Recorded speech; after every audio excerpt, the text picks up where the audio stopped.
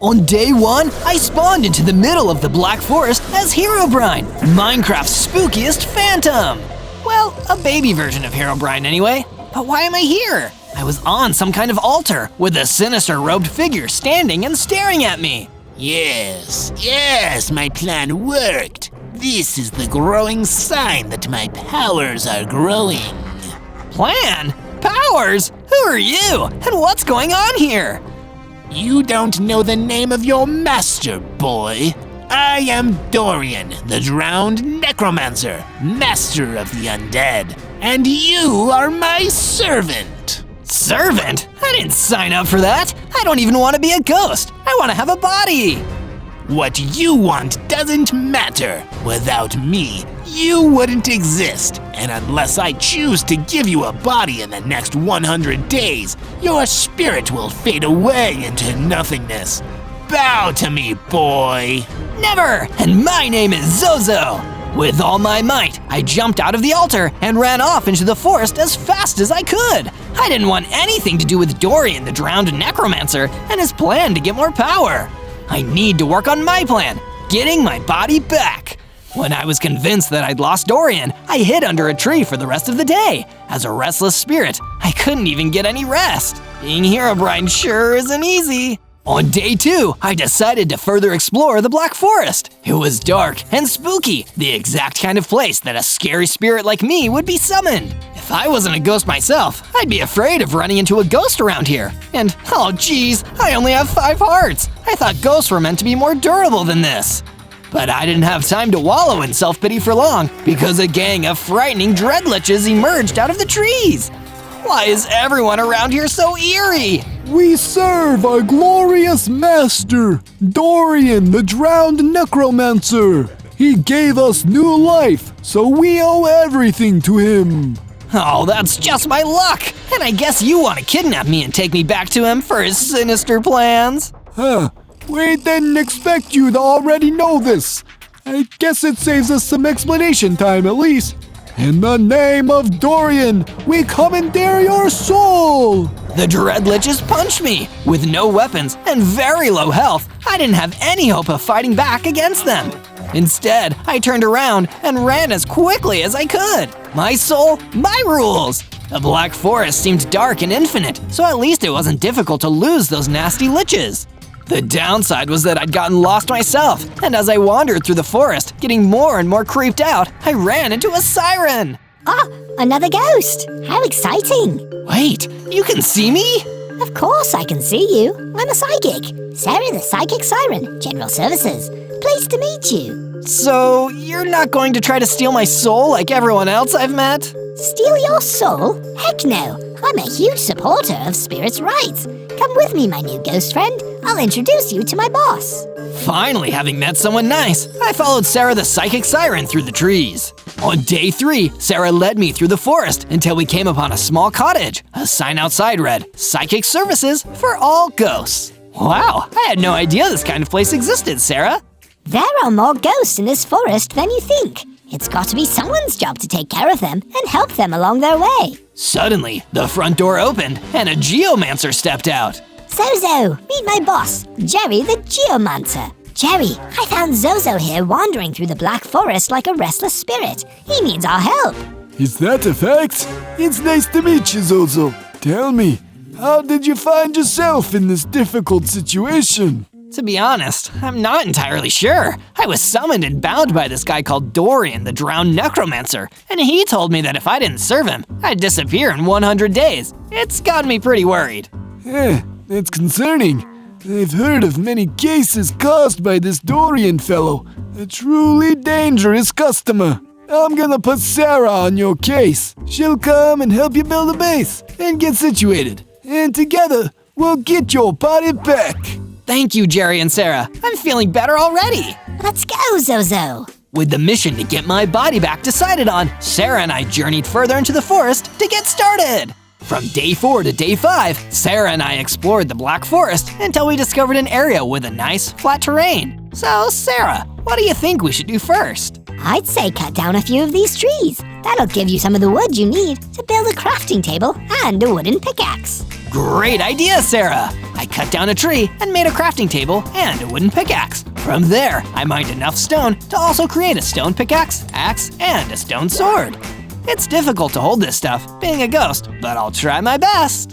That's the spirit, Zozo. I cleared enough space in the forest to start laying down a basic base, collecting some extra wood along the way. It started off with a pretty basic setup, with just a room for me and a room for Sarah. Oh, this is a nice setup, Zozo. I guess living with you technically means we're living in a haunted house. Yeah, I guess so. Say, this is probably a pointless question to ask, but is it possible for ghosts to eat? Because I'm getting really hungry right now. You're in luck, Zozo. I have an enchanted apple that ghosts can eat in my inventory right now. Enjoy! Sarah gave me the apple, and I ate it. Instantly, I felt my power starting to grow. I had 20 hearts now, and I developed a new ghost ability, warping from place to place. This is fascinating, Zozo. I feel so lucky that I'm getting to see it. From day 6 to day 8, I went wandering around the nearby Twilight Valley, looking for more rare enchanted food. As a ghost, my ghostly hunger was really difficult to satisfy, and Sarah didn't know how to enchant more food. It kinda sucks to be a ghost. I still have a lot of the downsides of being human, plus a bunch of new downsides. But while I was wandering around the valley, I heard some commotion and ran in to see what was happening. Maybe I can help someone. In the distance, I saw a Vindicator Chef, one of the most powerful types of chefs in the world, being attacked by a nasty gang of skeleton vanguards. A chef, huh? What a stroke of good luck. I used my new ghost power to warp over there and pulled out my stone sword. With all my focus and determination, I fought all of the skeleton vanguards until none remained. It was only me and the Vindicator Chef. You saved my life, sir. I owe you a great debt. What is your name? I'm Zozo. Zozo, a strong name for a strong hero. I am Victor, Victor the Vindicator Chef. And if you do a favor for me, I will repay your kindness by any means necessary. That sounds like a good deal. What kind of favor would you like me to do?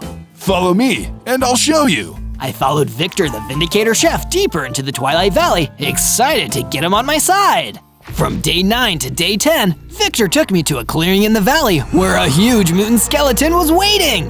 Oh geez, that thing is a monster! You want me to defeat a mutant skeleton? I believe in you, Zozo. Seeing you take down all those skeleton vanguards makes me completely confident in your ability to slay this beast. Go forth! Thanks for the vote of confidence, Victor. I steeled myself as best as I could and warped over to the mutant skeleton. It immediately started attacking me, and I started attacking it back. But my attacks were barely doing anything, and its attacks were taking way too many hearts off of me. I gotta get out of here. I warped away from the fight and ran back to Victor, telling him the disappointing news.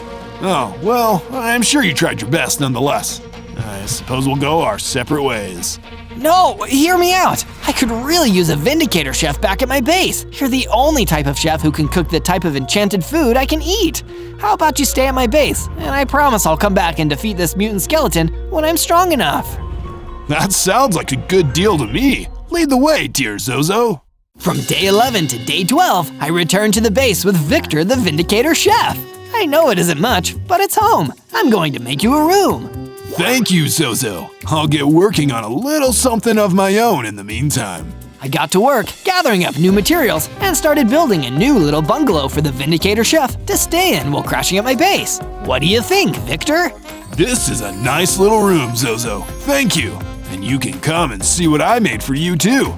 Go and check your room. I walked over and saw that Victor had made a high-end kitchen in my base. Perfect for cooking up the kind of enchanted food I could eat. This is amazing, Victor. I'm getting hungry just looking at it. But the kitchen is only one side of the equation, Zozo. I need some good quality ingredients. Perhaps we should build a farm on the base. That's another excellent idea. I decided to build a little enclosure and went out into the Black Forest where I found a bunch of chickens. It wasn't hard to herd them back to my base. I can taste the eggs and fried chicken already. When I returned to my room to relax, I found that Sarah the Psychic Siren was waiting for me with some new information. I did some research into Dorian the drowned necromancer, Zozo, and found some interesting information. He used to be a flesh and blood necromancer, terrorizing the overworld by raising the undead, until one day the people rose up and drowned him in the ocean. Somehow, Dorian returned, and he's been acting on his evil plans ever since. Wow, this guy is really scary. From day 13 to day 15, I returned to Sarah once again and asked her what she thought I should do in order to get my body back. Right now, Zozo, knowledge is power. The more we can find out, the more likely we'll be able to help you get your body back. Head out to the Twilight Valley and see what you can find out. That's an excellent idea, Sarah. I journeyed out into the Twilight Valley, which reminded me of the time that I'd failed to defeat the mutant skeleton. Why is nothing ever easy around here? But my difficulties were only just getting started. One of the Dreadliches who worked for Dorian the drowned necromancer came from behind me, ready to fight me.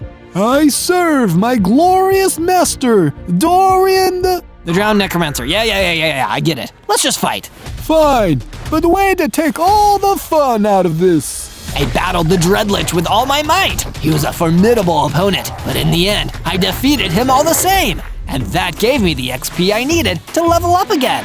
I got bigger, stronger, rose up to 40 hearts, and gained a new offensive power, lightning strikes. Finally, some actually cool ghost powers. From day 16 to day 19, I found my way into the wooded Badlands, where I continued my search for any useful information that could help me defeat Dorian the drowned necromancer and get my body back. During the first couple days of my search through the Badlands, I didn't find anything, but on day 19, I happened upon a dusty, old book hidden out of the way. Yay, reading! I love that! But it wasn't just a fun reading experience that would engage my imagination, it was also a book that contained some critical information about Dorian the drowned necromancer. It read, like all cardinal undead, the drowned necromancer has a beard of ice.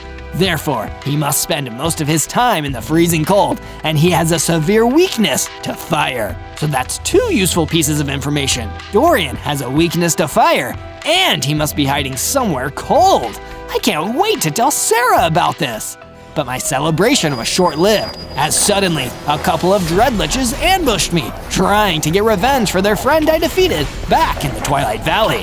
Thankfully this time, I had the power of ghostly lightning in my hands. I fired some lightning bolts at the Dreadliches until they were destroyed. I'm getting my body back no matter what. From day 20 to day 22, I continued through the wooded Badlands, feeling strong and confident about all the information I'd found recently. I ran into a nasty gang of hungry spiders and used my new lightning ability to zap them. These spiders are hardly a threat to me now. I decided that now was the perfect time to upgrade my gear, too. I searched until I found an underground cavern and looked around until I found some iron ore. I mined the ore and smelted it into some ingots, creating an iron sword and an iron pickaxe. Now I'm stronger than ever. Come to think of it, I have some unfinished business to take care of now. Remembering the debt I owed to Victor the Vindicator Chef, I returned to the Twilight Valley and hunted down that scary mutant skeleton I'd agreed to defeat. When I saw the mutant skeleton, I first unleashed a lightning strike, stunning it. Then I ran in and struck it again and again with my new iron sword until it was no more.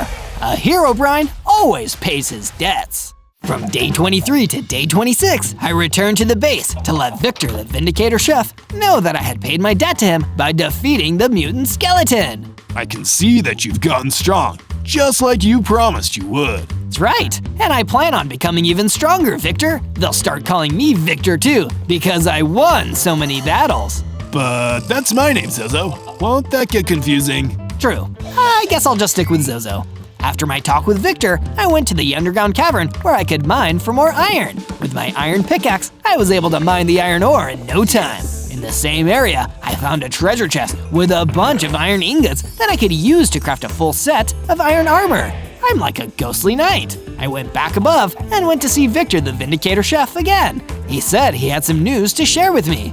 Zozo, I've made an addition to the base that I think you might really enjoy.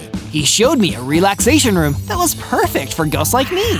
You did a really good job on this, Victor. We ghosts might not be able to rest in peace, but at least now we can relax about it. It was no trouble at all, friend. From day 27 to day 31, I was out exploring the same area of the wooded Badlands where I defeated the Dreadliches. I came across a farmer who was jumping for joy at the sight of me. That's not the usual reaction people have for Herobrine, so I went over to ask why he was in such a good mood. What's got you so happy, Mr. Farmer? It's because of you, Zozo. Those dread liches were a real snake in my boot, but ever since you defeated them, I've had no worries. Glad to hear it. Slaying evil monsters and improving lives is totally my thing. Well, there is one small worry. When those dread liches were still around, one of them scared off all my sheep. I needed them for wool. I'll help you out. You can even come live at my base if you'd like. That sounds peachy keen, Zozo. I led the farmer back to the base, then set off through the Black Forest to find some sheep so I could gather the wool that the farmer was looking for.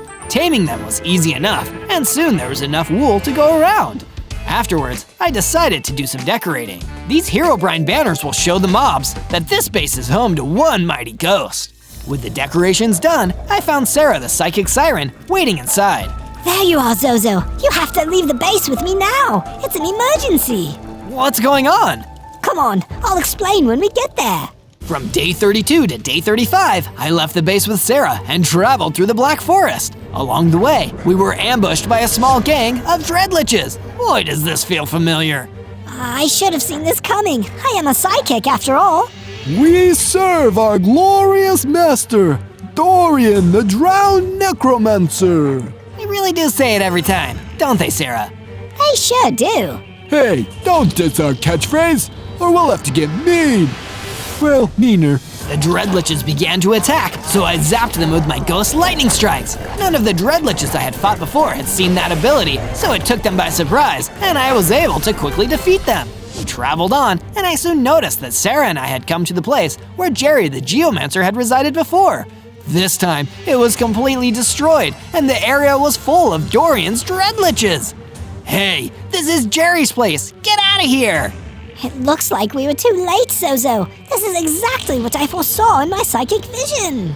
I knew what Sarah meant when I saw Jerry backed against a corner. He had tried to fight the dreadliches on his own, but he was about to die. Zozo, is that you? It seems I won't be able to see you get your body back. Jerry, I'm sorry. We got here as fast as we could. Don't worry about me. Dorian will surely pay for this. Make sure you and Sarah protect each other. We will. Rest well, Jerry. I was so enraged by Jerry's death that I destroyed the dreadliches with my lightning strikes until there were none left in the area. From day 36 to day 39, I made a return trip back to the Twilight Valley. It hadn't changed much since the other time I was here, but there was a fisherman at the local pond who I hadn't seen before. Hello there, I'm Zozo. Well, hi there, Zozo. I'm fishing. Oh, I'm just kidding. My name is Fred the Fisherman, and I could use a hand. Sure, Fred. What seems to be the problem?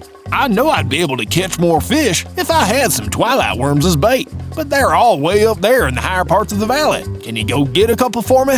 You can count on me, Fred. I climbed up the terrain of the Twilight Valley, enjoying the view along the way. With all that happened recently, it was nice to gather my thoughts for a moment. The moment didn't last long though, because I was attacked by a giant. Even though it was big, it had gotten the drop on me. I took a few swings with my iron sword to make it think twice, then I warped back a short distance and hit it with a few lightning strikes. I closed the distance back into melee range and finished it off with my sword. Soon after, I returned to Fred the Fisherman with the bait he was looking for. Happy fishing, hope you catch a big one. Thanks. I only came here to the valley because the fishing in the ocean ain't that good anymore. Ever since that drowned necromancer rose from the sea, people have been afraid that he might have left a curse on it. He is really evil, that Dorian. A curse on the place he was drowned. Sure sounds like him. From day 40 to day 43, I was looking at the base after coming home from my short journey and noticed that it had been redecorated to look even spookier, which for ghosts and spirits is incredibly cool. This place looks amazing. I predicted that you would like the changes, Zozo. Sarah, was this you? I do like it, but what was the occasion? I wanted to invite some of my siren sisters to come live at the base. The new look is so they'll feel right at home. Is that all right with you? Of course! If the other sirens are anything like you, then we'll all get along nicely. A while later, the other sirens that Sarah had mentioned arrived at the base. It was right at the time she had predicted that they would arrive. Hello everyone! Make yourself at home. Friends of Sarah are friends of mine. Thanks for being so understanding, Zozo. Living at this base together always works out when we compromise. Sure, the more the merrier. Soon after I greeted the sirens, the farmer who was also living at the base approached me so that we could talk. Well, hey there, Zozo. You're just the ghost I was looking to see. I have another job for you. if you're willing. Of course, I'm always willing to help a farmer in need. I heard from some other farmers that there is a mutant Enderman running around and ruining everyone's crops. If you could take care of that mob, you'd be helping farmers everywhere. You can count on me. From day 44 to day 49, I took up the farmer on his request and traveled to the Taiga Mountain. That mutant Enderman who was causing problems had to be around here somewhere. But it wasn't just mobs I had to worry about. Dorian was here on the mountain too, alongside a mutant zombie. Well, if it isn't the Herobrine who defied me. How has the spirit been faring? You're probably close to fading away into nothingness by now. You wish, Dorian. My ghost form has only gotten more powerful, and I will use everything I have to get my body back. Easier said than done, Zozo. You really think getting your body back will be so simple? I was counting on your ghost to become a vengeful spirit. Wait, what do you mean? Do you think the restless dead can return so easily to the way they used to be? Why do you think I still carry the curse of undeath after the villagers drowned me? It's because there is no way back to life for us evil spirits. It can't be. Have I been getting stronger for nothing? Yes, embrace your rage and frustration. Become the monster Herobrine and forget about reclaiming your body. My undead will help you become what you are meant to be! Dorian the drowned necromancer disappeared into a fog, leaving behind the mutant zombie to battle me! From day 50 to day 53, I started my battle against the mutant zombie that had been sent against me. My lightning strikes were proving effective, but because of what Dorian the drowned necromancer had said, I was starting to get worried about using my ghost powers. I switched my sword and hacked away at the mutant zombie. I didn't use my warp or my lightning strike. It made the fight a lot harder, but I had to believe that I was more than just the monster Herobrine. I am going to get my body back, no matter what. The mutant zombie was defeated after a big struggle, and it dropped a spellbook once it was defeated. I took a moment to examine it, and I saw a flashback to Dorian's revival. He had just emerged from the ocean as a drowned necromancer and was looking to get revenge on the people of the world for what they did to him, casting down lightning strikes in his wrath. He researched the legends of other powerful undead beings and eventually came across the story of Herobrine. It looked like he didn't just steal my body to make me into a ghost. He wanted to make me just like the dangerous and evil Herobrine from the stories. Maybe then he'd finally have someone else as tortured and wicked as himself to hang out with. From day 54 to day 57, I resumed the farmer's quest to stop the mutant Enderman in the Taiga Mountain. I found the mob in the process of a rampage, and with some nervousness, I approached. Can I actually defeat this mutant Enderman without my ghost powers? The mutant Enderman sprinted at me and swiped at me with its powerful limbs. My hearts were getting low, and I was still weakened from the fight with the mutant zombie. Is that all the great Herobrine can do against me? I thought you were more powerful. That's what the story said. Believe everything you hear. I may not be the same Herobrine that is feared by everyone, but I am Herobrine myself. When I said it out loud, it made sense. I could use my ghost powers because I was the one in control of them, and I was using them to help. Take this! Ow! Lightning strikes hurt!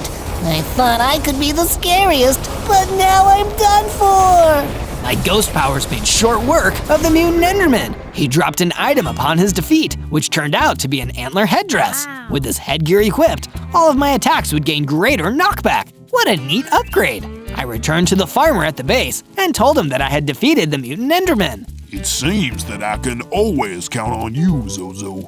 As a reward for getting rid of that mutant Enderman, I'll tell you a secret about Dorian the drowned necromancer. What do you know about him? I was there when the villagers drowned him in the ocean.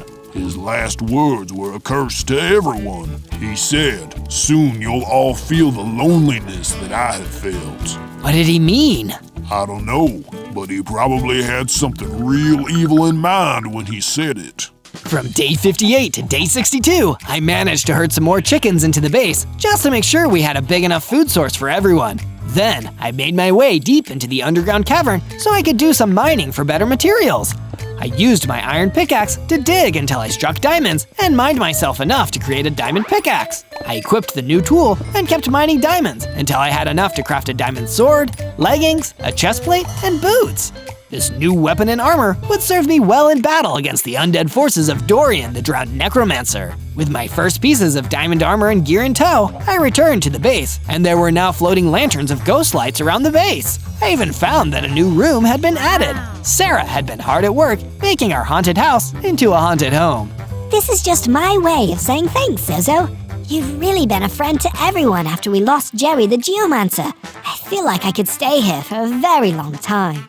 Thanks, Sarah. That means a lot too, because for ghosts like us, a really long time might mean eternity. From day 63 to day 66, I was down in the underground cavern making some expansions to the mine when Victor the Vindicator Chef came to see me. Hey Zozo, I heard that you were still looking for your original body. There's a biome nearby where you may not have looked yet. Oh really? Well, I'm glad you thought to tell me about it, Victor. I went back above ground and traveled to the place that Victor had told me about, the Wooded Badlands. I looked around for any signs of necromancy magic or a gravestone, anything that might lead me to my body. That's when I noticed a scary gorgon sneaking up on me. Boo! Hey, don't say boo to me. I'm a ghost. That's our thing. Sorry. I thought it would be fun to startle you. I didn't mean any offense. It seemed like she meant it. That was a relief, because I thought I would have to fight this gorgon. You're a lot nicer than you look. I could say the same thing about you. You're the Herobrine, aren't you? Sorta. I'm the new Herobrine. My name is Zozo. Zozo, huh? I'm Morgan.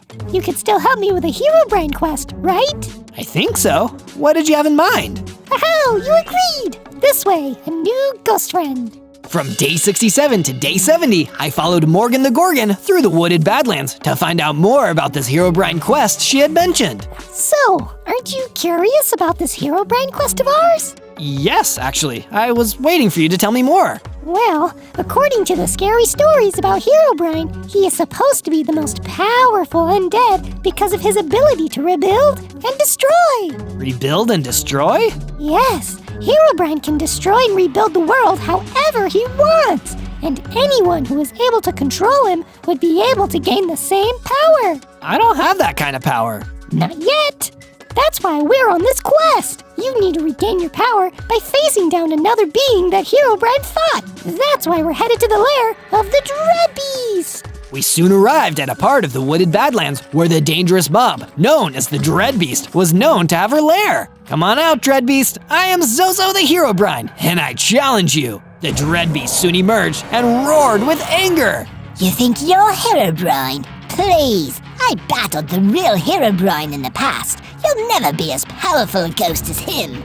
We'll see. The Dread Beast charged in, but I knocked her back with a couple slices from my diamond sword, combined with the increased knockback from the antler headdress. She tried to resist and charge at me, but I warped out of the way and brought down lightning strikes until she was defeated. From day 71 to day 74, I thanked Morgan the Gorgon for helping me learn more about the Herobrine from the stories and left her to travel further across the Wooded Badlands in search of my body. I was starting to get the hang of this new spooky Herobrine story, and I was also starting to think it was going to end up being a pretty good one. But it's not the only story that you can find on this channel, so you should look for my other videos by typing ZO into the search bar. I arrived at a rundown structure in the middle of the Wooded Badlands. I thought it maybe had something to do with how my old body might have lived. Yeah, I can feel it. I was definitely here before I was a ghost. But that's what you are now, so why try to go back? Dorian, it's you. Still chasing after the past, Zozo? You will become my Herobrine, and I will use your powers to rebuild a world where everyone is as lonely as I've been. That's a terrible thing to do, and I won't let you get away with it. I tried to lightning strike him, but he was immune to the damage. When I swung my diamond sword, he struck back with his own weapon, doing far more damage than I could do to him. Fool, you actually thought I wasn't prepared to fight you. You'll get a bit stronger, but your ghost form will still fade away. Before then, I do hope you help me achieve my lonely world.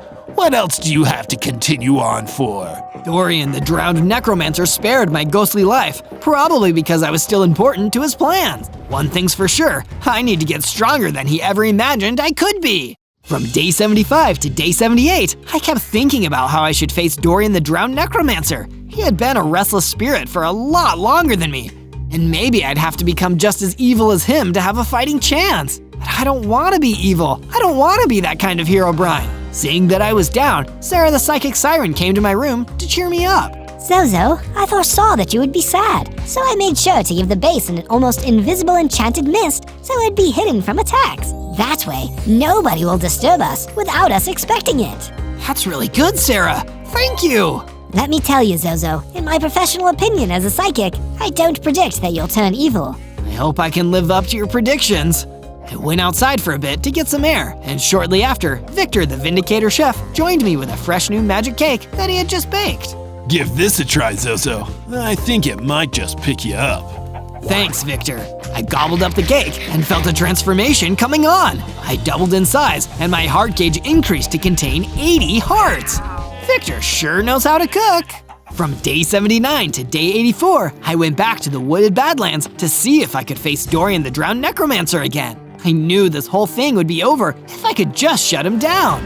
Dorian wasn't here himself, but it seemed like he might have used some of his necromancy to mobilize a few random skeletons to fight me. With my lightning strikes, I was easily able to blow away these weak undead. I wasn't satisfied with the amount of searching I'd done here, so I examined the structure more closely. That's when I noticed doors that led to a dwelling where a pink pixie was staying. Hello there, I'm Zozo.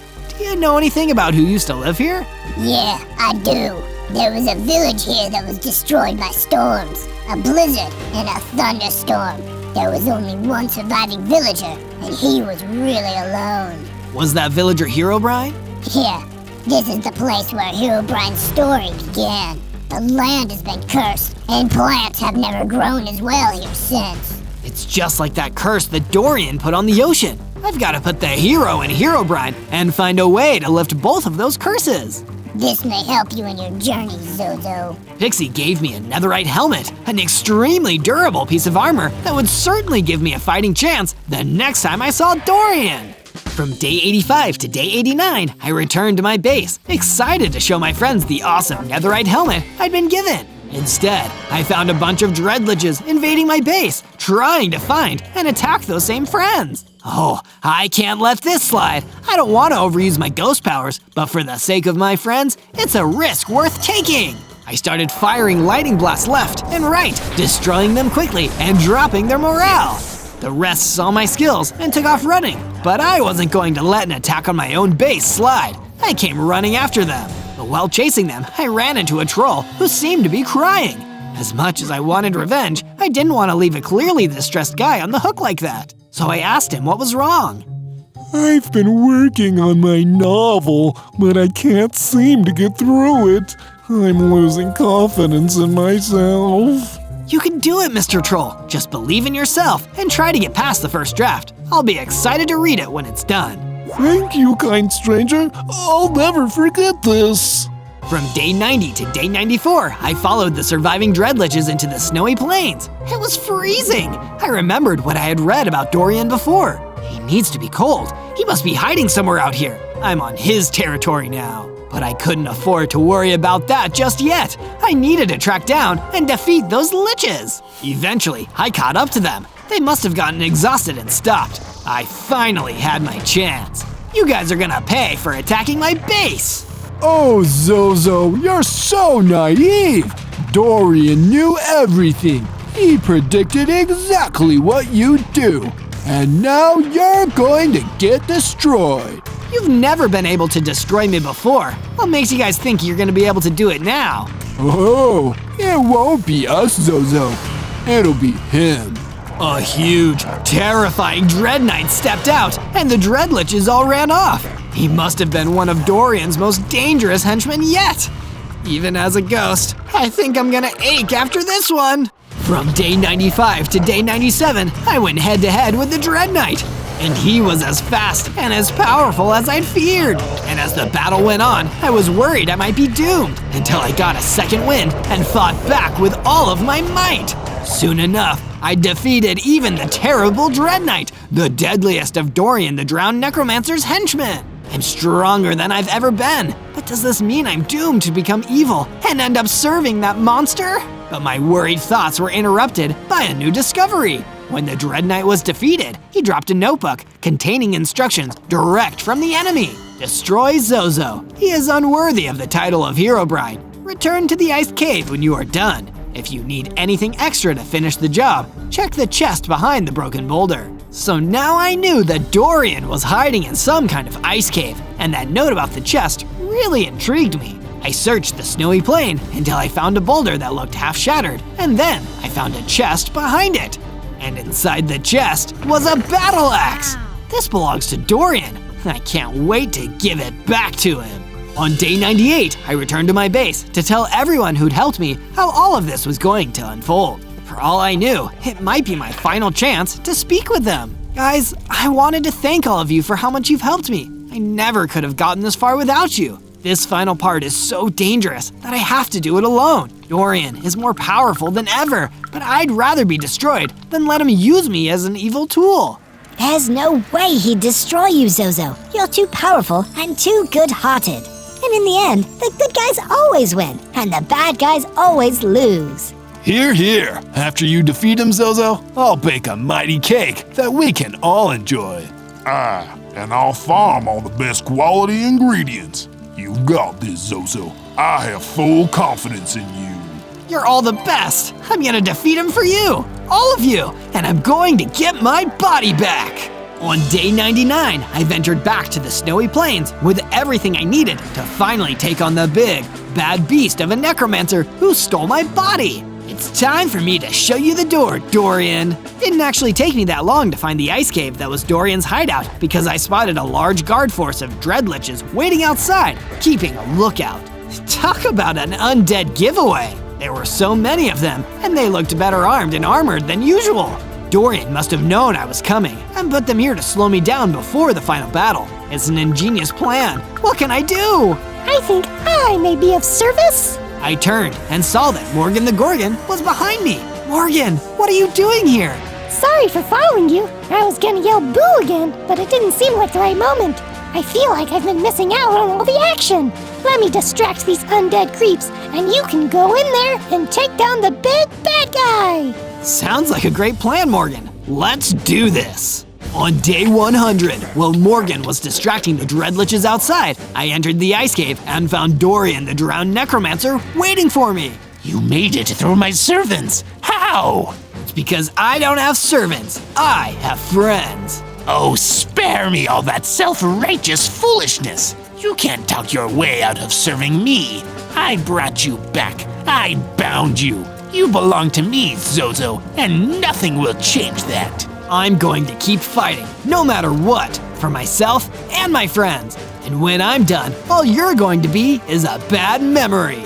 Then let's see. Time to go back to the void, silly little ghost. I unleashed everything I had onto Dorian, not giving up, even as he fought back against me.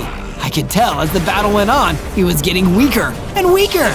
I pulled out the battle axe that Dorian had left for his Dread Knight to destroy me. I'm sure the void will welcome you, Dorian. And with one more strike, Dorian was no more. There was a tremendous flash, and in the moment that Dorian was destroyed, my body was returned to me. Wow, it feels amazing to be back. On day 1, I spawned in as a lava wither. Wow, I'm so little, and I only have 4 hearts. I can still hover in the air a bit though, and yes, I can throw flaming wither skulls. Awesome. They don't seem very powerful though. It looked like I was in a town of some sort. All of a sudden, I was attacked by some villagers. One of them threw shears at me. How rude, but I'm keeping the shears. Hey, I know I threw some wither skulls, but I didn't hit anyone. I wasn't doing anything to you.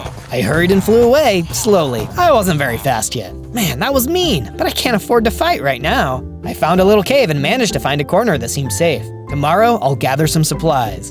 And with that, I fell asleep.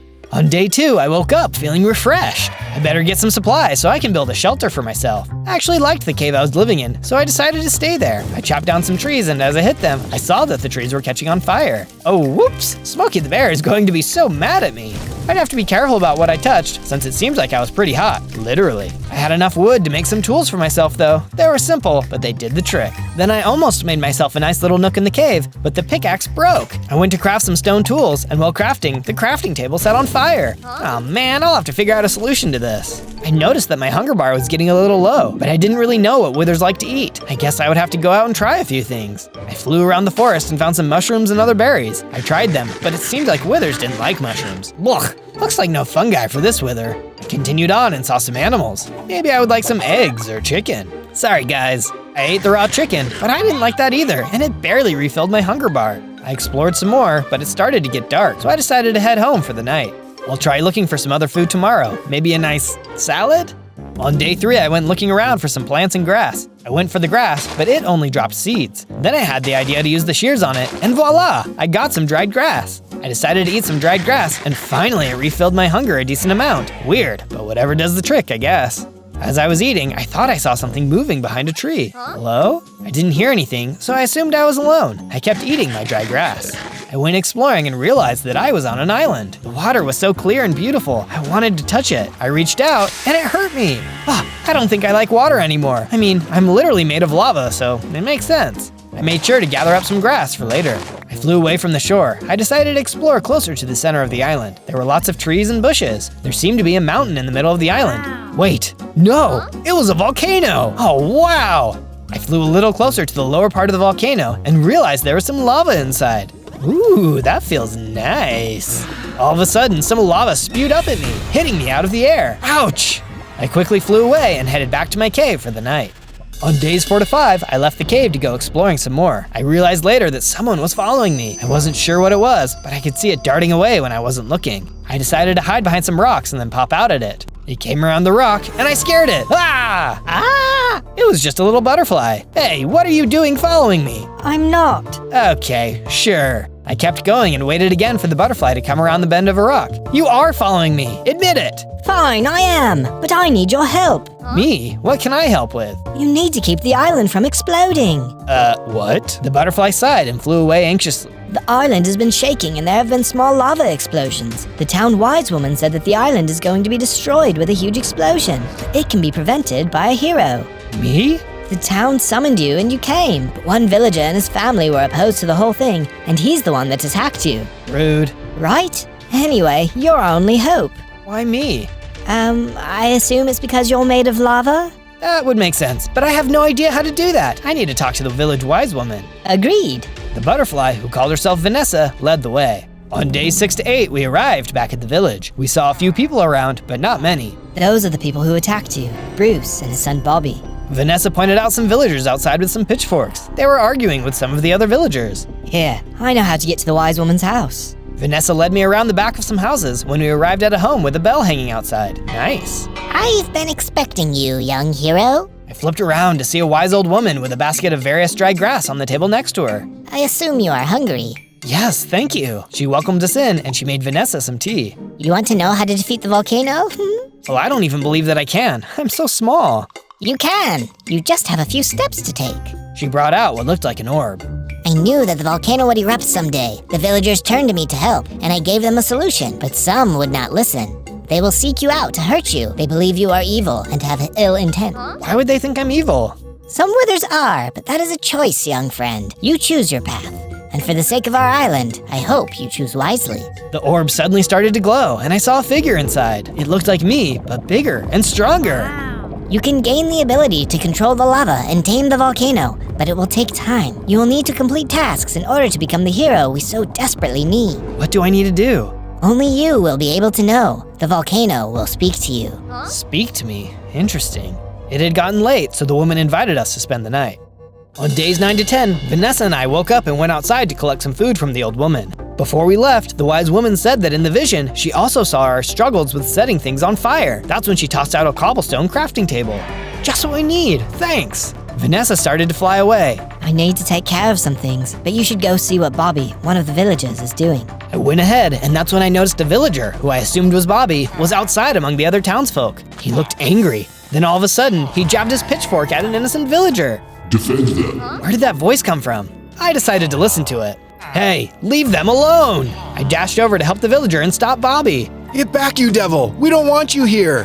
Bobby tried to stab at me, but I moved out of the way. I'm not here to hurt you. I'm here to save the island. Just please stop hurting people. Bobby looked surprised. You're not going to eat us? Ew, gross! I mean, no, why would I do that? Bobby looked shocked and he lowered his pitchfork. My father has been telling everyone that withers are evil and can never be trusted. They feed on the souls of men. Well, I definitely don't. I just like grass. Bobby seemed confused, but also relieved. He looked at me and nodded. I will follow you, Tiny Wither. I know that I had my doubts, but you seem like you really care about our people and our island. And I did. I knew they were just trying to make their way in the world like me. We could all live together in harmony. Just then, Bobby's father, Bruce, ran out of the house with a pitchfork. He ran towards me, but Bobby blocked him. Dad, don't hurt him. He's just trying to help. Get out of the way, boy. You don't know what you're talking about. Then Bruce jabbed his pitchfork at Bobby. Defend them. Hey, leave them alone. I spun towards Bruce, pushing him away. As I did, I threw one of my tiny little flaming wither skulls at him. It wasn't much, but it did a little bit of damage. It also gave him some wither effect. You see? He's an evil creature. He will only cause pain and misery wherever he goes. I am not evil. The only evil here is you. And with that, threw another flaming wither skull. It didn't take Bruce out, but it did bring him down. Stop him. Make sure he doesn't hurt our friend again. Bobby smiled at me and chained Bruce up, took his pitchforks, and took him off to the jail. I'll come for you, Wither. You won't succeed in your evil plan. Bobby came back over as Vanessa flew back as well. Thank you, Zozo. Zozo. Thank you, Zozo. You are a welcome friend.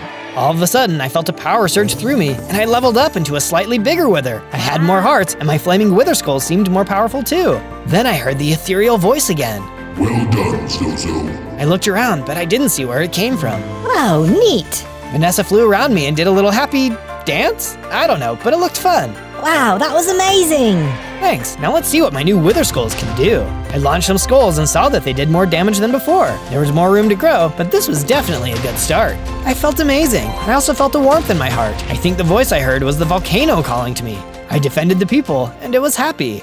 On days 11 to 12, Bobby helped me build a house in the village. Well, it was more like a nice cave in the side of a rock, since I would burn wood if I touched it. We figured that I should stay close. Vanessa flew in and saw that I was making a new home, and informed me that while she was gone before, she had decorated my old cave. And now that I was building a new place to live, she was sad I wouldn't be using her improvements. I told her not to worry, as I planned on bringing everything she had done in the old base to this new one. She seemed to like that and did her little happy dance. As I made my way to the cave, I noticed some spiders outside of it. They weren't too much of a threat, and I took them out easily. Easy peasy. I ate a bit of grass while looking at the new entrance of the cave, and one of the small spiders jumped up behind me and tried to bite me. I took it out with one hit. I went in and gathered my things, but before I could grab all of them, a huge spider dropped down from the ceiling. Aw, gross! Who you calling gross, you three-headed freak? Hey, that's not very nice. The spider lunged at me and I dodged around him. I was able to use my fireballs, but he kept getting hits in. I didn't think I could defeat him, but I managed to take him down. Phew, that was close. I guess I wasn't as strong as I thought. I still had a long ways to go before confronting the volcano. I gathered the rest of my things and headed back to the village. On days 13 to 15, I made my way back to my new cave. On the way, I noticed a small alcove and decided to mine out some materials. I found some cobblestone, iron, clay, blackstone, diorite, and of course, some flowers. Perfect, I can make these into better tools and armor. I can also use them to upgrade my base. I made my way back to the village with my new materials, excited about what I had found. When I got back, some of the houses were on fire. Vanessa flew up to me. Zozo, the volcano erupted. It was just a small one, but some fireballs fell down from the sky and burned up some houses. I looked around and knew I needed help. Bobby threw an empty bucket at me, and I hurried to the ocean to help take out the fire with the water bucket. Since I wasn't touching the water directly, I was fine and didn't get hurt. I asked Bobby to come with me, and we mined out some more stone.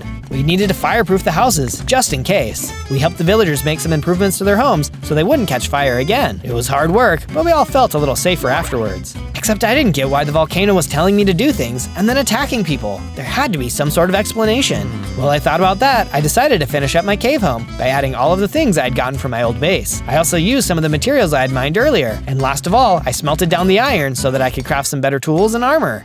On days 16 to 19, I woke up to the voice again. Be strong for them. I didn't know exactly what that meant, but I needed to find out. I went to the wise woman again and told her that the volcano had spoken to me. I also told her I didn't understand why it would attack the villagers. To answer that question, you must talk to Bruce. Bruce? The guy that tried to hurt me? Precisely. I didn't understand why, but I'm sure I would figure it out. Subscribe. Subscribe? Well, I guess if the volcano said it, then it's pretty important. I made my way out of the house into the jail cell where Bruce was being kept. I need to talk to you, Bruce. Never. He spit at me. Why do you hate me so much? He ignored me. I guess I could try again later. I headed out and went to find Bobby and Vanessa. I told them all about the volcano speaking to me and about Bruce. Bobby didn't seem surprised. My dad doesn't really talk that much. It would take a miracle to find out what he knows. Great, off to a strong start. I got back to my cave and made some better upgrades to my house. I even built Vanessa a little nook to stay in. She seemed to really like it. Thanks, Zozo. You're awesome. She really did know how to put a smile on my faces. On days 20 to 22, I woke up with that same voice in my head. Be strong for them. Can you at least tell me how? Silence. Great. I got up and decided to go out to the beachfront to look for some things and gather supplies. It was beautiful, but I had learned my lesson about water. Just then, a huge crab came out and tried to snatch me. Luckily, I was made of lava and I burnt him. Ouch, that's rude. I wanted to eat you. Trust me, you don't want to eat me. The crab looked at me, confused. You're not a shrimp with 3 heads? No, I'm a lava wither. Zozo, to be exact. A lava wither? Haven't seen one of those since the last one was summoned. Wait, there was another one? When? The crab clicked his claws for a minute and thought. Probably like 40 years ago. Something like that. That was a small thing then. This was new information. Thanks, you've been a big help. I would say thanks to you, but you're not a shrimp, so I'm even hungrier. And with that, the crab skittered away. What a weird guy. We had almost forgotten why we came to the beach, but then remembered and picked up some more sand. On days 23 to 26, I headed back to the village and started smelting the sand. Vanessa and Bobby came to say good morning. I told Bobby and Vanessa about what I learned from the crab. Another wither was summoned? I wonder why nobody ever mentioned it. Yeah, I wonder. I decided to talk to the wise woman again. She would have been around then, so she must know something. I confronted her and she sighed. I had hoped that Bruce would have told you, but I suppose I must. She grabbed her orb again and I saw images flash across it. About 40 years ago, 2 young men in the village decided to play with magic. They had read about withers and decided that they wanted to summon one. They grabbed the items required from a weird magical room. They went about it correctly, but there are always risks. Once the wither was summoned, using magma blocks and wither skulls, it befriended the 2 young men. They kept it secret for a long time, but the wither wanted to be free. The boys promised that they would let him go, but they never did. The wither grew bitter and despised humans, especially the ones who had summoned him. One day, he managed to break free from its bonds. There was an argument between the 3, but the wither had had enough. He attacked the village and the 2 young men. Let me guess. Bruce was one of those young men. The other died trying to save Bruce's life. His name was Marcus. So what happened to the wither? It laid the village to ruins, destroying most, and then escaped, taking captivity in the volcano. It grew over time and now inhabits it. It seeks revenge on all humans, but it's been biding its time. So it's not the volcano that is attacking people, it's the wither living inside. The old woman nodded. But the spirit of the volcano has been battling with it for many years. It has grown weak, nearly on the brink of collapse. That is why we need you, Zozo. You must restore the volcano and defeat the wither corrupting it. That was a lot to process. This wither had been growing for over 40 years. How could a small wither like me stand against something so powerful? On days 27 to 31, I woke up and knew where I needed to go.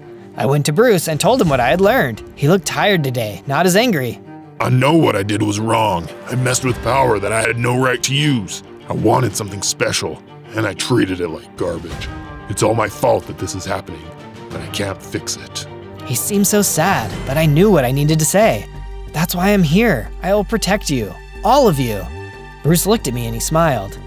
I owe you my life, Zozo. Thank you. I unlocked the gate and let Bruce out of the jail. He couldn't embrace me, so he bowed a little bit instead. I will follow you, little wither. You are our strength. Just then, I felt another surge of power, and I leveled up into a bigger wither. I was now adult size. I felt that calm again, and then I heard the voice. Well done, Zozo. I was on the right path. Now, I just needed to prepare. On days 32 to 35, I tested out my new abilities. I could shoot bigger fireballs and could even fly faster. Bobby heard the explosion and came to take a look at what was happening. He was impressed. Bobby gave some materials and helped to set up an obstacle course with some targets to train with. We had to keep some water on hand though, so I wouldn't burn up all the trees. Careful, Zozo! I'm trying. I just have no idea what to expect. I'll be fighting another wither, and I'm not even sure what tricks he has up his sleeve. Just then, I saw Bruce. He came over and decided to help me out too. He showed me how to do the crawling exercise. I was too big for it, so I just flew over the obstacle. Bruce was not impressed. He then showed me how to aim my shots with some target practice. I think I'm getting the hang of it. I had hit the target, but Bruce suddenly drew his bow at me. He started shooting, and I successfully dodged some arrows, but some hit me. When he stopped, he told me he was trying to teach me how to dodge. You could have given me a heads up first, but hey, thanks for your help. No problem, Zozo. Anything for you. Anything? Within reason. Good to know. He smiled and we all headed back to the village for some food. When we got there was a commotion at the center square. What's going on? A small eruption came up out of the ground and swallowed a house.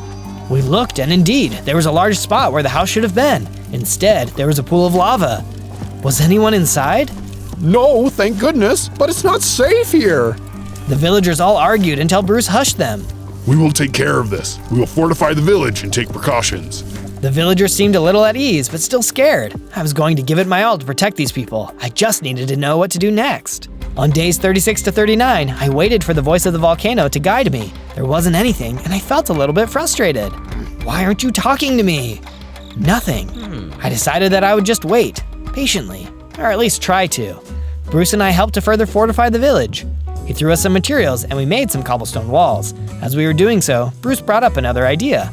Hey Zozo, we want to build a statue in your honor. Also, as a reminder of hope. Do you have anything in mind? I thought for a minute and then told Bruce what I would like. He smiled. That sounds perfect. We gathered the needed supplies and started to clear a spot for the statue. We built part of the base and hoped to get it all done in a few days. Can you tell what it is? On days 40 to 43, we went out to explore the island. I guess I had some other things I needed to do before the volcano would speak to me again. We went looking around the volcano when something caught my eye. It was a large cave. I went in and saw that there were some diamonds. I quickly mined them all up along with some other materials. With this, I can make some diamond armor. Neat! I noticed some lava running through a part of the tunnel and wondered if that's how the houses were being swallowed up. I tried to create some barriers just in case. It felt so nice and warm, I decided to take a break and enjoy the lava. Just then, I felt something grab me from behind. I managed to squirm around and saw a giant squid was dragging me into the water. I wasn't burning him because his tentacles were wet, so I was helpless. Oh no! He swam into the water, pulling me with him. When I touched the water, I solidified and was basically useless. I tried to gurgle to make him stop, but he kept swimming further and further down. I saw my hearts dropping and thought this was the end. Just then, the squid released me into an alcove. Out of the water, I transformed back into a lava wither. My warm heart was enough to melt the stone back into lava. Hey, there you go, friend. I have saved you. Saved me? You almost destroyed me. The squid looked confused. Wait, you're not Lily? No, who's Lily? My daughter! I looked around and saw some axolotls coming up to me.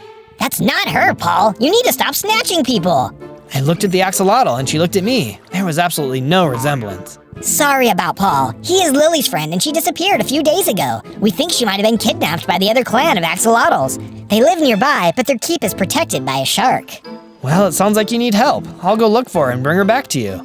Really? Wow, that is so kind of you. Here, you will probably need this. The axolotl gave me a diving suit. I guess that solved the problem of me not being able to go into the water. Off onto another adventure. On days 44 to 49, Paul guided us close to the rival axolotl clan. He suddenly stopped and told us he saw the blue axolotl somewhere around here one time, but not sure exactly where. We thanked him anyway. I was close to the surface and took a look to see where I was. I recognized the area. I was next to the dry grass field. This was a great opportunity to use the diamonds I got, so I crafted a diamond sword, pickaxe, and shovel. That's when the crafting table caught on fire. Ah, not this again. The bench broke before we could craft all of the diamonds. Darn it. Well, at least I got some tools. Better than nothing, I guess. That's when I noticed a nice-looking lagoon. Inside of it, I spotted a cave. It seemed empty, so I made my way underwater to take a look. Inside the cave, I thought I could see the axolotls hiding in there. Just then, I was attacked by a shark. Hey, I'm just trying to save Lily. The shark didn't respond. He kept attacking me. Luckily, I had crafted a new sword, so I was able to take him out pretty quickly. I swam up to the cave and emerged from the water onto a dry area. The axolotls looked terrified of me. I just want to take Lily back home. One larger blue axolotl moved forward. Lily is where she belongs. She loves me and wants to stay here. I didn't see Lily anywhere, so I really didn't trust this guy. Then I heard a voice. Help! I'm in here! That must have been Lily. Her own choice, huh? The blue axolotl jumped at me and attacked. The other axolotls backed away, clearly frightened. I was able to take down the leader quickly, and the other axolotls thanked me.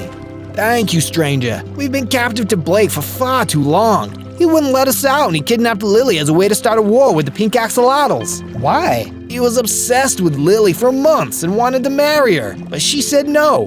Then a few days ago, he captured her. Well, you're all safe now. I went around the corner and found Lily trapped in a cave. I freed her and we all left the lagoon. I knew what I had to do. On days 50 to 53, I went back to the alcove of the pink axolotls with the blue axolotls and explained the situation.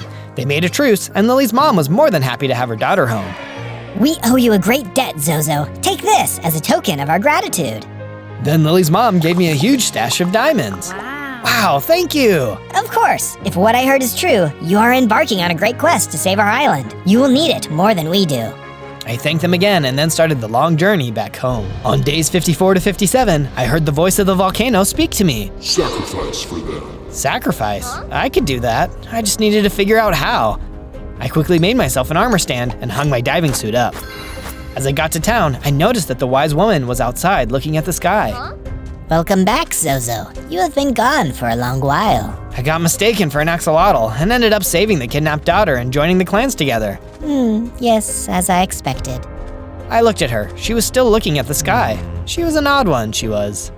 Another 2 houses have collapsed while you've been gone. We did our best, but the Wither grows angry. He is nearly on the brink of taking over the volcano. I was really worried. Maybe the villagers could leave the island and find refuge somewhere else. I suggested it to the wise woman.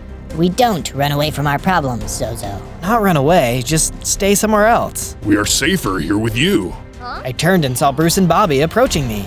Are you sure? Yes, young friend. All will be well soon enough. We all looked at the sky together for a minute. Then Bobby leaned over and whispered to me. What are we looking at? We slowly backed away as the wise woman continued to look at the sky. We went and gathered some more supplies so we could continue to work on the statue. It was basically done, we just needed a few finishing touches. We also built some new houses and made sure that the foundations were solid. We also built them over the water in hopes that the other Wither would be less likely to attack them. The Wither would try to take us down, but we would prevail. On days 58 to 62, I woke up to Vanessa flying around nervously. What's wrong, Vanessa? I think there's a storm coming, Zozo. Look!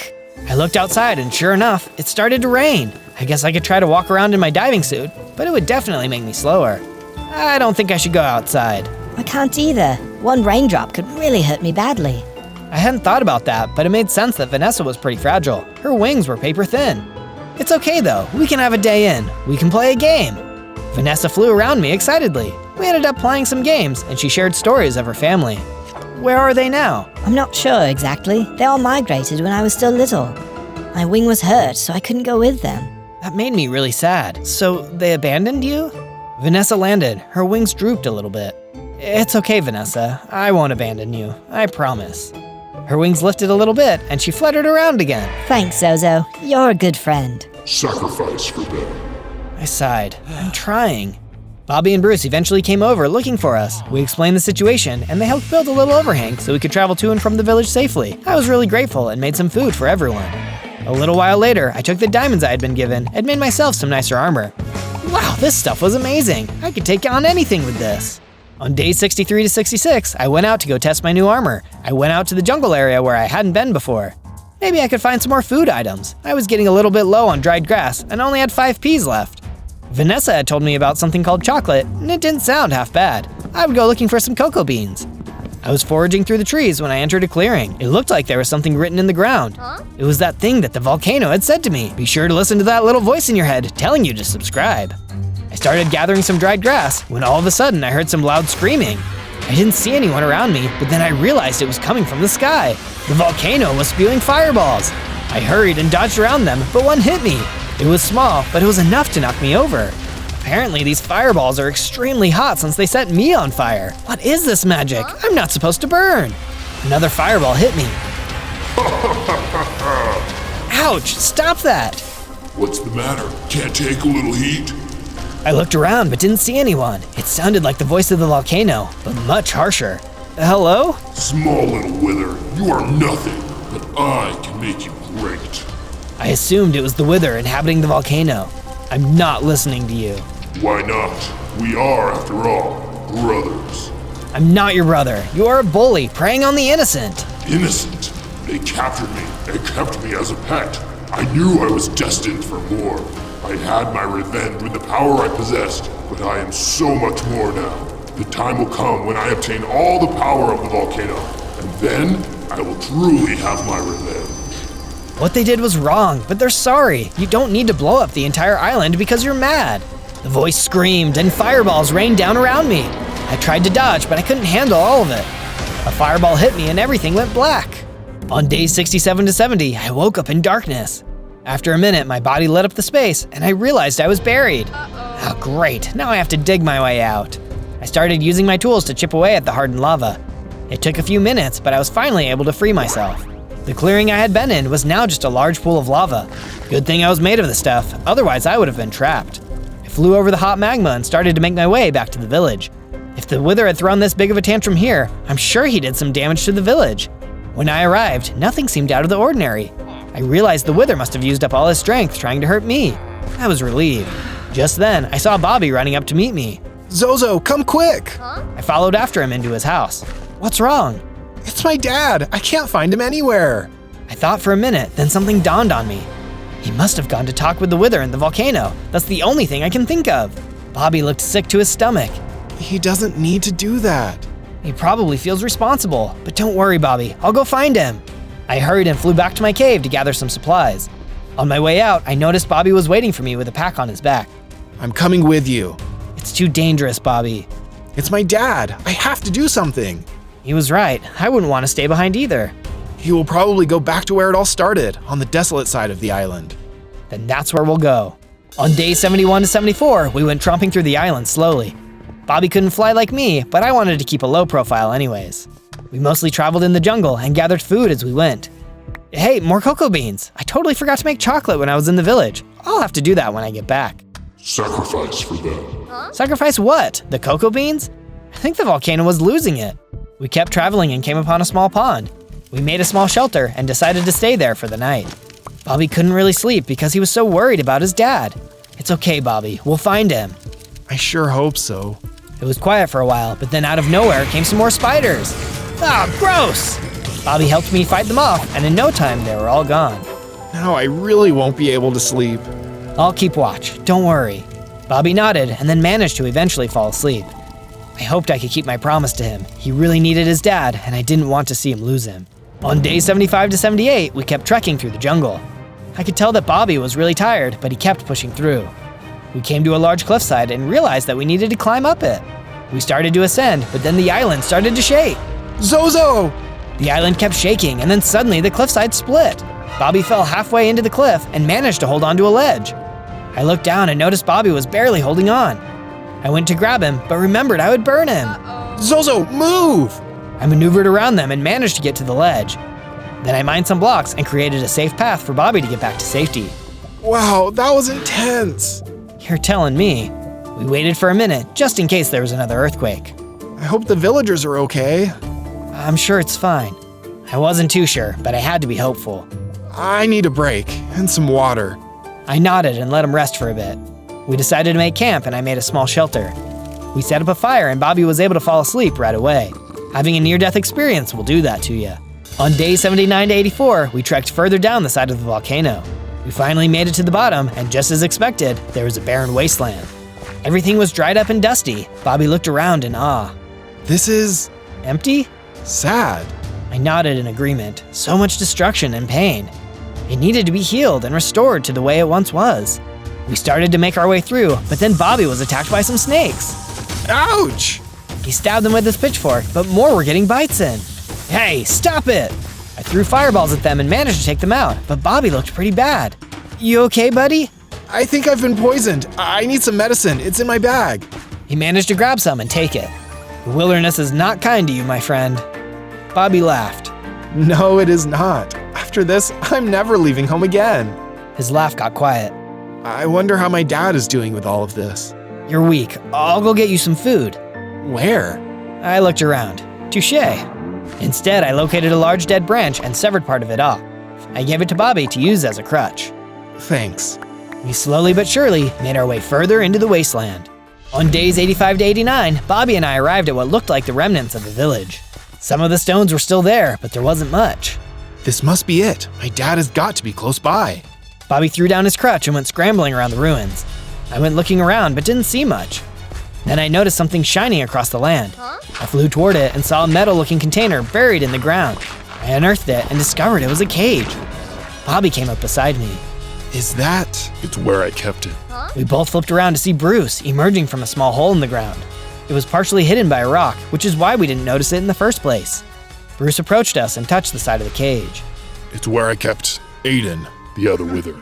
Bruce seemed really upset, and he started to cry. I've made so many mistakes. All of this is my fault. I need to fix what I broke. Not like this, Dad. Don't sacrifice yourself. You only give him what he wants. Bruce didn't say much else, but we followed him into a small cave. We stayed there for a while to rest up while I devised a plan. On days 90 to 94, I woke up to Bobby yelling at Bruce. It's not your responsibility. Yes, it is. Don't try to stop me, Bobby. I'm doing this for you. For all of you. What about Zozo? He promised he would help us, and he will. I can't let someone innocent pay for my mistakes. Not anymore. Sacrifice for them. I knew what I needed to do. Bruce went back to his room in a huff, and I came up to Bobby. I know what I have to do. Just promise that you won't follow me, and make sure your dad stays here.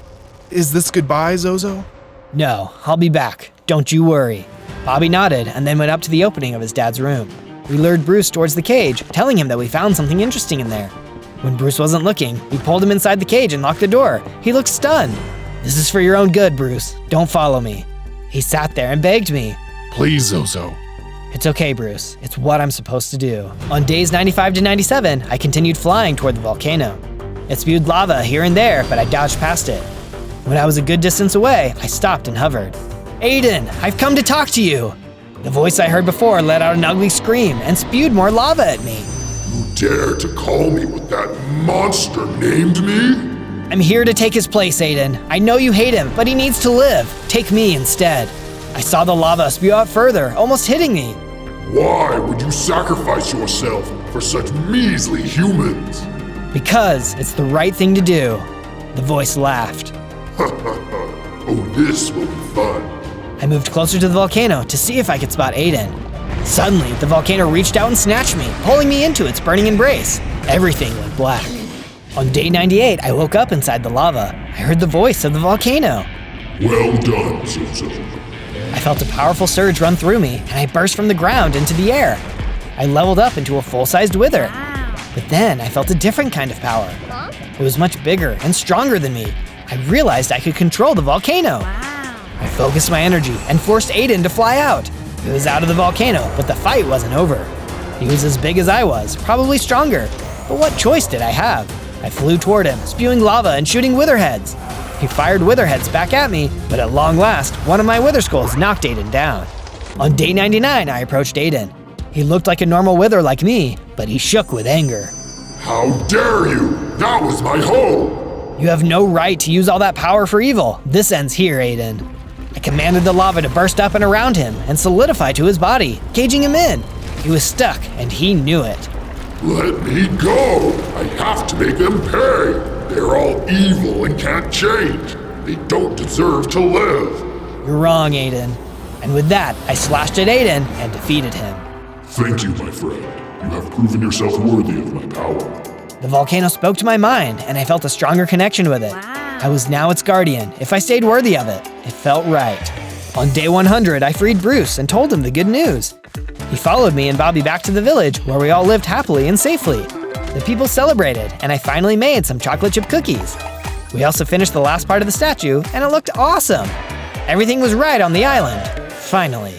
On day 1, I spawned as a baby Zoglin. Oh, I'm pretty adorable, but I only had 3 hearts. I was small, but I had a super strong sense of smell. I could smell everything I was seeing. Whoa, great rivers of fire. I'm in the nether. Cool. Oh, look, there's a group of Zoglins. That must be my family. I went over to them. They were nice and shared their crimson fungi with me. Life couldn't have been better. That is until a hungry illager came looking for some bacon. Run for cover, little Zozo. We'll take care of this. You're too small for battle. But I want to stay and fight. Leave it to the real warriors, you shroom sniffer. Bebop, knock it off. He just likes to pick on other Zoglins. He's a bit of a bully. You will join us one day, but not today. You must grow bigger first. Now hurry, before they turn you into lunch. Sir, yes, sir. I ran as fast as my little hooves could go when suddenly I was covered in purple smoke. I had no clue what was happening. Suddenly, I was dropped near a river in a green field with blue skies. This didn't look anything like my home. Where am I? I looked around and saw a squirrel with sunglasses on. Bro, you just dropped out of the sky. For real, for real. I don't know where I am. This isn't the Nether. No, little dude, this is the overworld. You must have gone through a portal or something. All I know, bro, is it got all purpley and then poof, there you were, dude. I was so confused. I didn't know what this girl was saying, and I didn't know how I got into the overworld. Whoa, bro, something's up. I started to see red, blinking red. I felt weird. Something was happening to me. I was changing. You're going zombie, my dude. Zombie? The blinking red stopped, and I could tell my whole body looked different. You could see my bones, and my mane had gone flat. Oh no, I'm a ZOGLIN now. What will my family think? How will they want me back now? I guess it's kind of cool to be a zombie. 100%, my dude. It's the gnarly bones for me. Well, any ideas what I should do now? My guess is to find a portal to take yourself home. I bet you could find one in the forest. Just be careful out there, little guy. Here, take this. He handed me a potion of strength. Only use it when you're really in a jam. Good luck, bro. I gotta go gather my nuts I dropped when you popped out of the sky. Thank you, Mr. Call me Squeaks. Thanks, Squeaks. It was nice to meet a cool squirrel like you. He hopped away and I started towards the forest, passing by a river. My thoughts were suddenly interrupted by a shark that popped out of the river behind me. Luckily, I jumped out of the way just in time. Someone was feeling bitey today. I then continued making my way into the forest. On day 2, I wandered through the forest to find a portal. I wasn't sure where to go next, but that's when I remembered my nose never failed me. Even though I was a zombie, my nose was just as powerful. I took a whiff around. That's an interesting smell. I followed my nose to a llama eating some berries. I decided to ask her if she had seen the portal, but she just ignored me. Hey, I'm talking to you. The llama turned and spit right in my snout. Okay, you're asking for some drama, llama. I wasn't going to let her get away with spitting in my face. I ran at her full speed and attacked. Unfortunately, I was too weak to do any damage. I didn't even have a weapon. Oh, how sad. Why don't you cry? Wee, all the way home, little Zoglin. You're much too small to be on your own. Really cool picking on someone smaller than you. Listen, I'd love to go home, but my home is in the Nether, and I can't get home without a portal. Oh, the Nether. I heard they have great crimson fungi there. Yeah, they do. I pulled out a crimson fungi and flashed it at her. Okay, kid, fine. I'll tell you where a portal is if you let me have that. How do I know you aren't lying? You'll just have to trust me. You spit in my face, and you want me to trust you? Tell you what, I'll give you one now and one later if you take me to the portal. She thought it over and finally agreed to the deal. The last portal I saw was up ahead at a waterfall. I threw her a mushroom and she chomped down on it.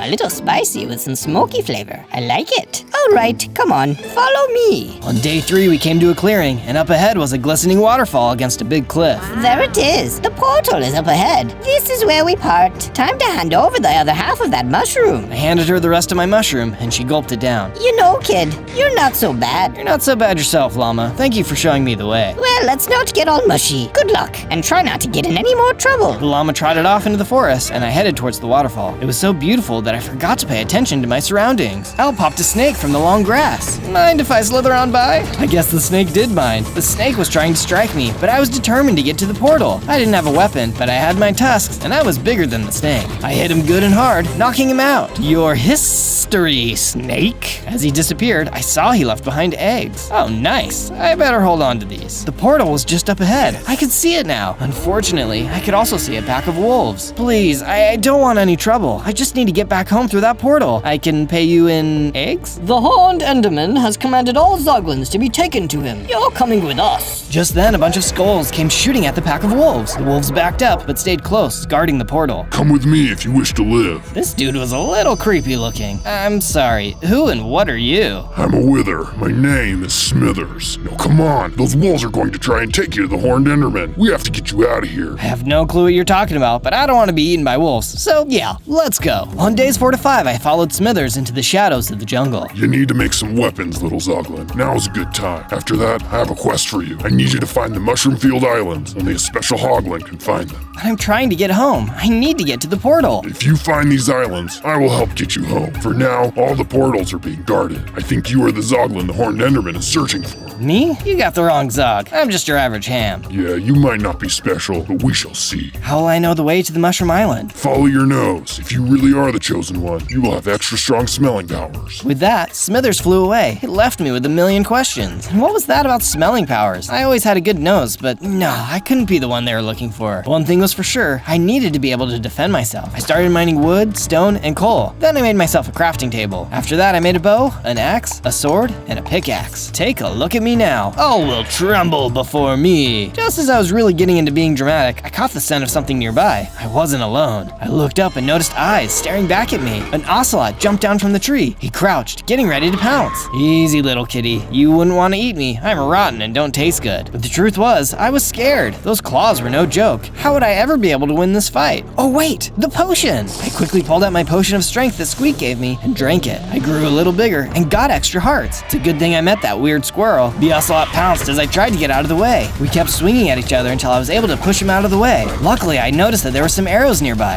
I guess an explorer left them here. I hurried and got on my bow and then started firing. It didn't take too many hits and I was able to take him out. So much for cats having 9 lives. Just then, my nose picked up a different scent on the tree. Cocoa pods. Oh, these will be great for making a color or a snack for later. It was then that I could hear a crunching sound coming from somewhere in the jungle. I decided to follow the sound. I rounded some trees and saw a thicket of bamboo. It wouldn't be a bad idea to collect some of that. The crunching continued and I soon saw a panda relaxing on the ground, enjoying some bamboo. I hope he wouldn't mind if I took some for myself. Hey there, I'm Zozo. Could I take some of that bamboo? The panda looked up at me and shrugged, then went back to munching. Sweet, that was easy. It was definitely a relief to come across an adorable animal that didn't want to attack me. I mined a good portion of the bamboo, but made sure to leave some for the panda. I was very excited about my new supplies. Goodbye, Mr. Panda. Thanks for the bamboo. On days 6 to 8, I decided I liked the jungle so much that I'd take a couple days to go jungle glamping. After all, who knew if that wither was even trustworthy? The mushroom fields could wait. I sniffed around for a good spot and went to sleep in a cavern. Later, I woke up and decided to explore some more. Hey, check it out, a wild patch of pumpkins. I'm pumped. This would be a cool spot to build my glamping base with my bamboo. I'm thinking a yurt would be cool. I even found some melon seeds while cutting down plants. I trotted happily to the patch and began to make my jungle yurt. This would be a great little place to sleep and hide from mobs. Once I had the outside done, I put some finishing touches inside, including some jungle plants. Then I put a little fence around the pumpkin farm, melon farm, and my yurt. I also built a small melon and pumpkin farm outside. Yurt, sweet yurt. Ouch! Something had just hit me. A monkey was in a tree. It was throwing stuff at me. Hey, knock it off! As you wish. I'll knock all the blocks off your little house thingy. It's a yurt, you uncultured baboon. Now stop! The monkey didn't stop. He just wanted to be naughty and aggravate me. Alright, enough monkey business. I grabbed my bow and fired a warning shot. The monkey screeched and swung off the tree. Hopefully he had learned his lesson. With the monkey gone, I could focus on some much-needed dinner. Pumpkin chocolate bean cookies sounded good. I'd better hurry. It was getting late and mobs would be showing up. I crafted the cookies and went outside to enjoy the mood. Hey, this is pretty peaceful. It's just me, the trees, these pumpkins, and that horned enderman over there. A horned enderman! A very tall horned enderman was staring at me from outside the fence. Well, hello, little Zoglin, without a care. I am the horned enderman. No need to fear. You're that evil enderman trying to capture all the Zoglins, and you probably are the one who teleported me here. I searched for the perfect Zoglin, but as for this teleportation, that is the wrong accusation. You're very poetic for an evil jerk. And you are very cheeky for a Zog who is not very beefy. You are coming with me. Do not try and flee. Not by the hair of my chinny chin chin. There's nothing that won't make me win. Oh, look at that. He even got me rhyming. I whipped out my bow and shot at him, but he teleported and suddenly was right next to me. I pulled out my sword and tried to attack him with that, but it was no use. The enderman punched me so hard that I was stunned. There was no way I could do anything to fight this guy. Just as I lost all hope, the enderman was hit with a big rock in the head. Something kept hitting the enderman with all sorts of objects. Eventually he got fed up and teleported away. There was that crazy monkey sitting on the roof of my yurt. Whoa, you saved me. You chased the enderman away by being annoying. Most impressive. I think we started off on the wrong foot. Would you like some pumpkin cookies? The monkey liked that idea and threw a banana at my head playfully.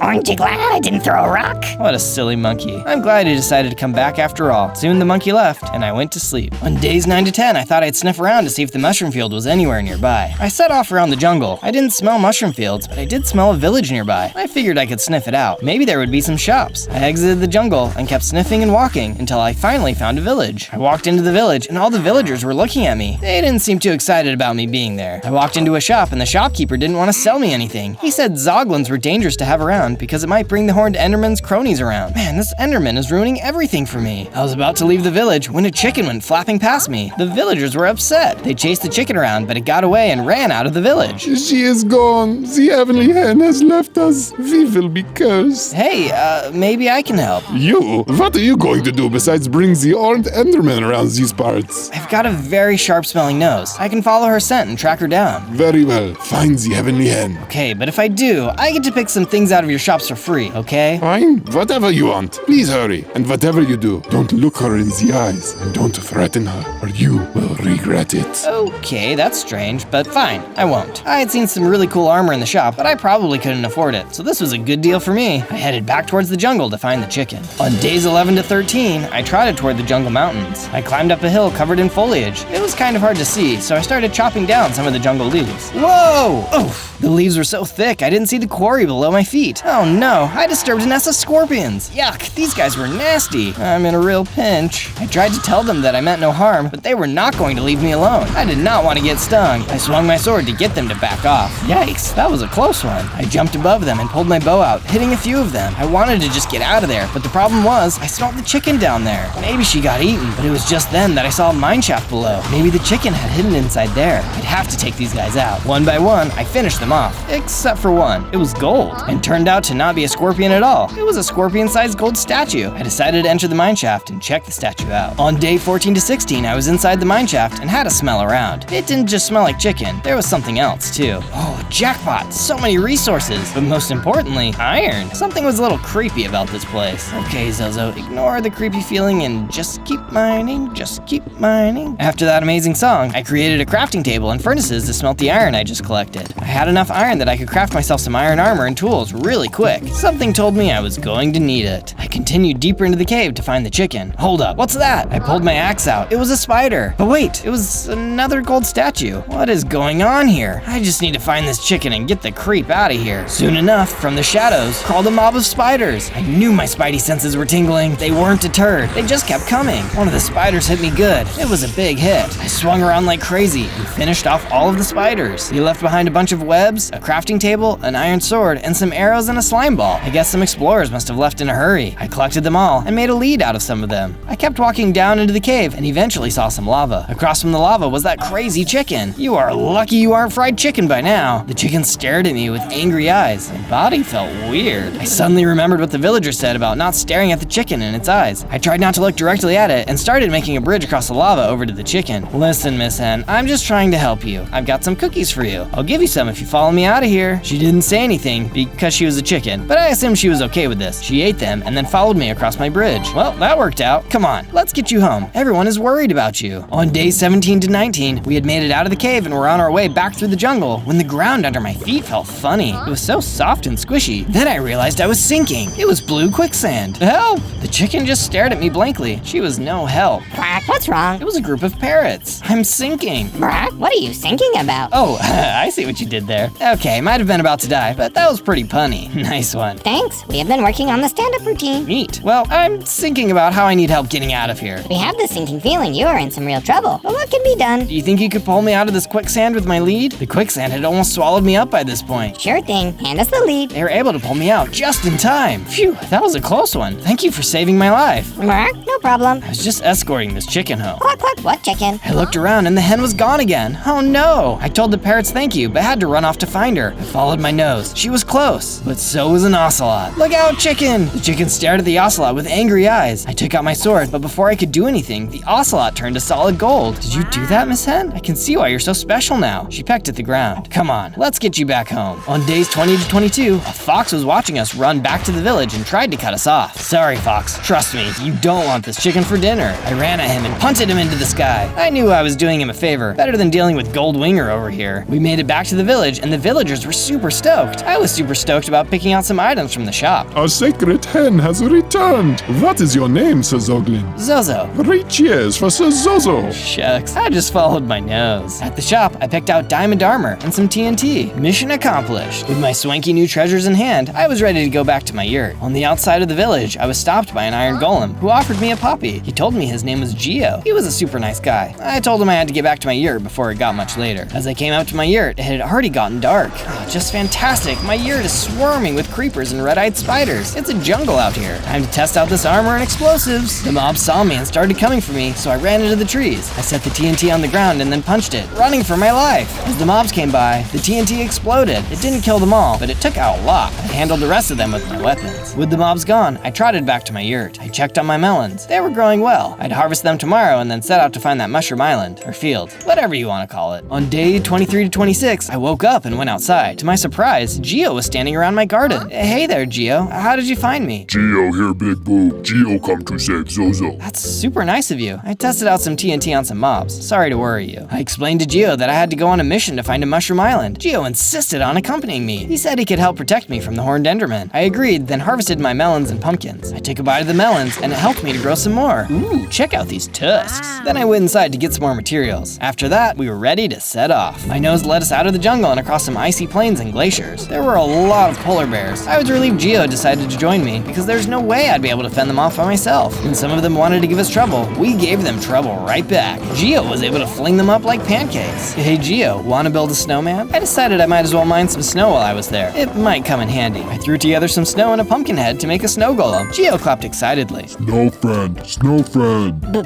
Happy birthday.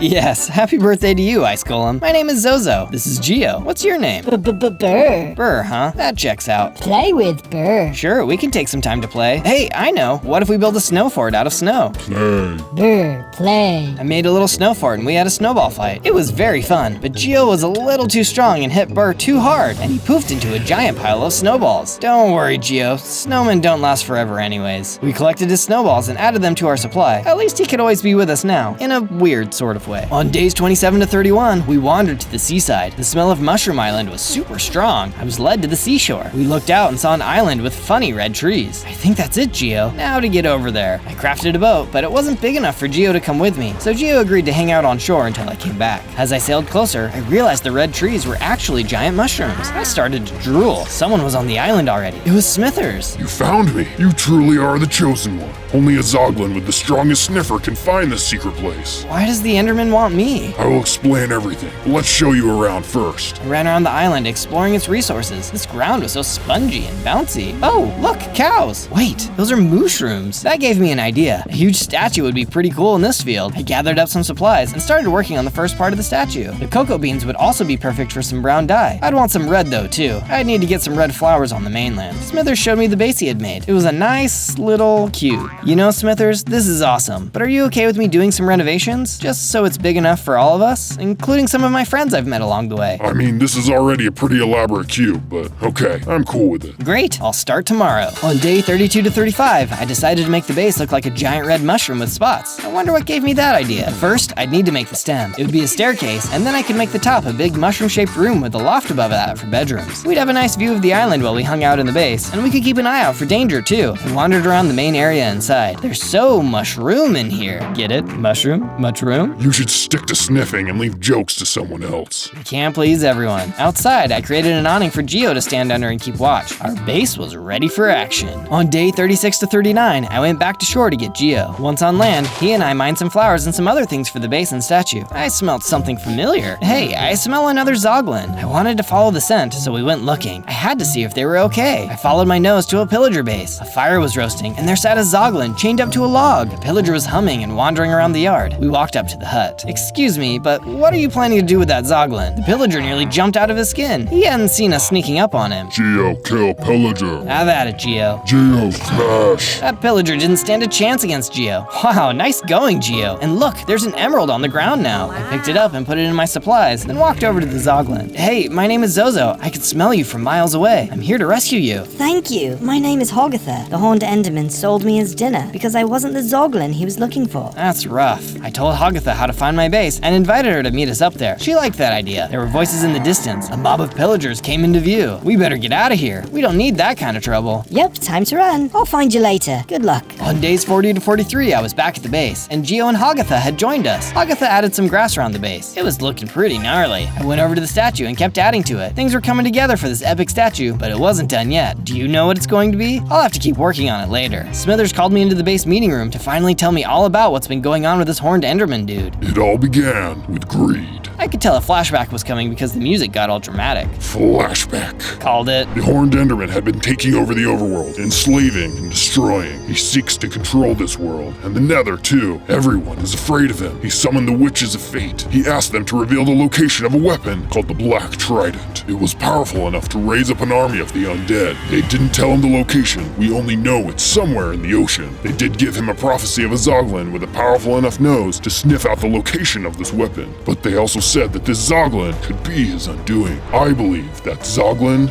is you. I know this because I was there. I was part of the Horned Enderman's close advisors, but I couldn't stand by any longer and see him destroying so many lives. I deserted him and went in search for you myself. We can't let him find that dark trident. I would never lead him to it. If you can get me home, you won't be able to use me. Fate has brought you here, my boy. You must give in to your destiny, and your destiny is to rise up against the Horned Enderman. I've run into him before. I couldn't defeat him. I have no idea how to do that. I just want to find a cure for my zombie form and go home. You will find a way. This was a lot to take in. I wasn't sure how I felt about it all. Of course I wanted to help, but how? Thanks for telling me all about it. I need to do some thinking outside. I went on a walk around the mushroom field at night to think about everything. The mushrooms were grazing in the field with their babies. Agatha came and joined me. You okay? Not really. Want to talk about it? I just don't know what to do. I don't know how to fight Endermen at all, let alone an ultimate Enderman bad guy. I know that Endermen don't like water. Maybe that can help. That is something. I was hoping I could just cure myself and get home. Do you have a family, Agatha? No, the Horned Enderman took them all. It's just me now. I'm sorry to hear that. I guess he really does need to be stopped. We sat and looked at the ocean. It was so peaceful to watch the waves and smell the mushroom aroma. Hey, do you see that light out there? I could make out a small roof on the mainland. There was purple smoke coming from the chimney, just like I had seen when I teleported here. Maybe it was where the witches lived. Maybe they could help me. I decided to go investigate in the morning. On day 44 to 49, I got into my boat and set sail across to the hut. It didn't take too long to find it in the daylight. The purple smoke smelled just like when I teleported. This had to be the witch's cottage. I made my way up the stairs. I knocked and there was some scuffling around inside, and then the door opened and a wand was shoved into my face. Who are you and what do you want? I'm looking for the Witches of Fate. Is this their cottage? Of course it's not. This is my cottage. Who are you? I am Flimflam, the mediocre wizard. So don't try any funny business or I'll turn you into a mediocre newt. Did you by chance cast a spell recently that could teleport someone from the nether to the overworld? How did you know that? Bless my soul, my spell did work. You're the Zoglin I summoned and then promptly lost. I think you better explain some things to me. The mediocre wizard let me into his hut. He had all sorts of magical looking items. He then suddenly shot his wand at the wall. I turned around and saw a call to action. An action to subscribe, that is. Which you should do. And also search for more of my videos. Zozo. Z-O-Z-O. Anyway, Mr. Mediocre, you were explaining something? So you see, I knew I needed to get to you before the Horned Enderman did. I admit that although I've been practicing magic for a long time, well, I mess up a lot. So I found this spell to get you over here, but then I wasn't sure if it worked because you never showed up. It worked, but you dropped me into a random place in the overworld. I wish you wouldn't have done that. I used to be a handsome hoglin. Now look at me. Oh my, yes, I can see what you mean. But you know, there's a cure for that. There is? Of course. I know it takes a golden carrot and something else. I can't remember off the top of my head. And if you got me here, you can get me back home, right? Of course, but I brought you here for a reason. We need to find the Dark Trident before the Horned Enderman does. If I help defeat him, can you cure me and send me home? You got yourself a deal. I was so glad I was finally getting answers. All this excitement really tuckered me out. I asked the wizard if I could sleep off some of my exhaustion. He was cool with it.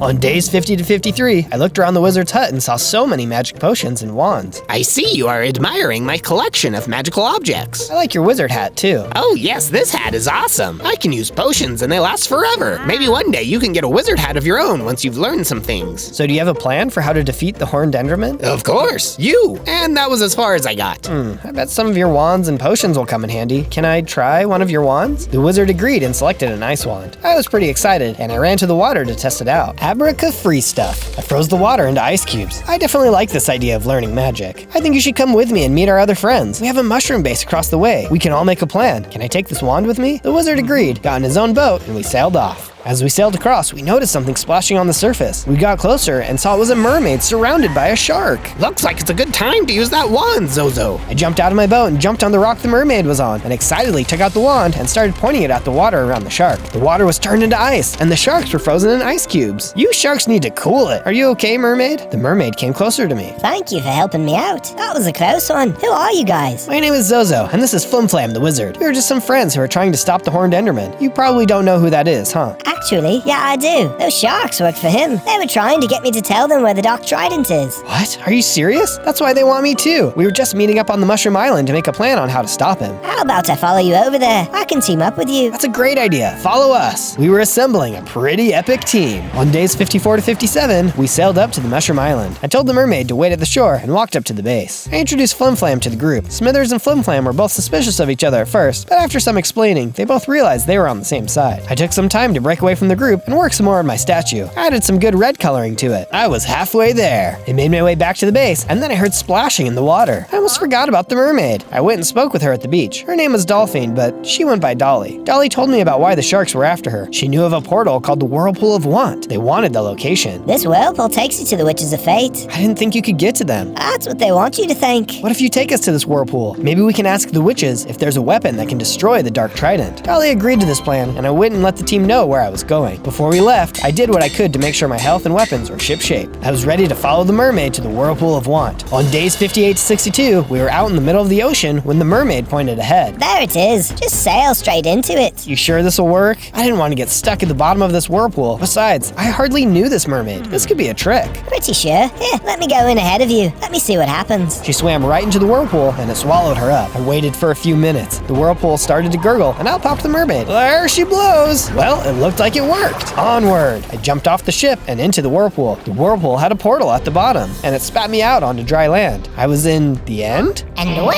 do we have here? A wayward Zoglin. A voice cackled from the sky. It seemed to come from all around me. You seek how to destroy the Dark Trident. We know everything about all of you, but we don't do things out of the kindness of our hearts. We are witches. We make trades. What did you bring to trade? I panicked. I didn't know I needed to trade something. 3 witches appeared in front of me. Well, what will it be? If you want the Wand of Weather, you will have to give us something that interests us. Wand of Weather? This wand will destroy the Dark Trident? You bet your little Zoglin britches. I offered them my wand, my swords, my potions, anything I could think of that seemed really neat, but they didn't want any of it. They already had piles of that stuff. I wonder if they would take something that only has sentimental value. I offered them the poppy that Geo had given me. A poppy? You have got yourself a deal. Poof, they disappeared, and in their place was a wand. We forgot to mention one little thing. Only a true heroic act can activate this wand.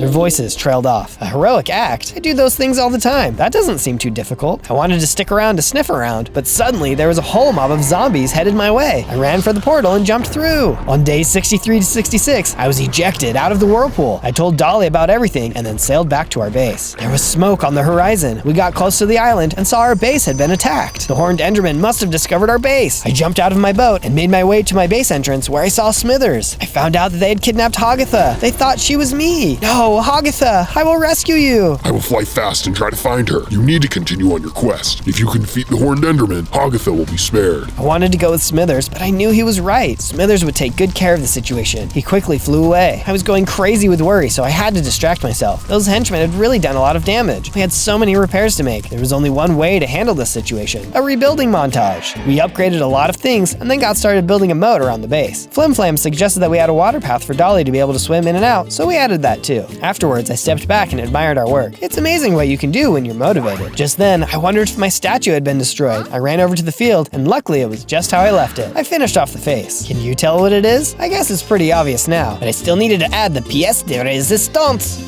later. On days 67 to 70, I tried out the Wand of Weather, but couldn't get it to do anything. Maybe it only worked around the trident. We had better locate the trident to try and destroy it. I hoped it would work for me. Flimflam appeared behind me and said, Zozo, you're the one with the magical nose. Where do you think we should go to find the trident? I closed my eyes and I sniffed the air, focusing on where it could be. All I smell is Hagatha. I'm worried about her. I'm right here, silly. Hagatha and Smithers were back. Smithers had found her wandering back to the island. They had let her go after realizing she was the wrong Zoglin, but Hagatha was certain they were tracking her. We can use that to our advantage. We can have Hagatha stay here as a decoy while you sneak off to get the trident. I didn't like the idea of potentially putting Hagatha in harm's way, but she insisted on the plan. Everyone else would stay at the base to protect Hagatha. Meanwhile, Dolly and I would go on our quest. I got on my boat and followed the faint scent of the Dark Trident. We eventually came into a desert with cactus and pyramids on the shore. Dolly pointed out that there were ancient ruins in the water. Perfect spot to find a trident, and I can tell we are close. Just then, my ship started to shake. What was that? I looked over the edge. Dolly, there's a lot of angry noodles wiggling around the water. I don't think that's a noodle, Zozo. I think it's a giant octopus. Yikes, we would have to think fast. I shot arrows at it, but that just made it more mad. It hit my boat and busted it. Oh no, he even managed to hit me a few times. He really packed a punch. I would have to swim my way out of this. I'll use my siren song to lure it away. You head for a cove to hide. What about you? I'll be fine. I can outswim these guys. Dolly started singing and the octopus was put in a trance-like state and started following Dolly. Meanwhile, I booked it for the shoreline. I saw a cove that had a very strong smell coming from it. I knew I was hot on the Trident Trail. Dolly was nowhere to be seen though. I hoped she was okay. The cove wasn't empty though. A pirate ship was there as well. Where there is pirates, there is treasure. I looked around and sure enough, I found not one, but 2 treasure chests. What does this one have? Whoa, it's a Respiration 3 helmet. Now that's convenient. I opened the other one up and it had a heart potion. I moved topside and took it and got 10 more hearts, and I grew into a large-sized Zoglin. Now we're talking. I was ready for some underwater exploration, but Dolly hadn't showed up yet. Well, I hope she can find me. On days 71 to 74, I started to swim through the shallow waters of the cove that led to a watery underground cave. It was very dark. I noticed some obsidian floating around in the cave and picked it up for later. The dark trident had to be around me somewhere. The scent was so strong. I could also smell trouble. I dove under the water to have a look around, but it was so dark. Suddenly, someone grabbed my hooves. Ah! Oh my goodness. It was just Dolly. She had found me. You scared the ham right out of me. I'm glad you're okay though. She held out her hand. Sorry, Zozo. Look at this. This is a glowstone. It will help light our path. Awesome. It was so nice having Dolly to help me. She set the glowstone on the floor of the cave, and we could see a little opening. We swam through it. It led into a big space with large wall ruins. There were lots of tall vines growing all over the ruin. Hey, look. The dark trident was just sitting on top of a mound of sand. Just then, out popped hordes of drowns. I didn't come this far to be beaten by a bunch of water zombie punks. You're going down. We fought with all our might and wits. We had to win. There were many, but we were mighty. Sure enough, we were able to take care of all of them. Hi, Finn, Dolly. We gathered around the trident. I got out my weather wand and nothing happened. We had just defeated all these drowns. That was super heroic. Shouldn't that heroic act have activated the trident? Were those witches lying? I don't know. Well, grab it and let's go. We can try to destroy it some more back at the base. I was hesitant, but I agreed. Now that you have obsidian, you can build a portal back home. Really? That will be awesome. Although, I'm still a Zoglin. We need a cure so I can fit back in at home. I like you as a Zoglin. I think you look cool. Thanks, Dolly. I just don't know what my family will think. Suddenly, everything started to shake. I reached and grabbed the trident. We had to get out of here. We swam back through the hole in the cavern wall and back up to the surface, and then back to the mouth of the cove. Everything was crumbling. We barely made it out in time. On days 75 to 78, I sailed back to our base. I thanked Dolly for all of her help, and she told me she needed to return to her kingdom before her family started to worry. I'll never forget you, Dolphine. At the mushroom base, I peeked through the window and saw my friends had finished my statue for me while I was gone. It looked great. It was a mushroom with a pumpkin on top to remember Burr by. You guys are the best. After that, we all gathered around the trident. I needed to destroy this thing quickly. I tried the wand again. Nothing. I've done so many heroic things. Why wasn't it working? I pointed it at the sky and thought about my awesome friends and how brave they always were. This time it jiggled a little, a few clouds came out, and made it rain a tiny bit. Well, that was something. You'll get the hang of this in time, Zozo. I believe in you. I was so distracted by the wand that it took me a while to notice the strong odor of evil floating into the base. The horned enderman had to be near. I picked up the trident, started sniffing around, and went into my base. On day 79 to 84, I looked outside our window. A bunch of endermen surrounded our base gate, and there was the horned enderman standing there. You have got to be kidding me. Little Zog, let me in, or I'll huff and I'll puff and I'll blow your base in. That dude is terrifying, even when he speaks in rhymes. I'm going to start building that portal, and maybe we can take the trident to the nether. You escape with the trident. I'll fight them off. Smithers ran out of the room. I built and lit the nether portal. You can't do this alone. Agatha joined him to fend off the base. I thought to myself and decided not to run. I had to be a hero if I wanted this wand to work. I told Flimflam to guard the trident. I pulled my sword out and ran out as well. After fighting for a bit, I swapped my sword out for the bow and started shooting. With each arrow I fired, the endermen teleported away. But suddenly, they charged me, and I took a big hit. Ouch! I started swinging my sword, and I did my best to take them all out. At long last, all of the endermen were defeated. Where was the horned enderman, though? I noticed he wasn't around. I looked up into the mushroom base windows, and there he was. He was in the room with Flimflam and the trident. Oh no! Smithers, the trident! Smithers flew up where they were. By the time I got there, Flimflam had been injured, and Smithers was facing off with the horned enderman. With ease, the horned enderman grabbed the trident and teleported out of the base. Smithers followed him outside, and I did too. The dark trident can only work with a heart of pure evil.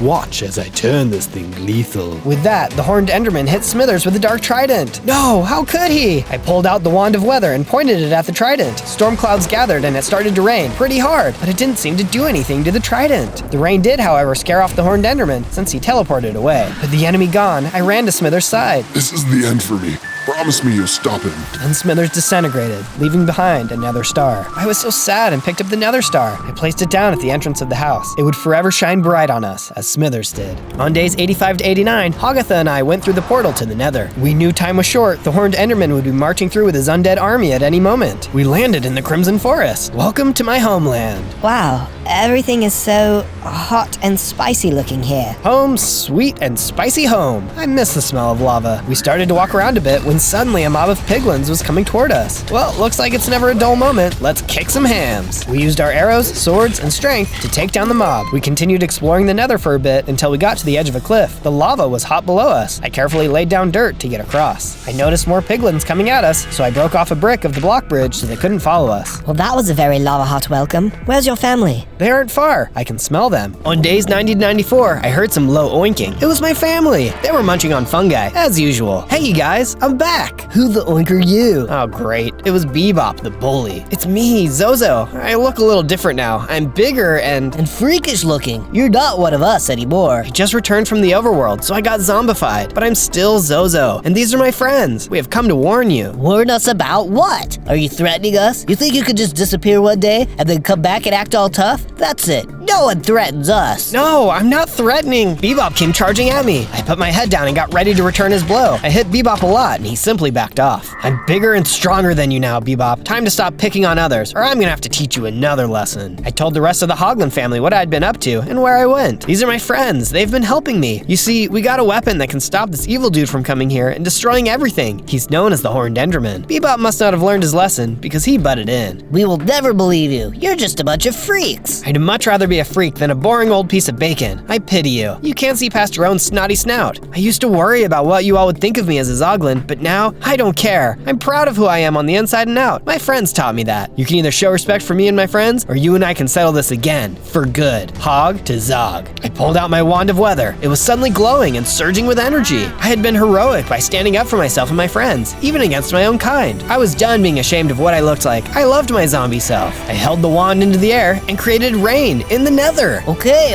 I'm sorry. I won't pick on you or anyone else. Please make it stop. I put the wand away and the crazy weather stopped. It was all the proof the Hoglins needed. On days 95 to 98, we decided we would make a big hill with a fortress on top so we could have the high ground. Flim Flam also came over from the overworld and insisted on making me wear his wizard's hat. It would keep my health up even after being attacked. Our hill fortress was looking pretty cool, and we were able to recruit some other nether mobs. We got mobs of piglins and wither skeletons. We set up inside the fort. It was then that the sky opened a portal and outpoured all sorts of undeads. Drowned necromancers, skeletons, zombies, zombified piglins, and husks. Fight hard and stay safe. We just need to stay alive long enough until I can attack the trident. The Zoglins attacked with their tusks to punt them away into the lava. The mutant piglins used their quality swords to cut them down. The mutant husks smashed with their fists. We were all fighting hard, but still, some of our allies didn't survive. I needed to find the Horned Enderman. The longer this went on, the more deaths there would be. The hordes of undead just kept coming too. But we fought with all of our might. After defeating some of the undead creatures, the piglin commander gave me a health potion. I drank it and my hearts leveled up. I got 20 hearts, and then I became even bigger. I couldn't lie, I looked pretty intimidating. After that, we returned to the fort. On day 99, I heard something happen at the portal again and ran out. The Horned Enderman finally emerged from the portal. Horned Enderman, you are going down. What are you going to do? Sprinkle me with water? Oh no, how will I ever survive such hullabaloo? Ha! See my mighty undead army. This world is doomed. There is no way to disarm me. Go ahead and laugh, but this is for Smithers. He threw the trident at me, breaking my armor. He was terribly powerful. Thank you for bringing me this trident. I think this is a death well spent. I heard my friends shout, and they came to my side. For Smithers! Their chant brought me strength. I shot the wand into the air. For Smithers! It started to rain. Thunder boomed loudly, and there was a mighty zap. A powerful bolt of lightning struck the trident. The Horned Enderman exploded, and the trident shattered. We did it! Just like that! The wand had worked! We all cheered and celebrated. On day 100, after we had finished celebrating and honoring those who had fallen, I had to figure out what I was going to do with the rest of my Zoglin years. I said goodbye to my family and promised to come home every Sunday for Crimson dinner. I would be the Zoglin Wizard of the newly named Smither Island. But in the meantime, I would study more magic and defend the weak, always keeping a balance to good and evil. And most of all, I'd spread heroic courage, a love for others and oneself, freakish looks and all. I knew Smithers would be proud. On day 1, I spawned in as a baby dragon. Whoa, I'm no ordinary dragon. I'm a Warden dragon. I opened my mouth and shot out some dragon breath, then shot off a sonic boom. They were both pretty weak, but still cool. That's when I noticed a nearby Ender Dragon and Warden. Hey, I have the same powers as you guys. You must be my parents. My mom and dad were excited to see me, and everything was happy. But suddenly, a big buff evil Steve came out of nowhere. What's this? A warden and a dragon combined? I already hate dragons, but a dragon combined with a warden is even worse. Run, Zozo. We'll hold him off. I wanted to help, but she was right. I was too weak. As I watched the battle, I saw that Buff Steve was able to destroy my dad. No, how can he be so powerful? Buff Steve then captured my mom. I had to hurry away. You get back over here, or your mom will never be free. Don't worry about me. Run to a portal and destroy it behind you. I listened to my mother like any good boy should and ran away before Buff Steve could capture me. I ran into a nether portal to escape. On day 2, I came teleporting through a nether portal, landing in the overworld. I turned and shot off my sonic boom, destroying the portal behind me.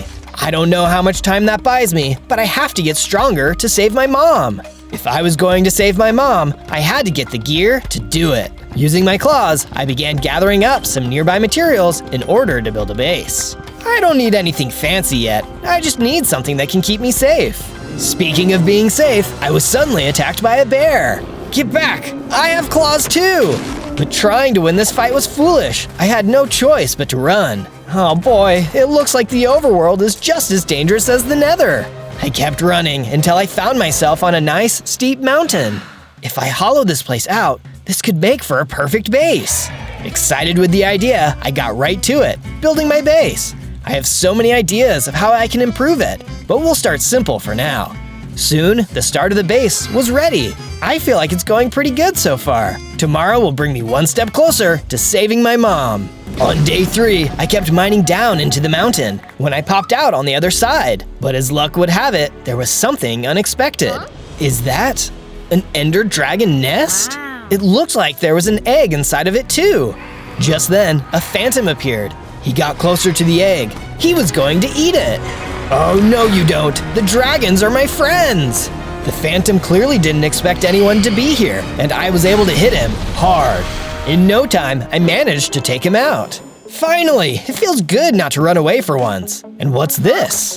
The phantom had dropped some phantom skin, which I picked up. With it gone, I was able to get really close to the egg. That's when I saw there was a note nearby. My dear child, if you are reading this, then something has happened to me. I was setting out in search of food for us. It is very likely that a powerful being called Steve may come after us. He collects powerful creatures like us dragons. Take care and stay safe.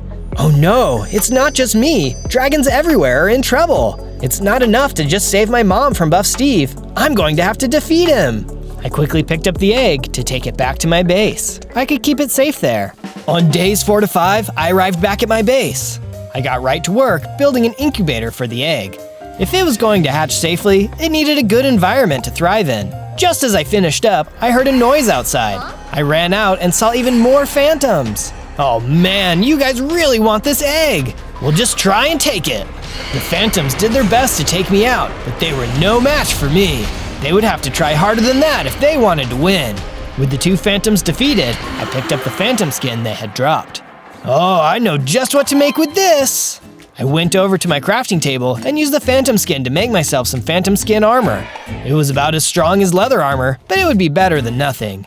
On days 6 to 8, I was starting to get hungry and decided to go look for food. I was a little nervous about leaving the egg behind, but if I couldn't get food, then no one would be able to protect it. I soon came across a village. Hi there, please, do you have any food to spare? The villagers took one look at me and ran away. I guess they weren't used to meeting friendly dragons, or friendly wardens for that matter. Well, no one is around, so bon appetit. I got right to work attacking the animals around. Sure, it felt bad to hurt other animals, but hey, a dragon's gotta eat. And there's no way I was going to eat a salad. At last, I found you! I looked and saw Buff Steve standing there. This time he had on dragon armor. He was even stronger than before. You, what do you want? Isn't it obvious? You! He clearly wasn't in the mood to chat, and I had no choice but to fight. I started swinging, but it was clear he was too strong. Looks like you're all mine. I saw a window to escape, and I took it. I had to get out of there, and fast. You might have slipped away this time, but mark my words, I'll find you. He was probably right, but today was not that day. On days 9 to 10, I had made it back to my base. That's when I heard a noise coming from the incubator. Oh no, the egg is in trouble! I ran into the room to find the egg was still there, but it was hatching. Suddenly, a small baby ender dragon climbed out. Are you are you my mom? Who, me? No, I'm Zozo. Oh, so where's my mom? I'm not sure, but she left this note in your nest. It was there when I found you, and then I brought you here to keep you safe. The little dragon read the note. I guess being able to read was a gift us dragons get at birth. I see. I wish I could have just stayed in my egg. It's sad out here. Hey, it's okay. There's a lot of cool things to do in the world too. Really? Like what? I thought about it for a moment, then told her to follow me. I instructed her to mine out a big room in the mountain because we were going to build a cool statue. I wanted to be sure we built it out of sight though, so Buff Steve wouldn't be able to find our base. The little dragon seemed to really enjoy the creative process and was much happier as we finished the first part. This is a good start, but do you have any guesses as to what it's going to be? I then got to work building her a room to stay in. I knew how hard it was to get your mom taken away from you, so I wanted to be sure she was happy and comfortable. Soon, her room was completed too. On days 11 to 12, the little dragon came out of her room to chat. Hey Zozo, what's my name? Oh, I guess you were born yesterday and could probably use one of those. How about Sivith? Sivith? Yeah, that sounds cool. Oh, and Zozo? Yeah, Sivith? I'm hungry. Oh, right. Hang tight. I'll get both of us something to eat. I went out into the land to try and find some crows to eat. After a bit of searching, I spotted a few. As I got closer though, I spotted a human nearby. Oh no, it's Steve! I went to run away when they called out to me. Wait, little dragon! That's when I realized it wasn't Buff Steve. I waited until they got a little closer. Hey, don't worry. I'm not here to hurt you like Steve. My name is Alex. What do you want? I want to help you. Steve and I used to be friends, but not anymore. What happened? Steve and I used to adventure together, along with our friend Brianna. One day we were exploring the Nether and came across the Nether Dragon. The dragon didn't mind us being there until Brianna decided to mess with the dragon's eggs. There's something magical about them, and Brianna got too close. The Nether Dragon destroyed her as the three of us tried to escape. I was sad, but Steve was angry. He vowed to take revenge on all dragons. He finds them and locks them away in his base as revenge. Through this, he has become stronger, but more evil, turning into what he is today. I feel like it's my responsibility to stop him. Thank you for sharing that with me. He captured my mom and my friend's mom. If we team up, we can stop him. Yes, I was thinking that as well. Although, I think it's important for me to keep searching for more dragons, so I can warn them about Steve. But here, take this horn. If you ever need to talk to me, you can use this. I took the horn and thanked her for her help. Maybe we could defeat him after all. On days 13 to 15, I continued looking for food as I thought about everything Alex had told me. Oh no, it's that bear again! I have to fight him off, otherwise I might not be able to find more food for days. I was stronger now, so I charged in to fight. The bear was still really strong and really packed a punch. But everyone was counting on me. I couldn't lose. I kept swinging and finally took him out. What's this? I feel so much more powerful. Suddenly, I leveled up, growing in size and gaining more hearts. Whoa, I feel amazing! If I keep growing like this, maybe I can actually stop Buff Steve. I quickly gathered up the chickens and started leading them back to the base. On days 16 through 19, I arrived back at the base with the chickens. I got right to work building a coop for them to live in. Once the coop was complete, I went over to Sivith to tell her about the chickens, and also Alex. This Alex sounds really nice, but I do have one question about everything you told me. What's that? Why are we eating eggs? Dragons come out of eggs too, so that seems kind of weird. Yeah, I don't know. It's different. Try not to think about it too much. I left Sivith to think about life and got to work building a mine. I might be able to grow in strength, but I can also build strength by making better armor and weapons. Speaking of which, I found some iron. Oh, perfect! I can finally get rid of my leather armor. This is great! Back in the base, I smelted down all of the iron, then used the iron to make myself a fresh set of armor and weapons. I'm feeling better already. On days 20 to 22, I woke up with a bad feeling in my stomach. I went to Sivith's room and saw she was missing. Sivith? Sivith, where are you? Just then, I heard another sound. It was the horn Alex had given me. She was calling me. I ran out of the base toward the sound. Maybe Alex knew what had happened to her. Soon, I saw Alex. What's going on? Zozo, I called for you as soon as I could. I caught sight of Steve. He was chasing a baby dragon. That's not your friend, right? I don't know, it might be. She wasn't in her room this morning. Oh no, I'm not strong enough to face Steve yet, but I'll tell you where you need to go. Alex explained where she saw them, and I hurried off. I soon got to the place Alex described and saw Steve was about to capture Sivith. I had to do something. Hold it right there, Steve. I jumped between the two of them. Out of my way. I hate dragons, and this one is no different. Wait, you're that warden dragon I saw earlier. You're the worst kind of dragon of all. Quick, Sivith, run! Steve wasn't paying attention, and Sivith was able to get away. Steve was then so distracted by her escaping that I was able to escape too. Hang on, you're not getting away this time. Steve chased after us, and I tried to knock him back while Sivith got away. He was still too strong, but I was able to get enough hits in to stop him from capturing us. Sivith managed to get away. Soon after, I was able to lose Steve in the trees.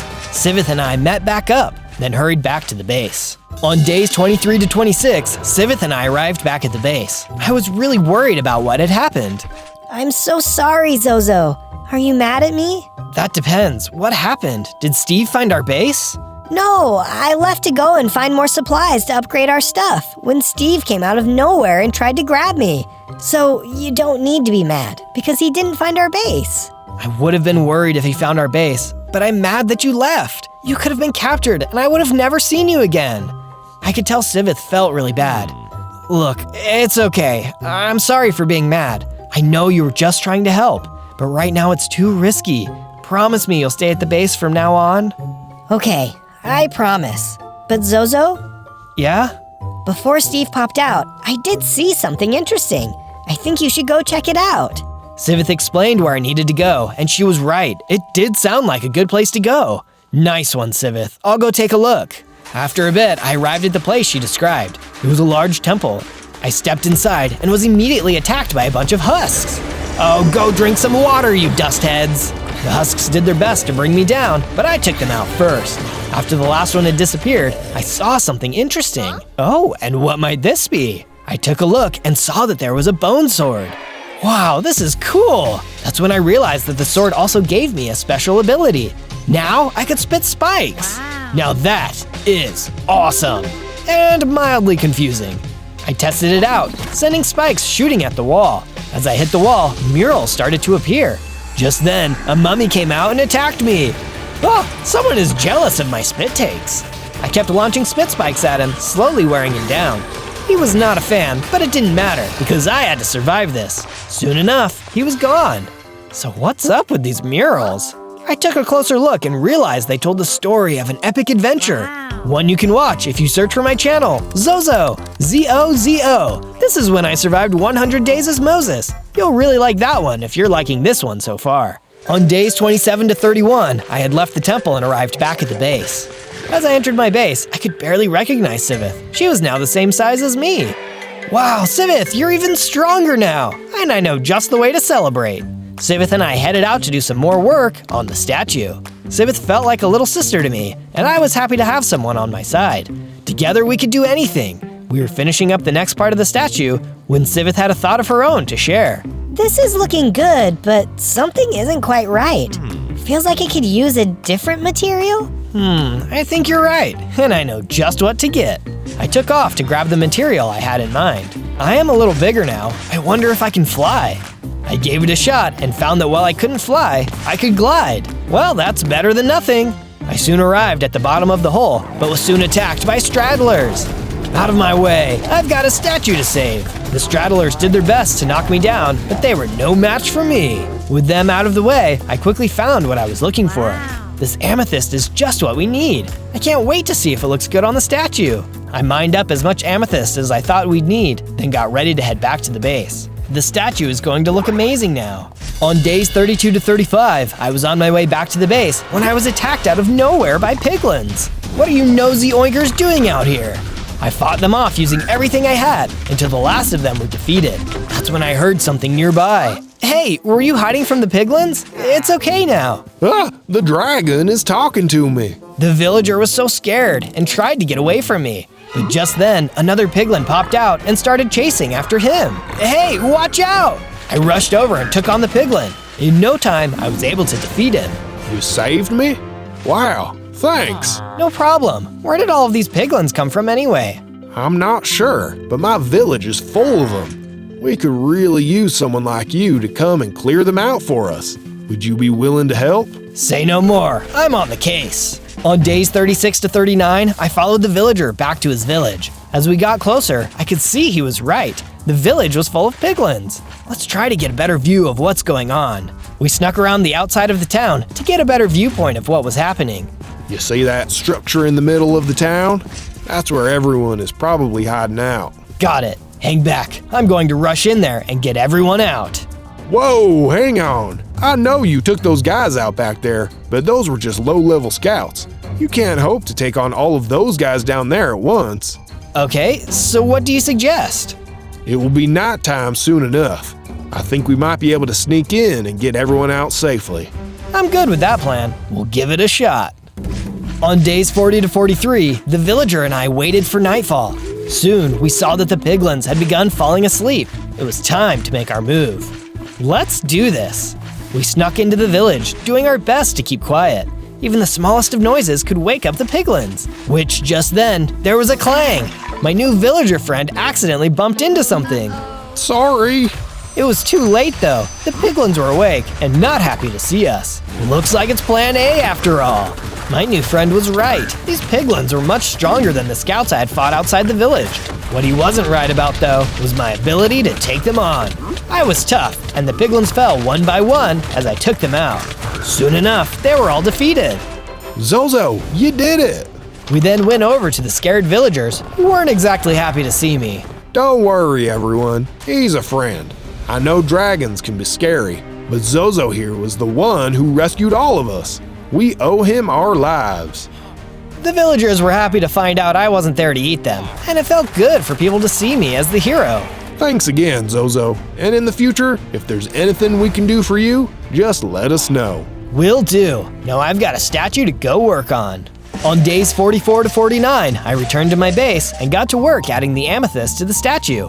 Sivith was right. This was just what it needed. All right, now we're making some good progress, but still have a ways to go. What do you think so far? All of the building and rescuing from the previous days had made me realize how badly I needed to be protecting myself from attack, so I made sure to do some work on the base. We were going to need strong defenses and traps if Steve ever found us. It had been a while since I had run into him, but I was sure something was going to happen with him soon. On days 50 to 53, I received a message from Alex. Steve and his goons were on the way to my base. How did they find us? All I know is that he was told something by a villager. A villager? After everything I did for that guy, he still didn't trust me. Oh, no, not the guy that was working with you. Just someone from his village. Still, it's a shame they would sell us out like that. Well, thanks for the warning. I'll go tell Sivith. I ran over to Sivith. Get ready, Sivith. They're coming for us, and we're going to be in for the fight of our lives. Meanwhile, outside the castle, Steve soon arrived with a gang of other players. Oh, Zozo, the jig is up. We're here for you and that little friend of yours. I don't care what you want. We didn't do anything to you. Let us live our lives in peace. Peace is not an option. Attack! Steve motioned for two of his soldiers to charge. As they got closer to the door, our traps started firing arrows, which quickly took them out. You're smarter than you look, but there's plenty more where that came from. Next up came an archer, who did their best to try and disable our traps, shooting flaming arrows into them. Unfortunately, that seemed to do the trick, and the trap stopped working. Two griefers came up to the door, laid some TNT, and lit it.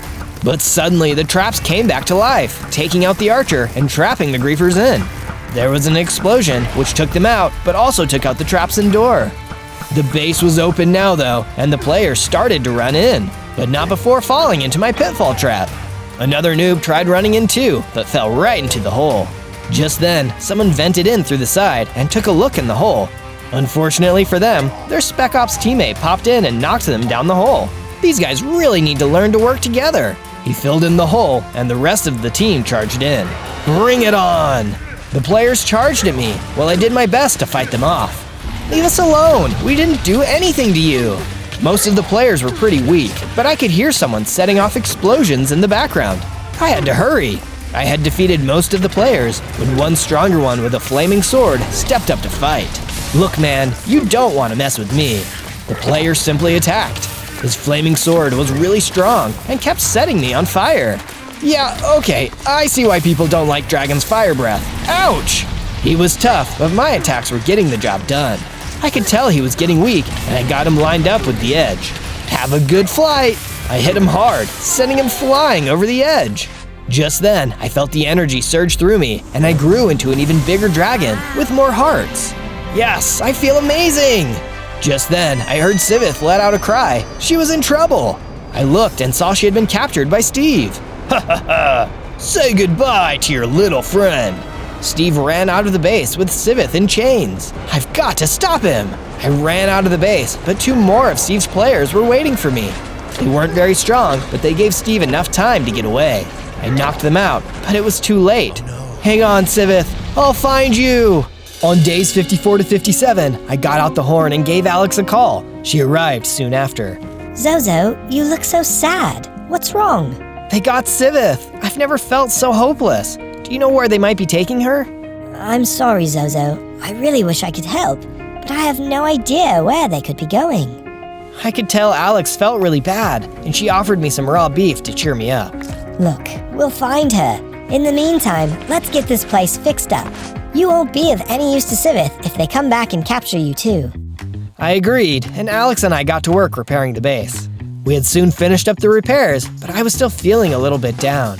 One thing that I thought might help, though, was working on the statue. Alex offered to help on that as well, which made me grateful to have a friend in her. I was so worried about myself and my problems, I hadn't really thought much about what Alex was going through. Thanks for all of your help, Alex. I know you're going through a lot too, so it means a lot you are willing to help me. Anytime, Zozo. Now take care.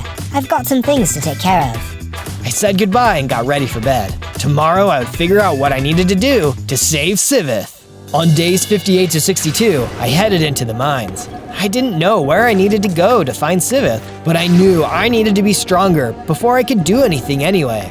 As I explored the mines, I was suddenly attacked by silverfish. These guys have always grossed me out. They were quick little buggers and hard to hit. Lucky for me though, I was able to take them out without taking too much damage. I continued into the mines and soon found some diamonds. Excellent, this is just what I need. I swung my pickaxe and gathered up lots of diamonds. I was going to have much better gear now. With all of my diamonds collected, I made my way back out of the mines. Back in my base, I got right to work crafting all of the diamond gear that I could. Steve wasn't going to know what hit him. On day 63 to 66, I woke up with a brilliant idea. I might not know where Steve is, but I know someone who might. And something tells me they are not going to be happy to see me. I took off towards the village I had saved days earlier. It was time to have a chat with the villager who ratted me out. As I arrived in the village, I saw my friend from earlier. I explained the situation to him, as well as who I was looking for. I'm sorry to hear it, but I can't say I'm surprised. Billiam has always been the village rat. I know just where you can find him. We headed off and found Billiam.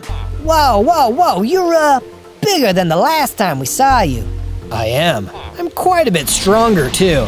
I can break little villagers like you with no problem. Oh, wow, yeah. Well, you're not gonna do that, are you? That's up to you. My home was attacked by Steve and his goons. My friend was taken prisoner. I can't forgive this, but I might be able to look past it if you tell me where I can find her. I'm sorry, but I don't know where they might have taken her. Uh-oh, that's the wrong answer. I took a deep breath and got ready to blast him. Wait, I'm telling the truth. I don't know where they would have taken her, but I can tell you where to find Steve's messenger that I talked to. I thought about it and decided that was probably the best thing I was going to get from this guy. Alright then, looks like today's your lucky day. William spilled everything he knew about where I could find this messenger. After he had told me everything, I headed out. Something tells me Billiam is not going to be very welcome in his village anymore. Sounds like that's in the best interest of everybody.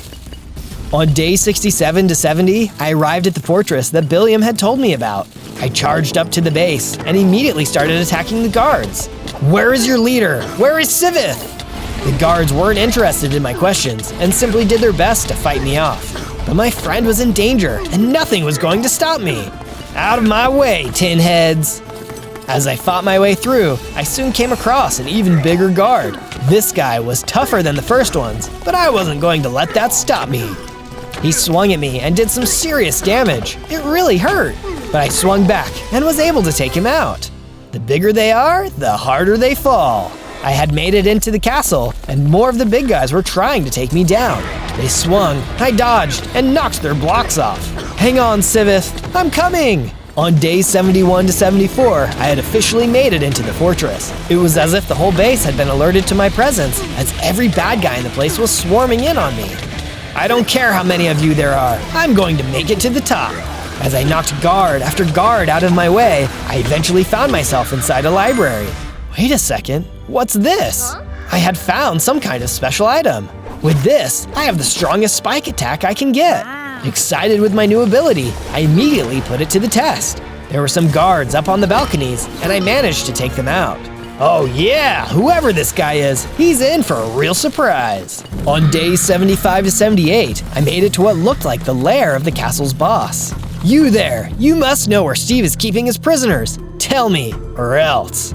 Heh, you really think I'm gonna help a dragon? Look at me. Steve has been stealing the power of the dragons to make us stronger, and there's no way you'll be able to defeat me. What? What does he hope to gain from all of this? Not only will he finally destroy all dragons, but he will become a powerful dragon himself. Then no one can stop us. Yeah? Well, this dragon isn't going to let that happen. Bring it on! The henchman and I started to fight. I did my best to fight him off, but since he had been given dragon powers, he was incredibly strong. This wasn't going to be a simple fight. Do you really think Steve will let you live your life once he's king? He's going to turn on anyone who has even a little bit of power. Silence! You don't know what you're talking about.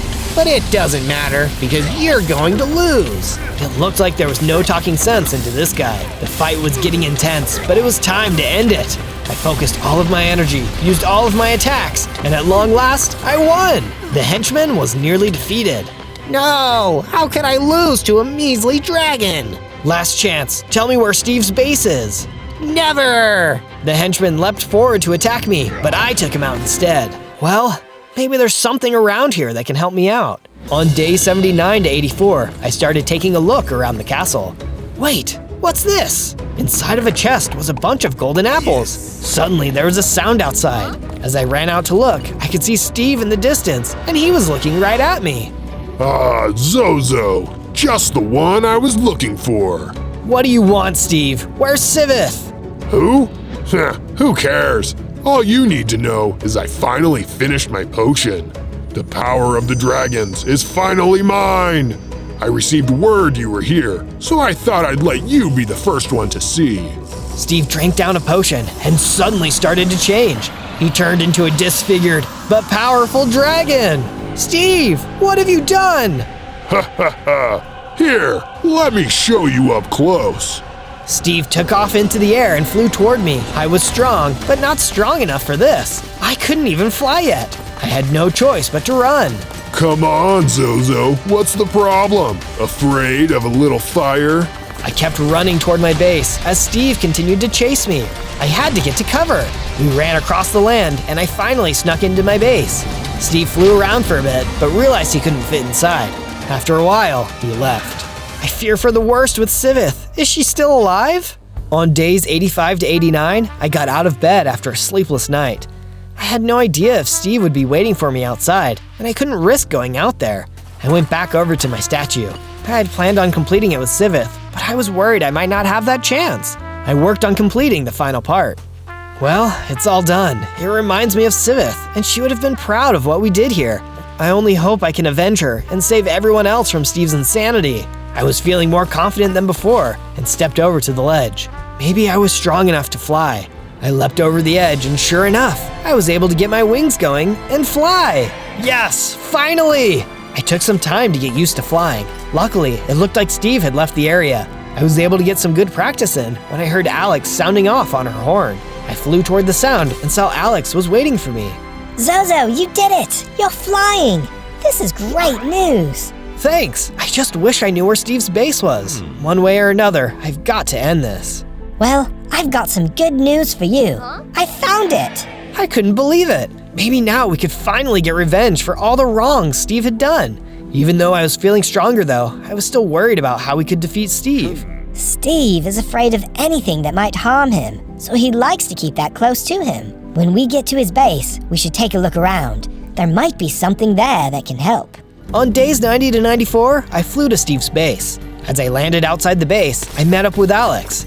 Wait a second, how did you beat me here? I was flying. Oh, I have another highway set up, so I can get around pretty quick. Oh yeah, that's a good idea. So have you seen Steve? Not yet. I think you should be good to head inside. I'll wait out here and let you know if Steve shows up. Sounds like a plan. Stay safe. I took off and flew over the wall, landing in the courtyard. The place was full of half-dragon guards. Oh man, what happened to you guys? As I fought off the guards, I realized that these must have been Steve's failed dragon transformation experiments. That guy was twisted. Even though they were failed experiments, they were still really strong. I was able to hold them off, but I lost some pieces of my armor in the process. Whew, okay, that was tough. Let's move in deeper and see what we can find. On days 95 to 97, I moved even deeper into the base. Jeez, this place is huge! I soon found myself in what looked to be a forge room. I decided to take a look around and see if I could find anything that could help me in my fight. There was a cool dragon statue nearby. Then I noticed a chest was near it. I wonder what could be in here. I opened the chest and saw it was full of netherite gear. This just might give me the boost I need to win the fight. I kept on exploring when suddenly I was attacked by more of Steve's minions. How many of you guys are there? I smacked as many of them out of the way as I could. If there were guys down here, I must be getting close. I was finally going to be able to get my revenge. After I defeated the last of the minions, I came face to face with another one of Steve's stronger dragon guards. The last fight against one of you was hard. Let's hope this time can be better. We both sprang into action, hitting each other and firing off different attacks. He was still really strong, but my new equipment was doing its job. I managed to get him lined up with a cliff. Hang on to your horns! I gave him a good whack and sent him flying over the edge to his doom. Bet you wish you had the power to fly. On day 98, I moved even deeper into the base. It was starting to get really cold and wet. How deep underground had I gone? More guards? No problem. At this point, I was getting pretty good at fighting these guards. That's when I realized there was a dragon in a cage nearby. It was Sivith. I defeated the last of the guards, then hurried over to the cages. Hang on, I'll get you out. I used my sonic attack and opened up the cage, freeing my small friend. I was excited to see she was still alive, but had a question to ask her.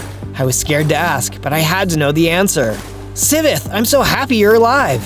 Have you by any chance seen my mother down here? A sad expression came over Sivith's face. I have, but unfortunately she's gone.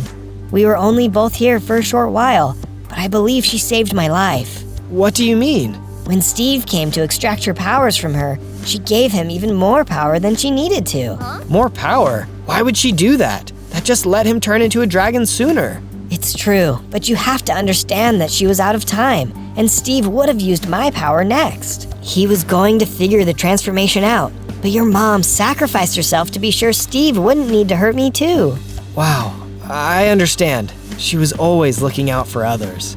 She also told me that she believed in you, and she knew even if Steve was able to harness dragon powers, you would be able to defeat him. She told me to give this to you when you arrived. Sivith tossed something out on the ground. Warden's heart. This was a gift to my mom from my dad. I had always heard that there was a special power inside of it that combined the power of the dragon and the warden. But before I could investigate any further, I heard a noise from Alex's horn. Steve must be here. Come on, Sivith, let's get out of here. On day 99, Sivith and I arrived back outside of the base. Alex was waiting, and we hurried over to her. Watch out! Steve is... Just then, Steve came smashing down into the courtyard in his dragon form.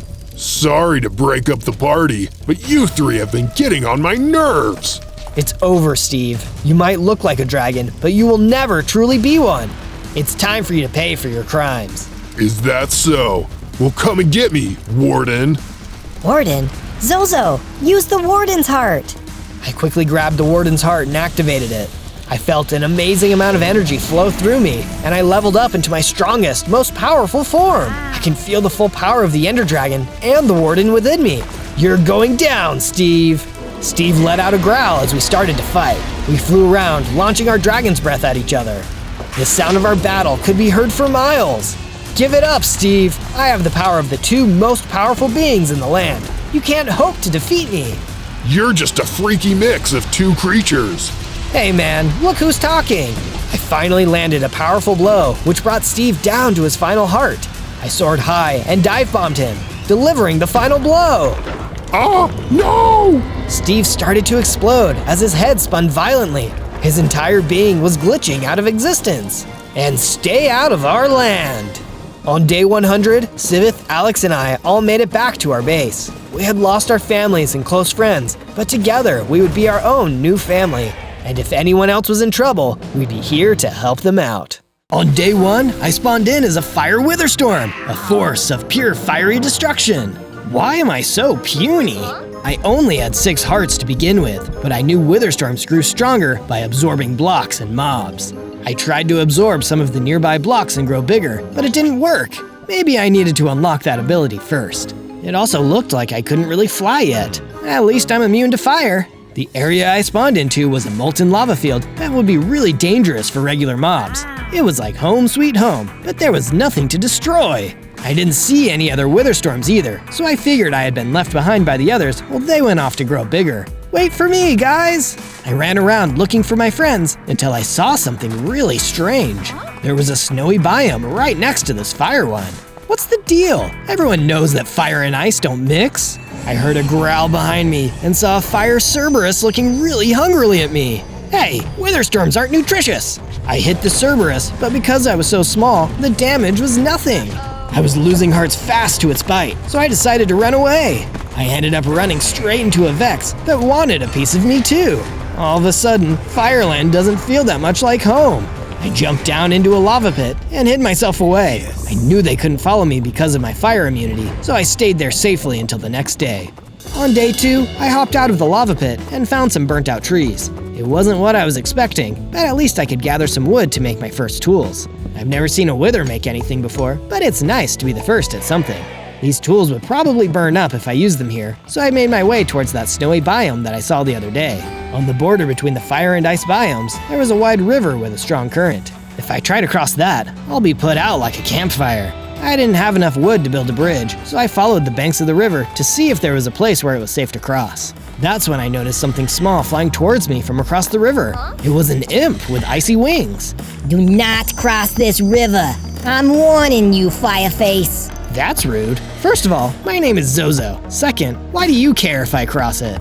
It's not me who cares. The Ice Meister is the one who doesn't want anyone from the Firelands coming over here. I'm a witherstorm first, and a fire creature second.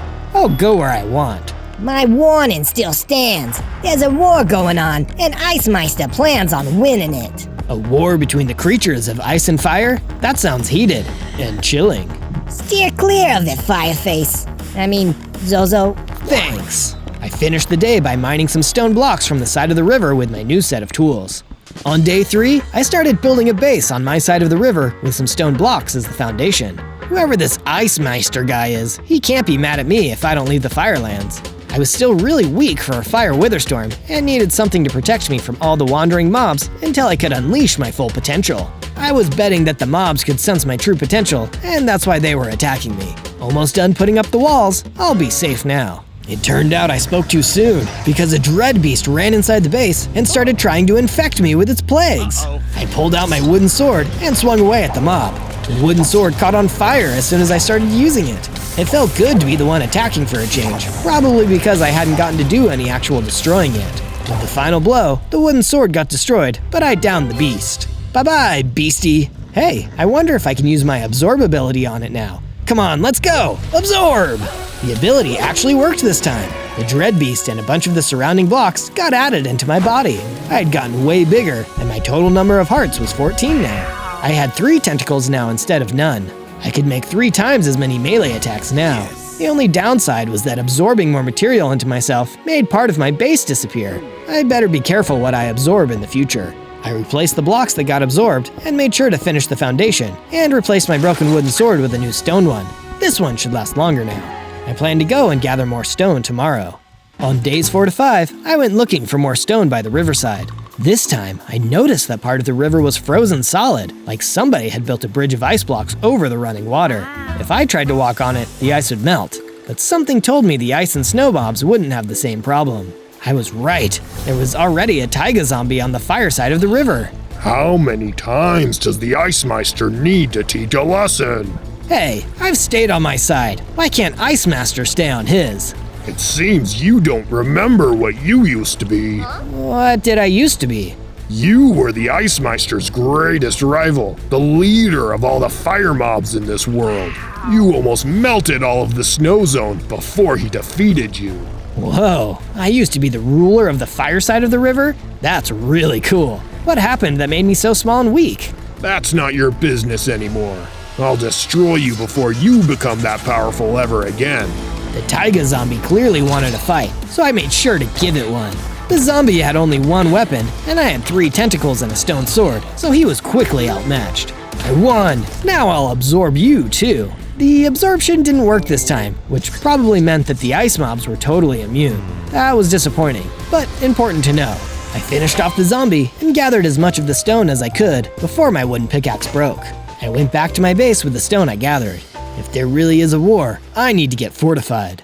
On days 6 to 8, I found some lost tentacles lying around in the Firelands. I wonder if these used to be mine when I was big and strong. The mysteries grow deeper. I couldn't attach them back onto myself, but I did know of another way to put them to good use. First, I had to gather sticks from around the burnt trees. Next, I upgraded my wooden tools to stone. This let me mine for a couple ingots of iron and gold beneath the Firelands. With access to both sticks, gold, and iron, I was able to craft a hook. Then, I combined the lost tentacles with my hook in order to make a tentacle grab. This special item would let me grapple enemies and keep them from getting away. It would be perfect for keeping mobs within melee range. Not long after I crafted the tentacle grab, I noticed a few ice mobs on this side of the river. They were ice piglins, and they were not happy to see me. Get out of here! Go tell Ice Meister that I survived, and I'm going to become big and strong again. They started moving towards me. Time to test out my new weapon. I quickly struck down the first mob, and then the second. I then snared the ice piglin with a tentacle grab and pulled him in for a tentacle beatdown. Bet you weren't expecting that. Those old lost tentacles were good for something after all. The piglin was defeated. Ice Meister would have to do better than that if he wanted to eliminate me for good. And next, I was going to strike back. It was time to see what this snowy biome was all about. On days 9 to 10, I gathered as much stone as I could find and built a sturdy bridge over the river. Now I can cross over to Ice Master's side of the river and see what I'm up against. The snowy biome had tons of materials that I had never seen on the fiery side of the river. There were blocks of lapis, and the polar bears dropped some pelts, which I used for decoration on my base. I continued through the tundra, seeing all sorts of wonderful things along the way. This was a nice area. It would be a shame if I had to burn it all down. That's when I saw him, Ice Meister. Memories of the last time we fought came flooding back to me. I was a lot bigger than I am right now when I lost to him, but it seemed like he used some kind of enchantment on me. I had to find out more. I approached Ice Meister confidently. Remember me? It can't be. You're the Fire WITHERSTORM from across the river. That's right. And you're going to stop sending ice mobs into the Firelands, or we're gonna have a problem. Pathetic little puff of smoke. I'll let you live just this once, but only because I've already sealed your power away. I didn't know what he meant, but I had the feeling he wouldn't be so understanding if I stuck around. I turned back towards the river so that I could make my way home. When I got to the stone bridge, I noticed a brown bear halfway over the bridge. Oh, hey, don't mind me. Please, don't tell me you're another ice mob invading my territory. Me? Not at all. I'm trying to get somewhere warmer. Are you from the Firelands? Actually, I used to be top dog over there. I am Zozo, the Fire WITHERSTORM. I'm Reginald. All the other bears like the cold, but I'd rather be in a nicer climate. Everywhere Ice Meister goes, he freezes the terrain and starts building cities made out of ice. Well, then you'll be right at home in the Firelands. It'll always be warm there. On days 11 to 12, Reginald and I returned to my base on the fire side of the river. I soon made an extra room for him with a sunroof so he could get the most out of the pleasant weather. After that, I went to mine for more iron with my stone pickaxe. Because of all the lava, the Firelands were rich in obsidian, which I could gather later. It's a sturdy material that would make my base stronger. But before I could get enough ingots, I was ambushed by a wildkin. It did a ton of damage with a single attack. Ow, my heart! I couldn't get any further into the iron mine with that mob down there, so I ran back above ground. I have to unlock more of my former abilities. What else do Witherstorms do? I concentrated as hard as I could on one of the nearby magma cubes. With some effort, I was able to fire a Wither Skull projectile. The mob was destroyed in one hit. Wither Skulls, that's it! The Wildkin would take more than a few Wither Skull attacks to be defeated, but I could at least weaken it before it got close. I went back down into the iron mine and put my plan into action. The Wildkin was waiting for me, so I wasted no time blasting him with 3 Wither Skulls. Now I could fight at close range without worrying about getting worn out. The Wildkin's claws were still doing damage to me, but I had 3 tentacles, so my attacks were much faster. Once I beat him, I crafted an iron pickaxe and mined the obsidian from the surface of the Firelands. This obsidian will look great on my base. I was right. The obsidian made a perfect addition to the outer walls. My base was becoming a real fortress. On days 13 to 15, I started to remember more of what happened back when I was a fully grown Fire Witherstorm. I was huge and absorbing everything in sight. I remember the terrain being covered in ice, but unlike the snowy biome next door, it was the middle of the ocean. I must have been able to fly here from the Firelands. Down below, I saw Ice Meister. He was slightly smaller than the present day, so this must have been his younger self. You're not so tough. Move aside, Pipsqueak. I won't let you destroy my home. He sounded really upset, and from the look of things, it seemed like I was the one who had attacked first. I saw Ice Meister hold a black block, and it began absorbing me. No, impossible! My destructive power! Your true form is sealed now. It will never escape this enchanted block. I fell down to the ground, a tiny and weak version of what I used to be. I'll be back one day. Ice Meister called some other snowmen to put me on a block of ice, which floated away from this land and down the river to the Firelands. Back then, the Firelands were on both sides of the river. The dream ended there. It seemed like Ice Meister just wanted revenge because of what I did, but he showed mercy to me the last time I was there in spite of that. I can't believe I used to be the bad guy. I should just leave the ice mobs alone from now on. That might be the only way to make up for all the destruction I caused when I was big. On days 16 to 19, I decided to tell Reginald about the memories I was having. I felt really bad about what I did, so I needed to talk to a friend. I thought Ice Meister was the bad guy, but it turns out I made him that way because I bullied him and melted his home. That is a lot. Have you thought of saying sorry and trying to do something nice for him? I might have messed up too badly for that. There's no way to undestroy something. Being sad about it won't fix the problem neither. You wouldn't get it. I ran away from the base, leaving Reginald behind. He was better off without me anyway. I was a destructive bad guy, and he was just a regular bear. How could he understand what I was feeling right now? While I was out wandering the Firelands, I saw a village under attack by taiga zombies. Oh no, I have to help! Without even thinking, I raced to the aid of the villagers. The zombies were easier to defeat this time, now that I was bigger and I could clear out several at once. The villagers cheered as I drove the last of the ice mobs off. Their home was saved, and I actually felt good. The Firelands were attacked because of me, but I'm going to save them anyway. I can't change the past, but I will stop this war and save my home. Thank you, Zozo. We were hoping someone would protect our village from the ice mobs, but we never expected you would return to save us. I'm back, and better than ever. The villagers brought a large stack of blocks out of their houses and set them down in front of me. We were storing these blocks for you to absorb, so you could become strong again. You're not afraid of my true form? No way! You were always nice to us fire mobs, and with you around, nobody messed with us. Go on, absorb those blocks. I did what the villager said and became an even larger Fire Witherstorm. My total number of tentacles was 5, and I had 3 heads now. Hi, hello. My armor and hearts were both increased too, with iron level durability and 25 hearts. I was really starting to resemble my old self. In a good way, I hoped. Do you villagers know anything more about how I used to be? We do know one thing. The legendary block that contained your true form was hidden away by Ice Master after he defeated you the first time. If you can find that, you'll be back to full power in no time. Full power? I like the sound of that. Even though taking my old form could make me a bad guy again, I decided to find the sealed block anyway. If I'm going to end this war, I may as well be prepared to do whatever it takes. On days 20 to 22, I went back to the base so I could apologize to Reginald for running away. I found him outside the base, fending off some polar bears. It's over, Reginald. You're coming home with us. No, this is my friend's base, and I'm protecting it until he comes back. You're a fool. We were right to kick you out of the Polar Bear Club. I ran over to help. Reginald, I'm back! I'm so sorry I yelled at you! Oh, it's the firestorm! Retreat! The polar bears ran away in fear in the sight of me. Thank you, Zozo. I'm glad you came back. What are friends for? Now that the base was safe from the ice mobs, I started laying the foundation for a statue. I would need a lot of obsidian, so I got to mining as much as I could. With my pickaxe, I diverted part of the river into the Firelands to create even more obsidian where the lava was flowing freely. This also let me improve the base with a moat that even the ice mobs would have trouble crossing. I made sure to give it a drawbridge, and I filled it with lava. That should be enough obsidian to get started. What do you think I'm building? Also, subscribe to Zozo if you want to see more of my adventures. On days 23 to 26, the base was attacked by more ice mobs. Those polar bears who bullied Reginald must have told Ice Master where I was. There was a whole pack of frost stalkers trying to get in. They were some strong mammoths, but fortunately, they weren't the kind that were clever enough to open doors. Thanks to the blocks I absorbed in the village, I was big and strong enough to give them a real thrashing. The last one to be defeated dropped their pelt, which I used to craft a frost stalker cloak.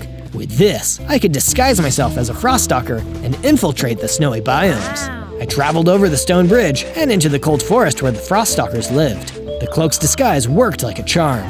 I could tame the frost stalkers and have them keep other mobs out of the forest. The trees here were made of spruce wood, which couldn't be found in the Firelands. I should take some home with me since I'm here. I would have stayed longer, but I was worried about being discovered by the Ice Meister. I went back to the base and built myself a fireplace that would put the spruce wood to good use. When I went back outside, I saw a fire elemental hanging outside the walls of the base. Excuse me, is this where the resistance is? Resistance? You know, the resistance against Ice Meister and his army of ruthless conquerors. Some villagers told me that the Fire Witherstorm was coming back. Is that you? Yep, that's me. Oh wow, I'm your biggest fan. I wanted to join up with you and help save our home. You're a fan of me? Wow, I'm not sure how I feel about that, but I'll let you in. It's safer inside of the base. Sweet. I added a room made completely out of obsidian to the base for the fire elemental to live inside. On days 27 to 31, I had another vision, but this time it wasn't from the past, but from the present. I could feel my sealed destructive power calling out for me from inside the enchanted block. It seemed like it had been locked away inside of some kind of underground vault. I didn't get to see the outside of the chamber, but my best guess was that the entrance was somewhere in the snowy biome. I went to the stone bridge in order to cross, but saw that it had been destroyed while I was away. That must have been the Ice Meister's doing. It looked like the mob who did it was still there. A ferocious yeti that was bigger and badder than any ice creature I had faced yet. It snarled and charged at me. You may have wrecked my bridge, but I'm a lot tougher. I launched a wither skull at him before hitting him with the tentacle grab. The yeti attacks were strong, but so were mine. After fighting the big lug for a bit, I let go of the grapple and pushed him into the river. The fast-moving current washed him far away. I jumped over the gaps of the bridge and made it to the other side. On days 32 to 35, I came across a village of icemen. They'll probably attack me if they find out who I really am. I'd better blend in. I used the Frostwalker cloak in hopes that they'd think I was just a mammoth passing through. It didn't really work. It's the leader of the fire mobs! Darn it, there goes that plan. What do you want with us? Don't be afraid, I'm not a bad guy anymore. I just want my powers to be unsealed. Do you know where the Ice Meister is keeping the block? I can tell you that it's not anywhere in the Snowlands. Ice Meister didn't want you to invade us looking for it. I'm not invading, I swear. Like we'd believe you. It wasn't on this side of the river. That was bad news on its own. It was even worse because the villagers were really scared of me. I figured I might as well leave, and then Ice Meister showed up. What's this, Iceman? Are you seriously being friends with a fire mob? That's not cool. No, Ice Meister. It's the leader, the Fire Witherstorm you sealed away. That's even worse. I should have you all frozen for this betrayal. Hey, don't blame them. I'm the one you want. And you. I told you I'd only spare you once. Then come and get me. Ice Meister started chasing me, so I ran away from the Iceman village back to the river. Thinking quickly, I took a risk and jumped in. The water would deal damage to me, but I had enough hearts to withstand it now. I had gotten away from the Ice Meister, but the current took me for a ride. That was until I hit an ice bridge further down the river and was able to swim back to shore. It was the Icemen. They had come to save me. Thank you for distracting Ice Meister. He's gotten really angry lately, and he's obsessed with war. You protected us, so I guess we misjudged fire mobs. No sweat. Come on, follow me back to the base. On days 36 to 39, I made some big changes to the base, so the Icemen who were staying here wouldn't be too uncomfortable with the heat. I carefully made a big pool filled with water for them to cool off. You can never have enough water fun. Well, I can, but you guys have a good time. You got that right. Now that you're all here, why don't you tell me more about that block that contains my true form? Icemeister said he hid it in a place that is neither fiery or icy. A pasture with a balanced climate and huge fields of crops. It sounds like there wouldn't be any war happening there. Yeah, wherever it is. After talking to the Iceman, I did some more work on my statue. I've moved past the foundation, and it's starting to take shape. Do you know what it could be?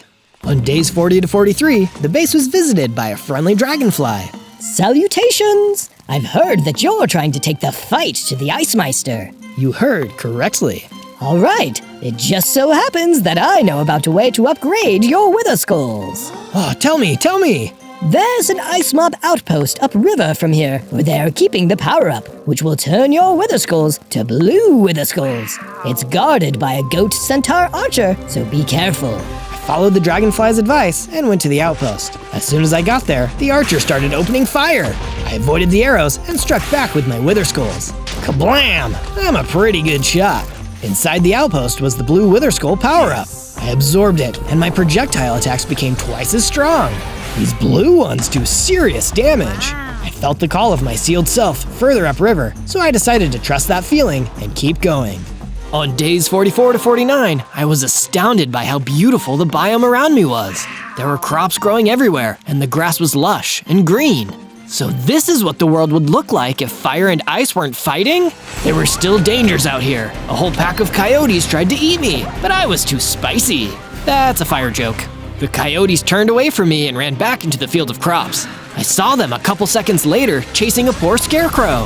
Help! Help! If only I had a way out of this mess! Hang on, I'm coming! I ran in and smacked the coyotes with my sword, scaring them off.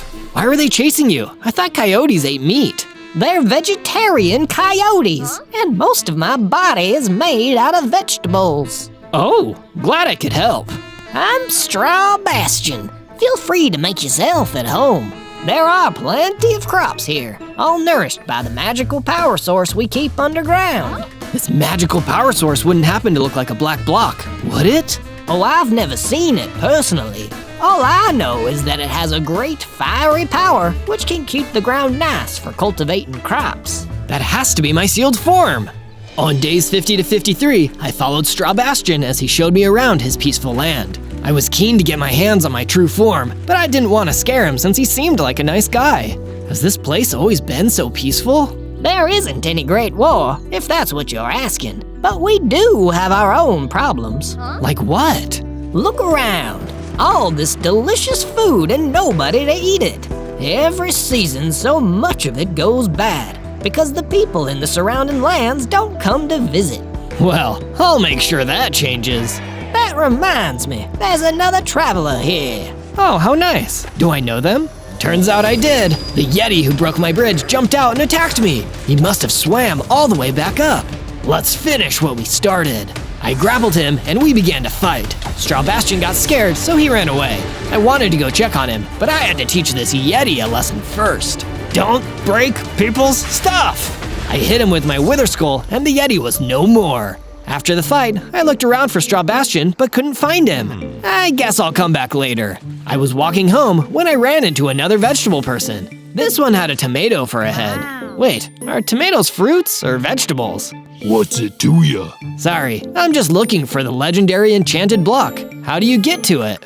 You gotta dig for it, but you'll need better tools than that. There's a garden shed nearby with a strong shovel you can use. I took the Tomato Man's advice and found a diamond shovel inside of a nearby abandoned shed. The shed was too small for me, so I used my tentacle to pull the shovel towards me without damaging the shack. On days 54 to 57, I told everyone at the base about the peaceful fields upstream. All the fire and ice villagers were excited about all the food there and wanted to visit. To make the journey easier, I made rowboats out of the spruce wood. While I was working, Reginald came outside to join me. He said he wanted to ask me something. What is it, buddy? I wanted to mention something about this place with all the vegetables. Doesn't it sound amazing? It does, for everybody else. But bears don't eat greens. We prefer fish, and lots of it. Oh, I get what you're saying. You want me to rustle up a source of fish so that you can have your favorite food too. Yeah, as long as it's not too much to ask. You've got nothing to worry about, my friend. I decided to go fishing, but not with nets or fishing poles. I dug a gigantic hole in the ground. It was big enough to be a pond. Just add water. Reginald would have all the fish he needed right here at the base. Thank you so much. Here's a weapon I think you could use. Like you, it's a destroyer. Reginald handed me a powerful breaking weapon. My excavations would be a lot easier with that bad boy in my arms. On days 58 to 62, the statue was really starting to come together. You could almost guess what it was going to be. A new wave of ice mobs suddenly broke through the base's defenses. There were ice piglins, frost stalkers, and even new enemies I hadn't seen before. Who let them in? Zozo, help! I saw Reginald being attacked by those polar bears again. Thinking quickly, I put on my Froststalker helmet and sent some of the Froststalkers to deal with them. Reginald and I ran away to another part of the base together. When we were there, we saw that the fire villagers and icemen were fighting. Hey, break it up! What's going on here? I knew we couldn't trust the people of the Snowlands.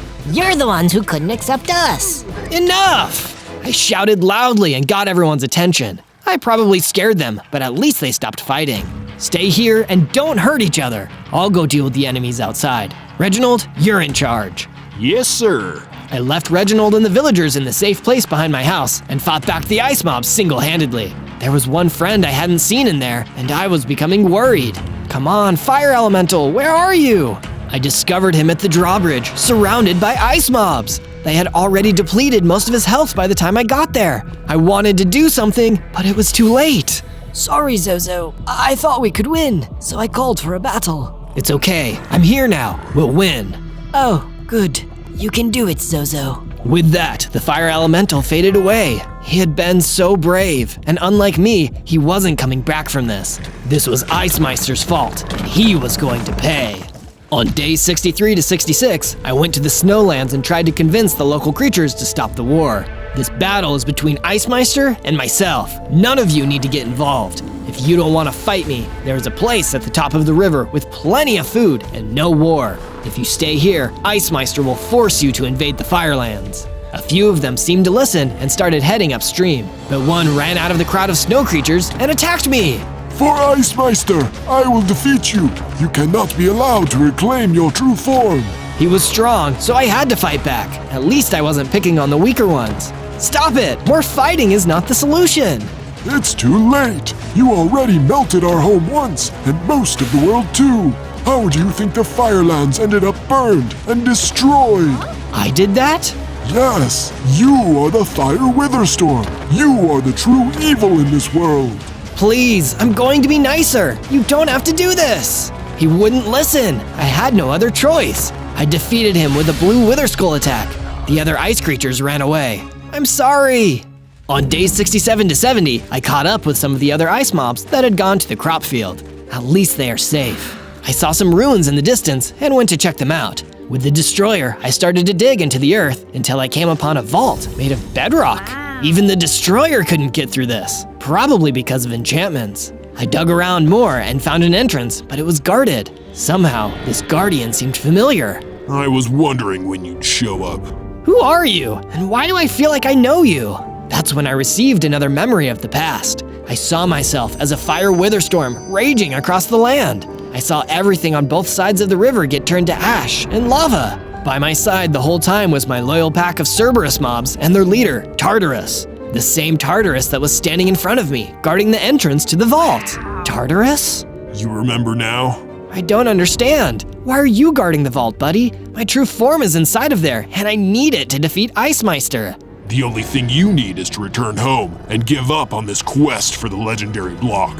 I can't do that. People have gotten hurt because of this war. People have gotten hurt because of you too. I'm here to stop you from becoming your worst self again. Even if that means Ice Meister becomes my worst self instead? Yes, even if that happens. Then I'm sorry for what I have to do. As Tartarus and I began to fight, all of his special attacks started to come back to me. I avoided his breath weapon and his breaking claw strikes. I pelted him with wither skulls until we clashed head to head. You were really strong, old friend. Sorry again. I drew the destroyer and swung it at him, but he dodged and ran away. Rather than chase after him, I checked the vault for my sealed form. On day 71 to 74, I entered the room that had haunted my dreams. This was definitely where the block that held my true form had been. I said had been because it wasn't there now. Someone had taken it. I felt its call again from far away and realized immediately what had happened. Tartarus must have been keeping the block in his own inventory. He was really determined to keep me from returning to my full self. He's probably on his way to Ice Meister right now to hide the block again. I didn't want to have to fight Tartarus again, but if he was with Ice Meister, the two of them would be unbeatable at my current level. Dejected, I left the empty vault behind. On days 75 to 78, I asked the Froststalkers I had recruited during the ice mob attack what they eat. Like Reginald, the Froststalkers ate fish too, so I used the destroyer to make the pond bigger. All of them will have enough to eat now. You've really made this place feel like home for me. Have this. I think it'll help. Reginald gave me a book with an enchantment that could make me take no extra damage from water. Thanks, Reg. This will come in handy next time I cross the river. You're welcome, pal. Well, aren't we awfully buddy-buddy? Oh no, Tartarus! Seems like you have a new best friend. I should have known you'd leave me behind. Tartarus, where is my true form? Doesn't matter. You're not yourself anymore. I'm going to end this bitter memory, once and for all. He lunged forward. I drew the destroyer. Run, Reginald! Be careful, Zozo! The second battle between me and Tartarus began. I could still sense his moves, but he was fighting like I'd never seen him fight before. It took everything I had to keep on fighting until I struck him down at last. That was a good hit. You weren't totally different after all. Tartarus, why? Listen closely, because I only have time to say this once. I brought Ice Meister the legendary block, and he probably still has it. That means I can get it back from him. Yes, but pay attention.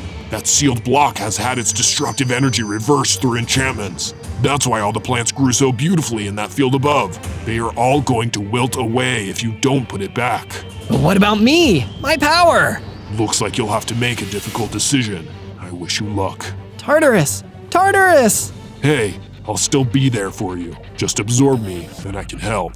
Okay, I absorbed Tartarus and grew even larger. I was close to a full-size WITHERSTORM now. I had 60 hearts and diamond-level durability. Thanks, buddy. I'll never forget my oldest friend. On day 79 to 84, I crossed the river without the bridge because I was too big to get swept up in the current. I took the forest route, saying hello to my friends the Froststalkers along the way. Hello. Oh, hey there. The voice came out of a nearby tree, or should I say, treant. Whoa, I didn't see you there. Didn't mean to sneak up on ya. I'm the gardener of the field, and I've come to give this Ice Meister fella a stern how do you do. How do you do? Doing quite well, thank you. Yourself? I'm actually looking for Ice Meister too. Believe it or not, we might be after the same item. You mean the legendary power source that nourishes our crops? Yep, I used to want to have it for a different reason, but I've decided it belongs in that vault where it can help people. I like your thinking. You're not as mean and evil and scary as you look.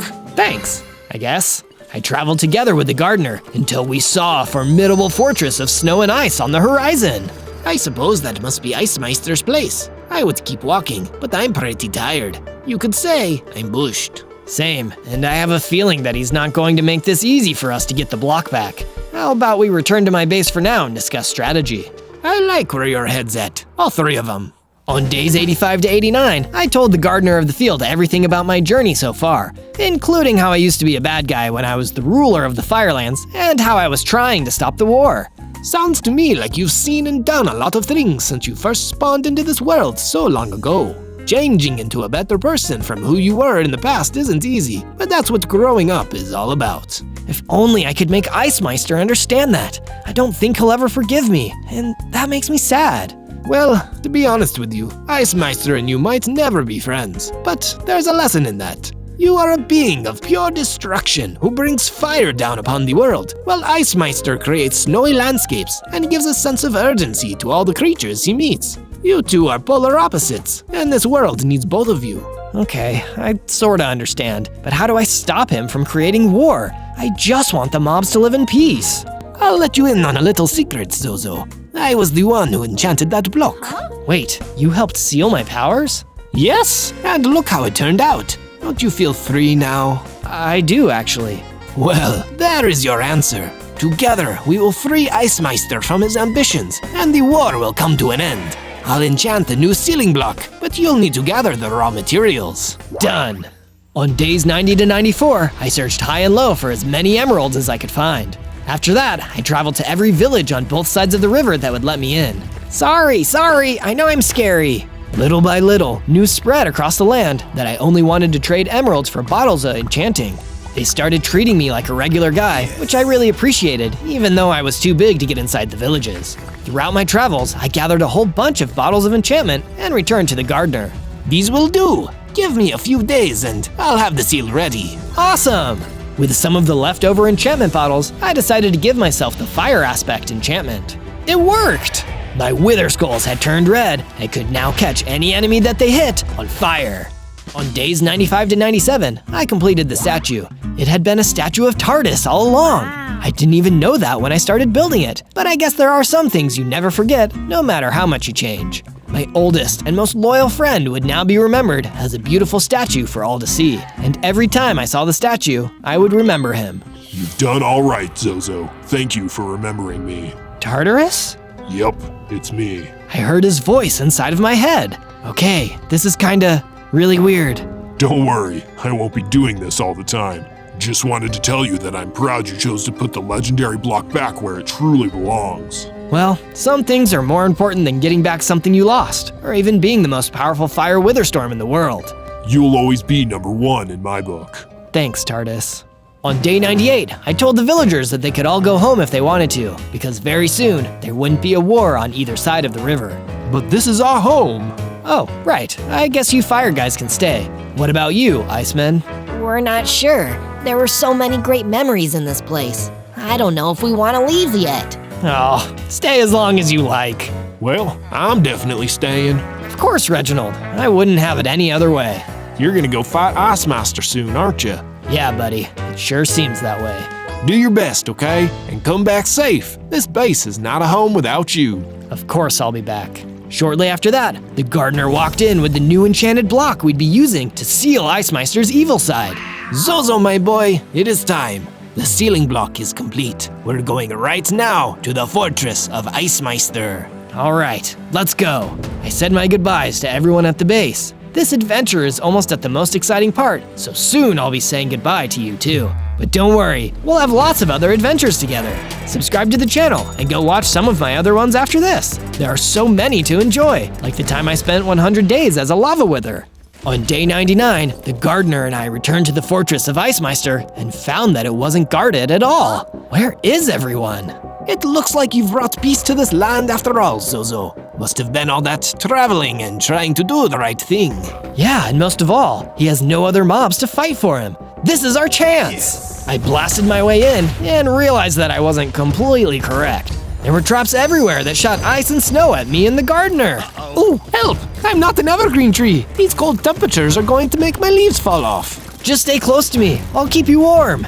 A trapdoor opened up beneath us. No, this is it! No way! I jumped over the spikes and landed safely on the other side. Then I used my tractor beam to catch the gardener and grapple him to safety.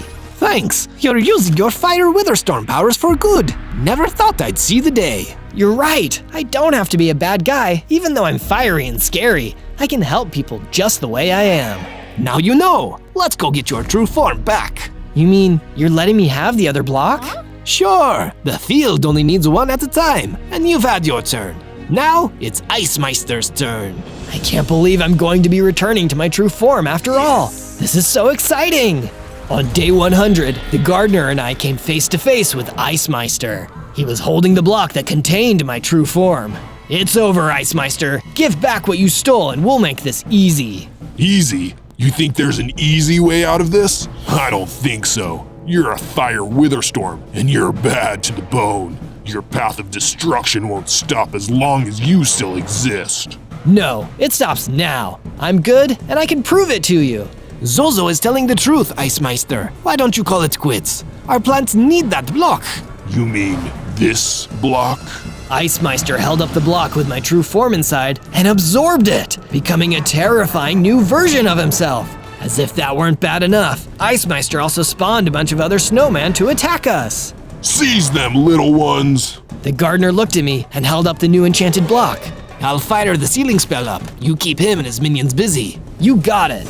I unleashed all my powers on the miniature snowmen. I made sure to clear all of them out first before facing off against Ice Meister. You'll never defeat me, Zozo.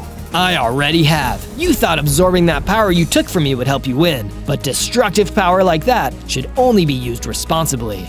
And what would you know about that? More than you'd think. We all get to decide who we are, and I've decided that this is my true form. As soon as I said that, I instantly grew back to full size. I had 180 hearts. Now the playing field was even. While the Ice Meister was distracted, the gardener finished charging his spell. Zozo, now, move! I dodged out of the way as a beam shot forth from the block. In an instant, it absorbed Ice Meister's evil form and left behind only a tiny snowball. I'll get you for this! Okay, but take your time. Maybe you could be the good guy this time. With the seal set in place, the gardener was able to save the crops at his field. Meanwhile, I went back to my base in the Firelands. It was peaceful for now, and I hoped that would last. Either way, it was a good day to be myself. On day 1, I spawned into the frozen lakes as an Ice WITHERSTORM! Whoa, even as a baby Ice WITHERSTORM, I'm pretty awesome! And thank goodness, because I don't feel cold out here either! But my celebrations were interrupted when I heard the flapping of mighty wings coming towards me. I looked up and saw a huge ice dragon floating in the air above me. You! Me? Don't be funny with me, boyo. What's your name? I'm Zozo, mister. I'm Ivan the Ice Dragon, and that means ice is my thing. You think you can steal my thing, you wee little Witherstorm? I'll teach you what it means to be truly ice cold. Ivan fired a huge ice blast down towards me. It nearly hit me, but I was lucky enough to dodge at the last second. Hey, you almost hit me. Yeah, that's what we in the business call a warning shot, dummy. The next one will come when you least expect it. You want to keep the icy cred? You've got 100 days to earn it, or frostbite is gonna be the least of your worries. He unleashed an even more powerful ice blast, and this time I just had to run for my life. Gotta beat Ivan, or he's gonna freeze me to my doom.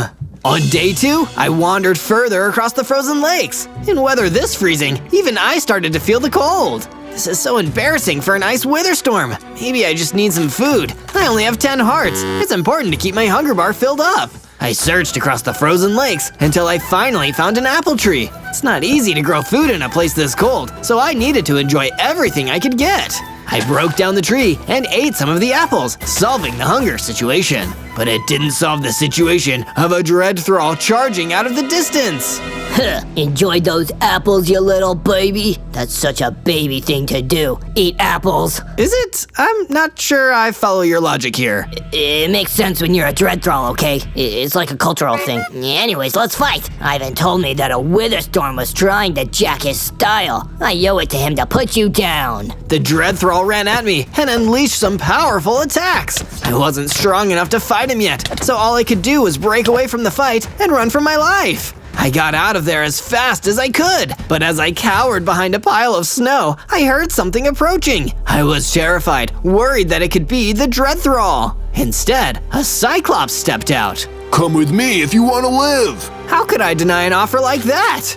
On day 3, the Cyclops led me across a safe part of the frozen lakes, telling me to keep as quiet as possible. You need to keep a low profile around here if you want to last. Ivan's dread thralls are all over the place. Where are you taking me? Shh, somewhere safe. That's all you need to know. I kept quiet as the Cyclops led me. Then he suddenly stopped. This is as far as I'll go. It's too dangerous for us all to be in one place. Go forward 50 paces and you'll see a dodo hippogriff at a campfire. Speak to him and then come back to me when you're done. Okay, understood. I followed the Cyclops' instructions until, predictably, I found myself at the campfire where the dodo hippogriff was waiting. He sent you. Good. You follow orders. You might have a better chance of surviving than the last one. Wait, what do you mean, the last one? You think you're the first Ice WITHERSTORM to spawn here? There have been many, and Ivan has destroyed them all out of his evil jealousy. But if he's after Ice WITHERSTORMs, why are you and that Cyclops guy so afraid of him and his goons? Your people have the worst of it, but Ivan is a nightmare for all of us. Anyone who bruises his ego gets destroyed. We want him gone, and with our powers combined, we can make it happen. What do I need to do? Go with Cyclops, train, get stronger. If he finds you this threatening now, imagine what you can do when you reach full power. From day 4 to day 5, I carried out the Dodo Hippogriff's wishes and left with the Cyclops. I knew that if I was going to survive this, I needed to put a roof over both of our heads. Sit tight, Cyclops. I'm gonna make us some tools and get started. I knocked down a tree with my WITHERSTORM strength and made the pieces into a wooden pickaxe. From there, I mined into the ground and collected some stone. I had to be careful where I mined and built, because some areas were just a thin layer of ice over water. When I had enough stone, I built myself a stone pickaxe and a stone sword. With my spare stone, I started building a basic 2-room base to protect myself and Cyclops from the elements. This is a good start, Zozo. Solid, but low-key. This won't attract any undue attention. Thank you, I think. But it may not have been that low-key. All that building had attracted a dangerous dirt scorpion a long way away from home. As it attacked, this time I fought back until the dirt scorpion was defeated. This gave me the XP to level up, getting 30 hearts and a new power, Ice Blast. Now I can finally start living up to my Ice WITHERSTORM name. From day 6 to day 8, I left the Cyclops back at the base while I went out to explore a nearby frosty mountain range called the Alps. Wow, the air is very thin up here. I probably wouldn't make a habit of hanging out up here. But my thoughts were interrupted by an adorable orange and white kitty running up towards me. Please, stranger, I need some help. There's something terrible happening back there. Calm down, calm down. What's going on here, kitty? A dread scuttler! It's horrible, and it was chasing after me. I was so scared. Don't worry, kitty. You just hang back here, and I'll go take care of it. Thank you, stranger. Thank you. Please, call me Zozo. I braced myself and went off in the direction that the kitty came from. It didn't take me long to find the dread scuttler, and with the help of my ice blast and my stone sword, it didn't take long for me to beat it either. Afterwards, the kitty approached me, happy that I'd taken care of the nasty dread scuttler. Zozo, that was amazing. You're the best. Please, it was nothing. Well, if it was so easy, maybe you'll help me take care of a dreadlich not far from here. He's been causing a lot of trouble. Sure, I'll always do my best. From day 9 to day 10, I followed Kitty's instructions and went further into the Alps. That's where I found the dreadlich waiting. So, you're the one who destroyed my dread scuttler. Do you have any idea how hard those are to summon? I'll make you pay for this, you wretched little ice WITHERSTORM. Talk is cheap, dreadlich. Let's duke it out. But it didn't take me long to regret being so gung-ho. The dreadlich was way tougher than I thought. He tanked my attacks and returned with some magical attacks of his own. My only option was to run away and survive to fight another day. I met with Kitty again and told her the bad news. Don't beat yourself up, Zozo. You tried your best, and you did an amazing job getting rid of the dread scuttler. And I'm gonna take care of the dreadlich too, but I need to get stronger first. Why don't you come and stay at my base in the frozen lakes? It'll probably be safer there. That's a very generous offer, Zozo, and I think I'll take you up on it. From day 11 to day 12, I returned to my base with Kitty and quickly set about building a new room in my base for her to stay. I made sure it was the kind of room that'd be really cozy for a cute little kitty. What do you think, Kitty? I think you did an amazing job, Zozo. So amazing, in fact, that I made a few base upgrades of my own to repay you. And Kitty certainly had made some awesome upgrades. She'd created a sheep farm full of, yep, you guessed it, sheep. She'd also created a furnace and a storage room. Are you implying I should go and forge myself some new weapons, Kitty? Nothing gets past you, Zozo. I searched until I found a decent cavern for mining, and searched until I found a healthy vein of iron ore. I dug up the ore and took it back to my base with me. There, I used the furnace Kitty built to smelt my ore into iron ingots. And with those and some sticks, I made myself an iron pickaxe and an iron sword. Now I'm stronger than ever before. That's what I'm talking about. From day 13 to day 15, I spoke to the Cyclops again, asking if he had any advice on how to get strong enough to defeat Ivan the Ice Dragon. Well, what have you fought so far? I've fought a lot of things. Fought and beat, I mean. Oh, a dirt scorpion and a dread scuttler. You're gonna need to fight stronger things than big bugs if you want to really level up, Zozo. Go back to the Alps and find something worth defeating there. Only true challenge will help you grow your skills. Great advice, Cyclops. Following his advice, I went back to the Alps. Even making my way up there was exhausting. This was going to be more challenging than I thought. Hey, if it isn't the big, goofy, apple-eating baby. I knew I'd find you eventually, and now you're doomed. It was the same dread thrall who'd hassled me earlier, but this time I wasn't going to talk to him. I was going to fight him, and I was going to win. With a combination of ice blasts and lethal strikes from my iron sword, the dread thrall was vanquished, and I picked up a healing potion he dropped. Once I'd swigged it down, I started to transform. I got bigger, stronger. I had 60 hearts and a new ability, shooting with a wither skull. Half ice, half witherstorm. My power is really coming along. From day 16 to day 19, I went from the mountains of the Alps to the even higher frozen peaks. If getting challenged makes you tougher, I'm gonna be as tough as one of these mountains soon. During my journey, I happened upon a book laying on the ground. Its title read, Dread Thrall's Diary. Well, this seems like essential reading. There was a section that read, Ivan's been such a drag since that ICE WITHERSTORM turned up. He's so paranoid and stuck in his own head. He started staying in that base in the eroded Badlands. What kind of ice dragon hangs out in the Badlands? It's way too hot there. He's staying in the eroded Badlands? That's really useful information. I looked up and saw another dread thrall standing a few feet from me. Hey, that's my diary, you jerk! Oh! Before he said another word, I blasted the dread thrall with a powerful wither skull, and he was no more. From day 20 to day 22, while heading back from the frozen peaks, I wiped out a small but vicious gang of coyotes. It feels good to be so powerful. I think I've earned myself a treat. I returned to my favorite mining cavern and collected a few extra chunks of iron ore. Then, I returned to my base and used the furnace to smelt them into iron ingots. From that, I built myself an iron chestplate and equipped it. You probably can't see it in all my Witherstorm swirls, but it feels good to know it's there. With my new power and new armor, I felt the confidence to go back and settle an old score. I returned to the Alps, where I saw the Dreadlich waiting. Ready for me to hand you your Ice WITHERSTORM Heiny, eh, Zozo? I'd like to see you try, Dreadlich. This time, it was a much more even fight. With my Wither Skulls and Ice Blast, this time I put him down for good. Kitty is gonna be so pleased when I tell her. Suddenly, a chill went down my already chilly Ice WITHERSTORM spine. I heard the great flapping of wings in the sky above and saw Ivan the Ice Dragon coming towards me. Oh, there you are, you little plagiarist! You lazy copycat! I'm gonna be the only ice being out here! As strong as I'd gotten, I still wasn't tough enough to take on Ivan yet. I did the only thing I could and ran.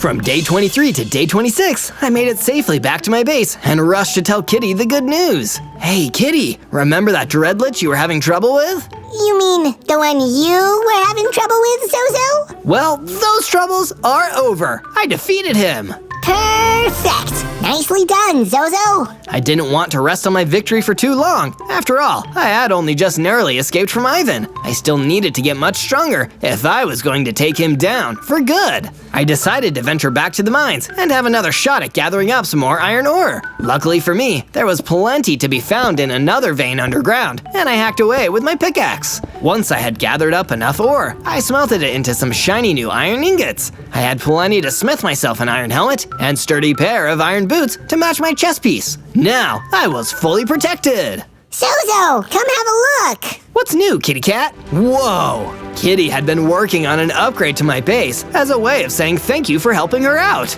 She'd built a brand new perimeter wall to keep danger at bay. Now I wasn't the only one with added protection. My base and my friends were too.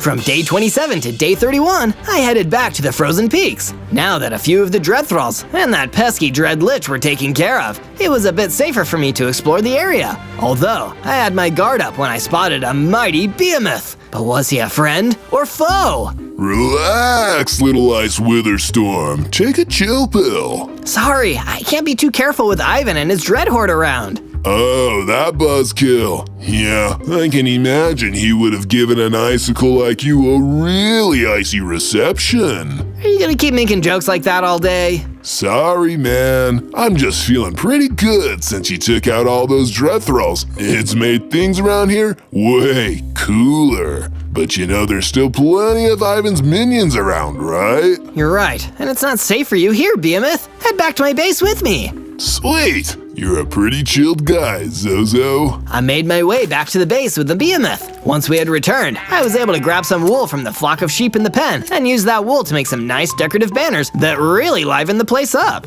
Once the decorating work was done, the Cyclops ran over in a panic. Zozo, come quickly. I need your help. There's another challenge that might help build your strengths. Then lead the way. From day 32 to day 35, my Cyclops friend and mentor took me towards the frozen lakes, where we came across a sight that even made my ICE WITHERSTORM self shiver. A swarm of Ivan the Ice Dragon's dread thralls were chasing after Dodo the Hippogriff. Zozo, help! It's Ivan. He's found me. He's on to us. I leapt into battle, swinging my iron sword to chop down some of the dread thralls. I let off an ice blast, then another attack, my wither skull blast. I was desperately trying to clear a path to reach the Dodo Hippogriff, but there were just too many dread thralls in the way. No! The dread thralls destroyed the Dodo Hippogriff. I slashed my sword at them, taking down each and every one of them, until not a single thrall was left standing. But I was still too late. From day 36 to day 39, I decided to wander off on my own for a little while. I needed to clear my head and be alone with my thoughts. I hadn't known the Dodo Hippogriff all that long, but I was still sad I couldn't save him. He'd had a lot of faith in me being able to take on Ivan, so I figured maybe my sadness was a reminder that I couldn't take his wisdom for granted. I had to make sure I lived up to the Dodo Hippogriff's expectations. On my travels, I encountered a cactoid in the Alps. Oh, my. Will you please help me? I'm being pursued by a beastly creature. Sure thing. Just point me at the nasty critter, and it's as good as gone. The cactoid led me to the creature that had been coming after him, a horrible hellhound. I grabbed my sword and readied for a fight. After all, the Dodo Hippogriff had told me the path to victory was getting stronger, and any battle was a chance to improve. I took down the hellhound with little effort and went back to the cactoid to tell him the good news. Oh my, thank you, kind, chilly stranger. I've seen Ivan's minions on the move more and more lately. His ego must have been pricked something fierce. Yeah, that dragon really is vain. He took out one of my friends just to get at me. Well, he wants to be the only ice creature around. I imagine he feels threatened by you. Take it from a guy covered in spines. Some people only act tough on the outside to protect themselves on the inside. From day 40 to day 43, I decided it was time to rejoin my friends back at the base. The Cyclops and I had parted briefly after we lost the Dodo Hippogriff, but I thought about what he'd said before. Only with our powers combined could we take down Ivan. Hey there, Zozo. Glad to see you're back. Don't worry, I've been keeping an eye out while you were gone. Thanks, Cyclops. Say, this place looks a little different. Well, I wasn't gonna just sit around on my hands. Have a look around. The Cyclops had worked really hard at making the base more homely, just the thing I needed to lift my spirits after losing the Dodo Hippogriff. He'd built plenty of new bookshelves and even a few comfy couches. You know, Cyclops, it's not like we can sit on more than one of these couches at a time. About that, Zozo, I was wondering if I could invite some guests. There are more Cyclopses like me who have had it up to their eye with Ivan. Would you mind if they came to stay? Not at all. The more, the merrier.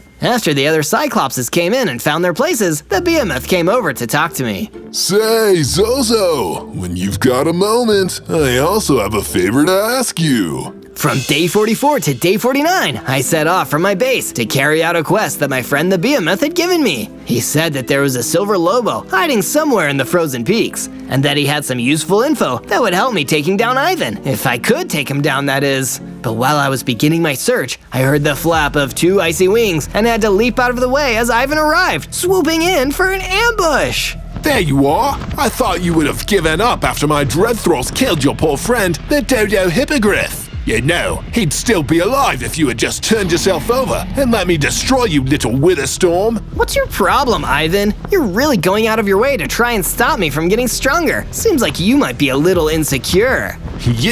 You're a pest, nothing more than a chilly breeze. I'm an ice dragon. I should be the master of the freezing cold. I'll unleash a whole new ice age on this world, an endless deep freeze. But as long as you're around, you're in my way. So let's see if we can't fix that little problem. Suddenly, a monstrous reaver burst out of nowhere and came charging towards me. Ivan had already flapped away, leaving his minion to take me on. This creature might be my toughest fight yet. From day 50 to day 53, I got to fighting the reaver. This thing was one of the most powerful mobs I'd ever seen. It was all brute strength and rage. I deflected its blows with my iron sword, the occasional hit knocking into my armor and causing me a little damage. I'd need to keep my cool if I was going to defeat this monster.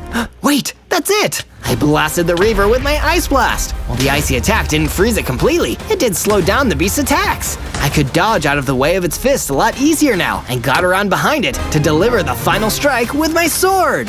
The Reaver fell. I had not only survived, but I'd beaten the creature too. But my trusty iron sword was looking a little worse for wear now. Although, much to my surprise, the Reaver dropped something that could come in real handy later on, some mystical diamonds. I'll stash these in my inventory for now, but they could make me a great replacement for my sword. As soon as I touched them, I was granted a magical vision by the mystical diamonds. They showed me a little dragon, just newly hatched. It was Ivan, as a baby. He was scared and all alone, left abandoned on the top of a frozen peak. So that's why he was such a bully. He'd felt so helpless, and now he wanted to be the strongest around to avoid that feeling, even if it meant being mean to others.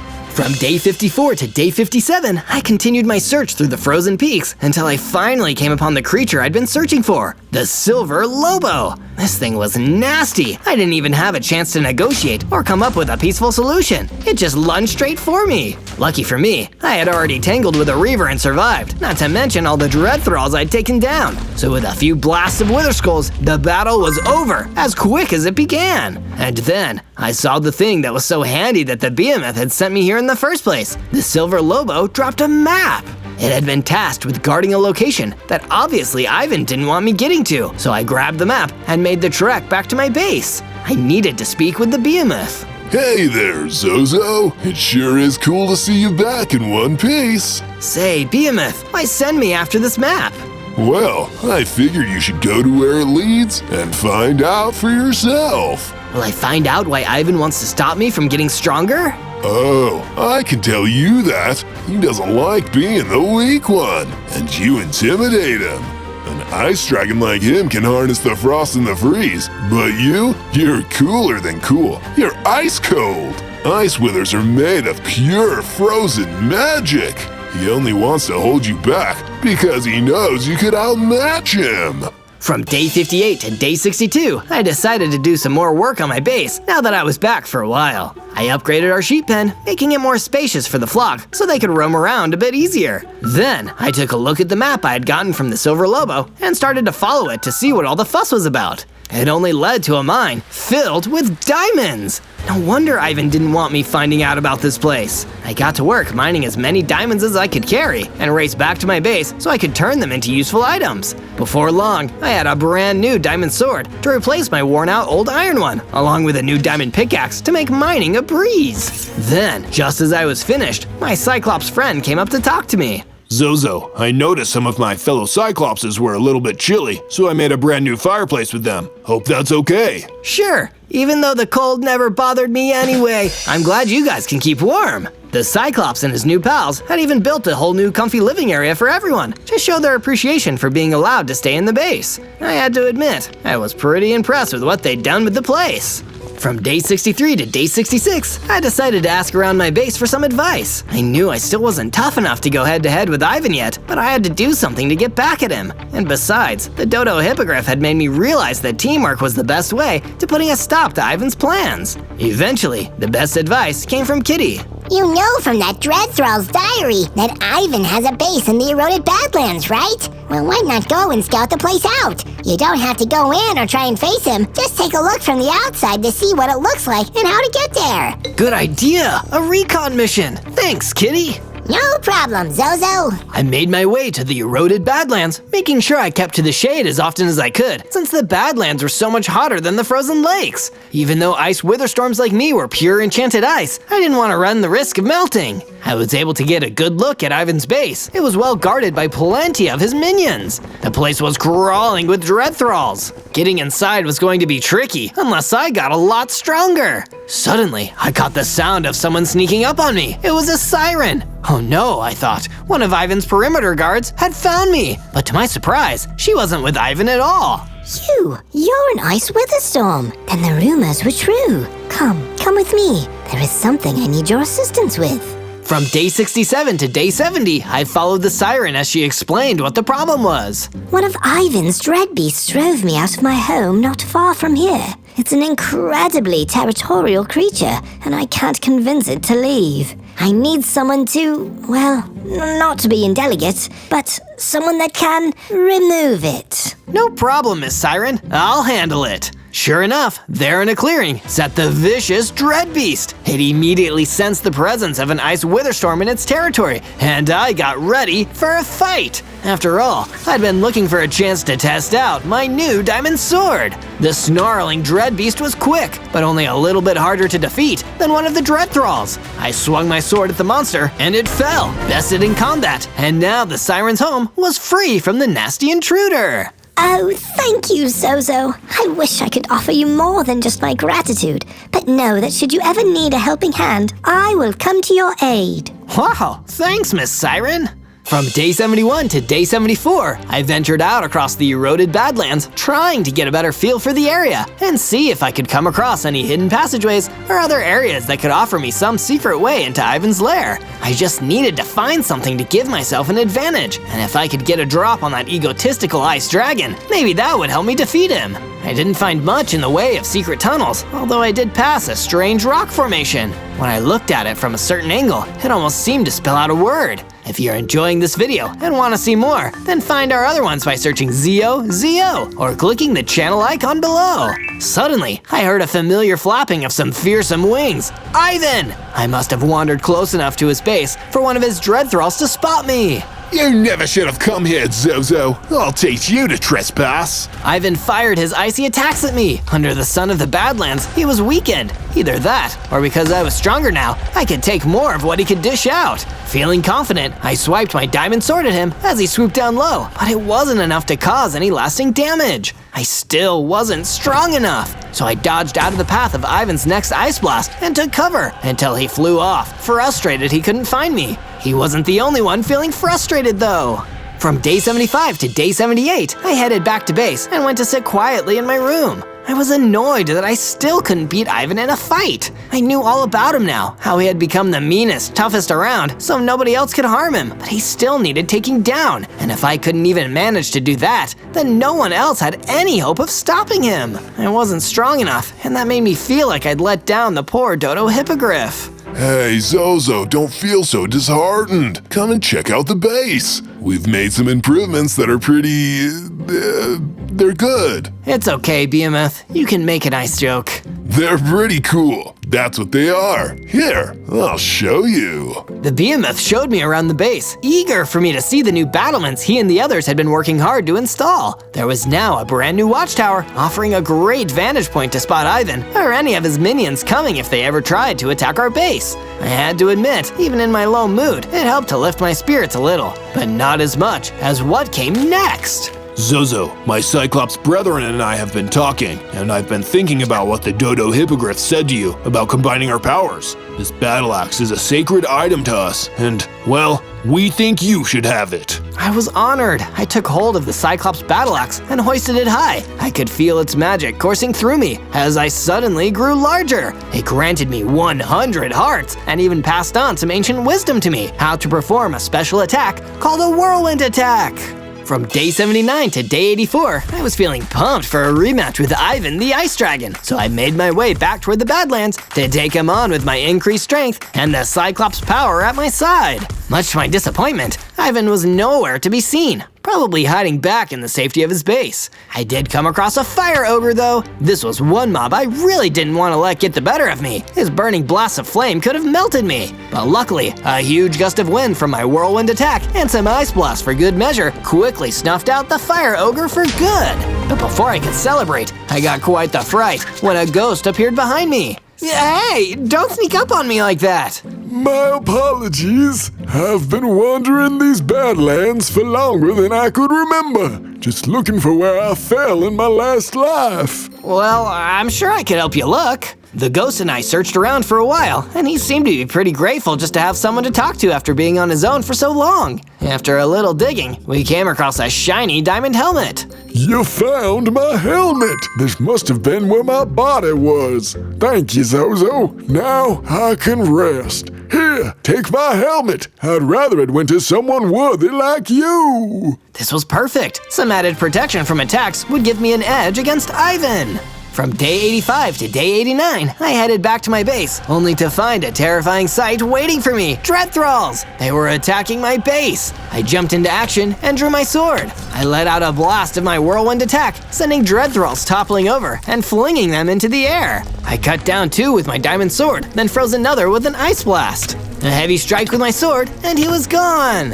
Ah, jeez. They promised that ICE WITHERSTORM was just a big, goofy, apple-eating baby. That's no baby. Let's get the heck out of here. With that, the remaining Dread Thralls ran off, and I rushed after them. I had to make sure they didn't make it back to Ivan. If they led him to where my base was located, he could destroy all of my friends. I wasn't about to let that happen. I chased the Dread Thralls across the frozen lakes until they were pretty far from my base. I almost lost track of them, but thankfully, I passed a pink pixie who pointed me in their direction. Hurry, Zozo! Those horrid brutes are tearing through the lakes, causing chaos! Please, give them what for! From day 90 to day 94, I caught up with the Dread Thralls. They'd ran all the way back to the eroded Badlands. If I didn't act quickly, they'd reveal the location of my friends to Ivan, then he'd attack. They were approaching Ivan's base when suddenly the Thralls stopped. A hideous creature came out to meet them. It was a Gorgon. What news for Master Ivan? We found where the big, goofy, apple-eating baby was hiding. But he wasn't no goofy, apple-eating baby. He's a powerful ICE WITHERSTORM. Silence! Lower your voice. Don't let our master hear. I will break the news to him. First, tell me where I can find this troublesome ICE WITHERSTORM. After the Dread Thralls left, I ran in to take on the Gorgon alone. I'm right here. The Gorgon gave an angry hiss as I jumped out from my hiding spot and cut down one of the Thralls. I took them out much easier than when I'd first started out, but getting rid of them was only the beginning. The Gorgon attacked. I had to use all the attacks I had learned to fend him off. This was by far my toughest fight yet. From day 95 to day 97, I continued trading blows with the Gorgon. I thought of the Dodo Hippogriff and his wise guidance, and of the Behemoth, Kitty, and the Cyclopses, and all they had done for me. I couldn't let them down. An icicle like you can't best me. Out here in the Badlands is where a serpent like me can thrive. Yeah? Well, if you're anything like your boss, then you're just talking a big game to hide how uncertain you are. And I never met a snake I could trust. A snake, that was it! A cold-blooded reptile. That's why the Gorgon lived out here where it was warm. If I used my frosty powers, I could make him drowsy, slow him down. So that's what I did, firing off as many ice blasts as I could, despite the scorching sunlight. It was working. The Gorgon's attacks got slower, easier to dodge, and I could slash the frozen parts of his body to chip away at his health. Soon, he had been defeated. I'd done it. I'd taken down Ivan's top henchman. The Gorgon even dropped a key that would get me into Ivan's base. Wait, don't you want to know what happened to the others? Others? The other ICE WITHERSTORMs? Yes, how my master destroyed them all. With his dying breath, the Gorgon told me that Ivan, after being abandoned on a frosty peak, devoted himself to being the coldest creature around. He had hunted down other ice withers to absorb their freezing powers and make himself stronger. That was why he had been trying to get to me this whole time. I had to stop him, but I'd need to gear up before the final fight. On day 98, I made my way back to my base, hoping to prepare myself for my final showdown against Ivan. It had all been building to this, and I hoped I was ready. First, I spoke to Behemoth. Don't worry, Zozo. I'm sure you've got what it takes to take down Ivan. You're the coolest customer I know. Thanks for that, Behemoth. Then, Kitty. Zozo, take care! Remember to lick your wounds, and don't fight if you've got a hairball. Trust me on that one. I'll take your word for it, Kitty. And finally, the Cyclops. Listen, Zozo, I can't thank you enough for giving me and my Cyclops friends a home. I think the Dodo Hippogriff would be proud of how far you've come. We combined our powers, and it made you the powerful Ice WITHERSTORM you are. I just hope that I'm ready to take on Ivan. None of us are ever ready for challenges, Zozo. We just have to tell ourselves we are, and remember what challenges are for. They're to make us stronger. On day 99, I made my way back toward the lair of Ivan the Ice Dragon, passing the Alps on my journey towards the eroded Badlands. When I finally reached my destination, it seemed Ivan hadn't taken the fall of his Gorgon too well. The place was crawling with dread thralls. I knew I could handle a group of them, but this was way more than I had ever seen. What I could really do with is getting help getting past these dread thralls. But of course, you only had to ask Zozo. Miss Siren! My siren song can distract these thralls for a time. That should help you deal with them. You go in there and take on Ivan once and for all. On day 100, I made my way into the heart of Ivan's lair and came face to face with the frozen dragon himself. So, you've come to get melted, like all the other Ice WITHERSTORMs. No way, Ivan. I'm here to stop you. I understand why you feel the need to be so tough, but it doesn't excuse hurting people. I am tough. Why do you think that me, an ice dragon, would make my home here in the eroded Badlands? Because I'm strong enough, cold enough to withstand the heat. Let's see about that. We clashed. The fight was on. Ivan was much bigger than me and could fly, so he already had a few advantages I didn't. But I had plenty of my own. I was smaller, faster, and far stronger than when we had last fought. Like before, I kept trying to take some swings of my diamond sword whenever Ivan swooped down low and came in for an attack. This was working for a bit, but Ivan quickly realized what I was doing and began to stay, hovering in the air to evade my sword strikes. Flapping his wings to stay above me, he launched icy blasts my way, and I had to dodge as quick as I could. But that gave me an idea. Two can play that game, Ivan. I've got the power of ice, and the Cyclops is on my side. Moving quickly, I used my ice blasts. Then I stayed out of reach and fired some wither skulls his way. It worked. One more swipe of my diamond sword would finish it. Hey, Ivan, you really need to chill out. Boom! Ivan the Ice Dragon was defeated.